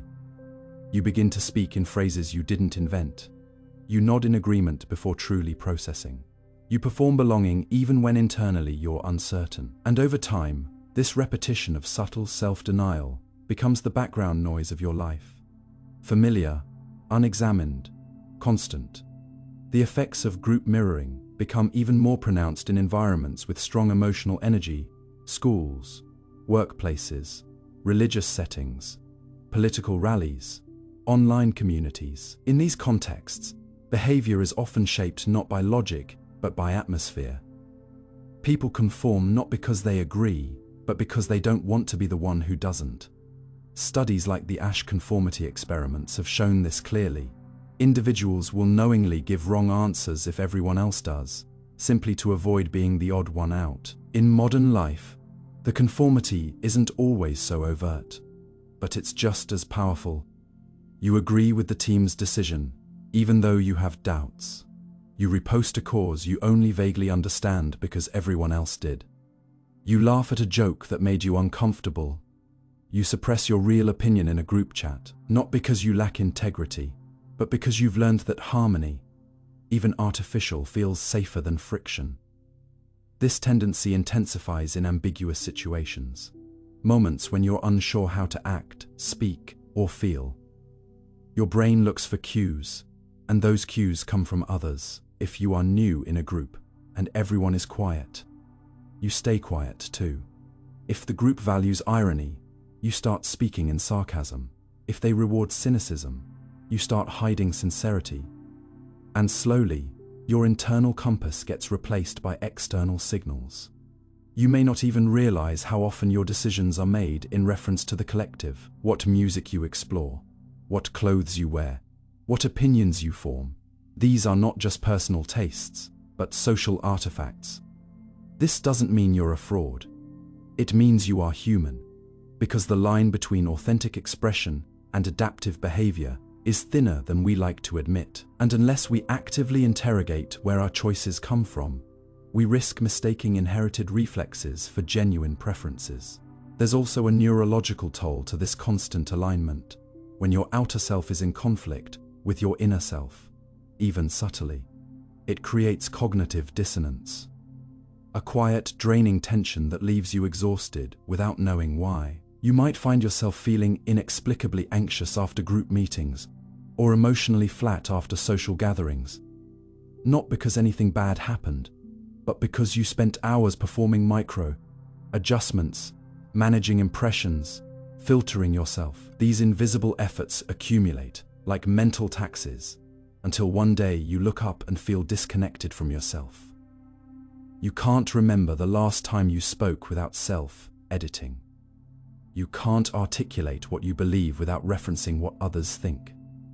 You become fluent in group dynamics, but illiterate in your own convictions. The internet, of course, amplifies all of this. Online spaces are not just social, they are performative. Every post, every comment, every reaction becomes a signal in a sea of signals. And the pressure to mirror, to align with the dominant mood, tone, or stance, is immense. Algorithms reward conformity, not complexity. Nuance doesn't trend, and so people adopt postures, tones, aesthetics, not because they reflect truth, but because they reflect visibility. You perform outrage when the timeline is angry. You perform care when the feed turns soft. You perform detachment when everyone's above it all, and you may start to feel like your online self is not a reflection of you, but a reflection of everyone else. Blended, branded, optimized. So how do you reclaim your individuality in a world that constantly nudges you toward sameness? It begins with awareness, noticing when your behavior shifts in different rooms, noticing when your laughter feels delayed, your words pre-packaged, your reactions pre-approved. Ask, would I be saying this if no one else was here? Would I choose this if it weren't trending? Would I stand by this if I were alone? These questions are not meant to isolate you, but to anchor you, because authenticity isn't about rejecting influence. It's about choosing your influences consciously. It's about moving from unconscious mirroring to deliberate reflection. You also need space, mental, emotional, even physical, to hear your own voice. Time away from the group. Silence long enough to let your real thoughts surface. It might be uncomfortable at first. You may feel uncertain without the familiar rhythm of the collective, but in that space, something sacred returns. Your original perspective.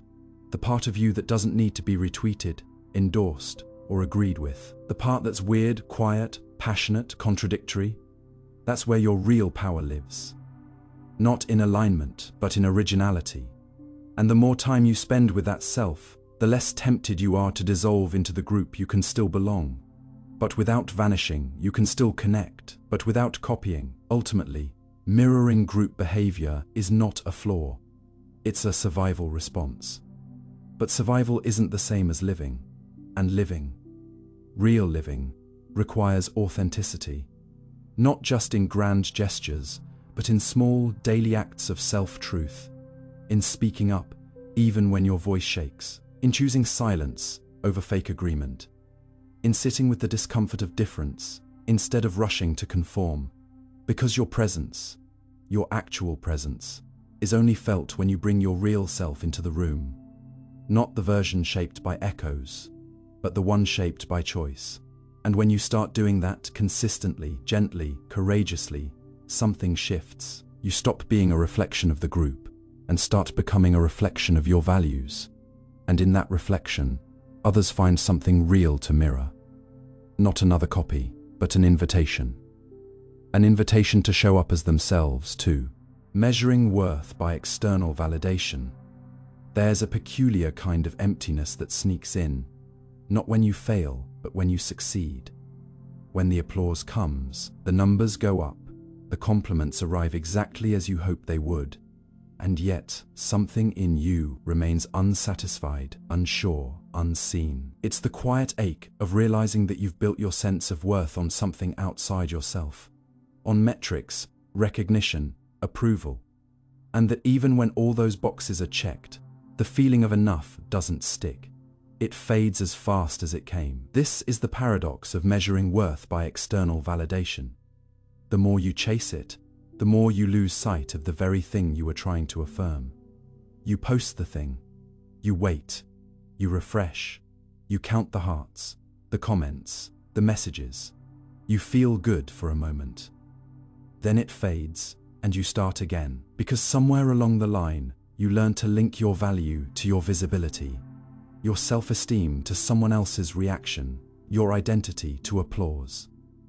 Not consciously, not maliciously, but through 1,000 small cues, you absorb the idea that who you are only matters when someone else says it does. This isn't just about social media, though it amplifies the problem.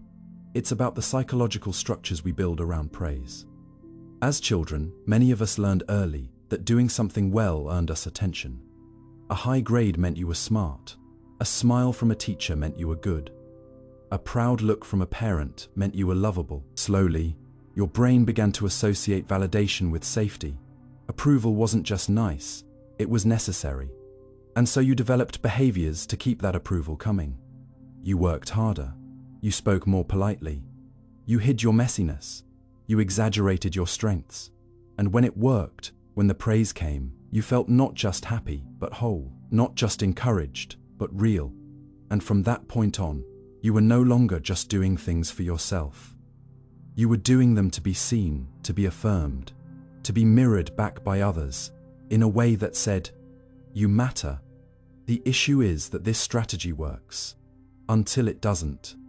Because no matter how much external praise you receive, it has a shelf life, it's always temporary, and it creates a cycle of dependence that's hard to break. You start needing more to feel the same. One compliment feels good, but now you need 10. One post gets traction, but the next one has to top it. One relationship reflects your value, but soon you feel invisible again. This isn't vanity, it's vulnerability. Because when your worth is contingent on being validated by others, you're never really safe. You're always one silence, one unfollow, one critical comment away from collapse.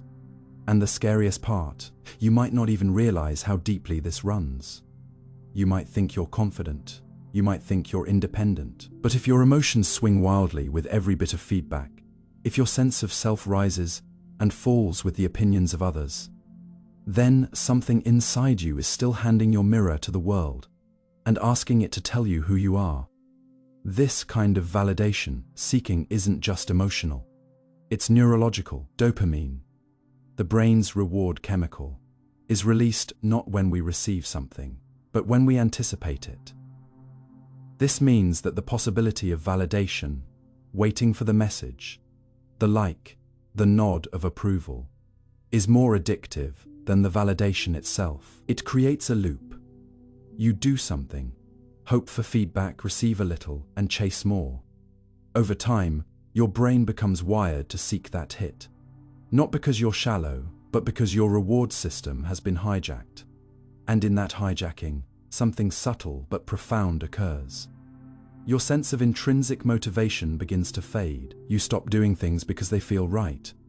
You start doing things because they look right. You stop creating for expression and start creating for reaction. You stop acting from purpose and start acting for applause. The consequences of this reach deep. You might find yourself avoiding things you love simply because they aren't validated. You might hold back your weird ideas, your bold opinions, your honest feelings because they might not land well. You might stay in relationships that feel performative because they make you look like someone who's doing okay. And all the while, your actual self, your raw, unfiltered self, sits quietly in the background, wondering when it will be enough without the spotlight. This disconnect breeds anxiety, perfectionism, people-pleasing. You become hyper, aware of how you're perceived, scanning for signs of disapproval, trying to preempt judgment, rehearsing yourself before presenting it. It's exhausting, it's unsustainable, and worst of all, it convinces you that this version of life is normal. But here's the shift.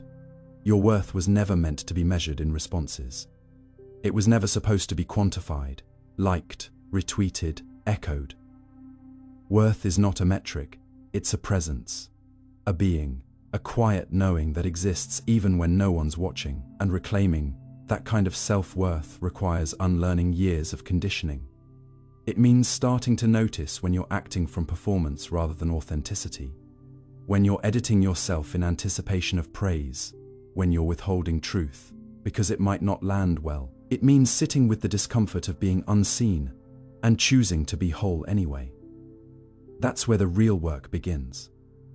Not in erasing the need for connection, but in uncoupling it from your identity. To do this, you need to build internal validation muscles, the ability to affirm your own choices, to delight in your own expression, to create without an audience. Start small. Do something joyful and don't share it. Speak your truth without waiting for applause. Make something imperfect and let it exist without editing it into something impressive. And notice the voice that rises in protest, the one that says, "This doesn't count if no one sees it." That voice is the remnant of your conditioning. It's not your truth. Your truth is deeper. It's the part of you that remembers what it felt like to enjoy something before anyone praised you for it. The part that knows value isn't assigned, it's lived. Reconnecting to that truth may feel unfamiliar at first. It may even feel lonely, but slowly it becomes liberating. You start discovering desires that aren't dictated by trends. You start creating for the joy of creating. You start listening to your inner compass instead of the crowd's applause. And over time, the volume of that crowd diminishes. Not because it disappears, but because it no longer defines you. You can still appreciate praise. You can still enjoy recognition, but you're no longer dependent on it. It becomes a bonus, not a requirement. And in that shift, you gain something precious: autonomy. The ability to know who you are, not because someone else told you, but because you decided it was true. In the end, measuring your worth by external validation is like trying to build a home on shifting sand. It looks stable until the tide changes. But when you root your worth internally, in your values, your intentions, your quiet truths, you build something weatherproof. Something that stands when the likes fade. Something that endures when the crowd moves on. And that kind of worth isn't loud. It doesn't need to be. It lives in how you speak to yourself when no one's listening, in how you hold your own gaze in the mirror, in how you choose to be real, even when applause would be easier. Because the deepest validation doesn't come from being liked. It comes from being known by yourself first. And when you learn to live from that place, you stop chasing worth. You start embodying it, becoming who others expect. There's a strange kind of invisibility that comes not from being ignored, but from being constantly seen. Seen in ways that don't quite match who you really are. Seen through expectations that feel like costumes you didn't choose, but ended up wearing anyway, until one day you look in the mirror and realize you've become a reflection of everyone else's assumptions, desires and needs, and you're not even sure when the transformation began. Maybe it started with small things, smiling when you didn't feel like it, nodding in agreement to avoid conflict, adjusting your personality ever so slightly to match the tone of the room. Maybe you noticed how much easier it was to be liked when you played a certain role. The responsible one, the agreeable one, the funny one, the wise one. And over time, Those roles weren't just things you did. They became who you were, not because you lied, but because you adapted. And adaptation, while often praised, has a shadow when you mold yourself too tightly to fit what others expect. You slowly disappear beneath the mold. You forget what your laughter used to sound like when it wasn't being measured. You forget what you truly enjoyed before you learned to curate your preferences. You forget how it felt to express something without calculating the reaction it would provoke. You don't stop existing, but you stop choosing. This phenomenon, becoming who others expect, is one of the most subtle yet pervasive psychological patterns in human life. And it rarely announces itself. It doesn't feel like surrender. It feels like connection, like acceptance, like being a good person. So you amplify those parts. You lean into what gets the best feedback, and without realizing it, you outsource your identity.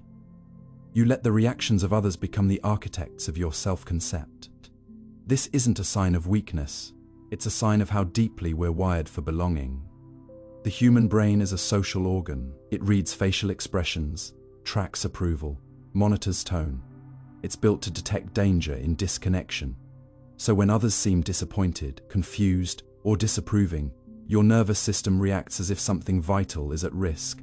And so, you adapt again and again, until the adapting itself becomes invisible, part of how you move through the world, part of how you survive. The danger is not just that you become someone you're not, it's that you stop remembering who you were. When identity becomes a series of reactions instead of reflections, your internal world begins to hollow out. You ask others what they think before you know what you think. You second guess your instincts. You hesitate before speaking. You filter your emotions through imagined judgments. And worst of all, you start performing even when you're alone. The performance becomes your default state. You walk through your own thoughts like a guest in someone else's home. Polite, careful, distanced. And the longer this continues, the harder it becomes to tell the difference between your true self and your socially engineered self. They blur, they coexist. And in that blurring, your sense of agency dissolves. This isn't just about people pleasing, it's about identity construction. Because the self is not a fixed thing. It's fluid, relational, constantly evolving. But when evolution is driven entirely by others' expectations, it becomes manipulation instead of growth. You become strategic about your personality. You curate your values to match your environment. You withhold certain truths, not out of dishonesty, but out of survival. And slowly, you begin to associate authenticity with danger. Vulnerability feels risky. Honesty feels reckless. So you remain vague, diplomatic, agreeable. You become what others need, what they admire, what they find useful, and the cost is rarely immediate. In fact, it often gets you ahead, professionally, socially, even romantically. But it also leaves you feeling strangely vacant, like you're succeeding in someone else's life. You might notice it in the quiet moments, when you're alone, when the social scripts fall away, when there's no one to perform for. A kind of disorientation sets in. You don't know what to watch, what to eat, what to care about, unless someone else is there to react. You feel unanchored, and so you reach again for a role, for a task, for someone's eyes. Because the absence of expectation feels like the absence of identity. But that's the lie. The pattern teaches you that you only exist in the mirror of others, that your value is contingent, that your selfhood is conditional. But it's not. It never was. To begin untangling this, you have to confront the discomfort of disappointing others. You have to say the honest thing and survive the silence. You have to act out of alignment with the image others have of you. You have to let someone be confused by your change. Let them misunderstand. Let them adjust. Because if you never challenge the expectations, you never reclaim your authorship. You remain a character in someone else's story. And your story deserves to be written by you, even if it's messy, even if it contradicts who you were yesterday, even if it doesn't make sense to anyone but you. This also means grieving the years spent performing, grieving the friendships built on versions of you that weren't fully real, grieving the safety you felt in being predictable. Because shedding an identity, even a false one, is a kind of loss. But it's a necessary one. Because on the other side of that loss is something sacred: presence. The ability to show up not as who they expect, but as who you are. Not perfectly, not always confidently, but honestly. And that honesty, over time, becomes its own form of gravity. It draws the right people closer. It filters out the ones who only love the role. It makes space for relationships built on truth, not performance. Ultimately, becoming who others expect is not a moral failing. It's a coping strategy, one that made sense in context, one that may have saved you. But you don't have to keep playing it. You can begin, moment by moment, to return to yourself. To ask, what do I want here? What do I feel about this? If no one were watching, what would I do? These questions are small, but they're revolutionary. Because every time you answer them honestly, you reclaim a piece of yourself, a piece that was never lost, only waiting. And as those pieces return, something beautiful happens. The roles fall away, and the person underneath begins to breathe, begins to speak, begins to live. Not for approval, not for applause, but for truth. And that truth, however quiet, is more powerful than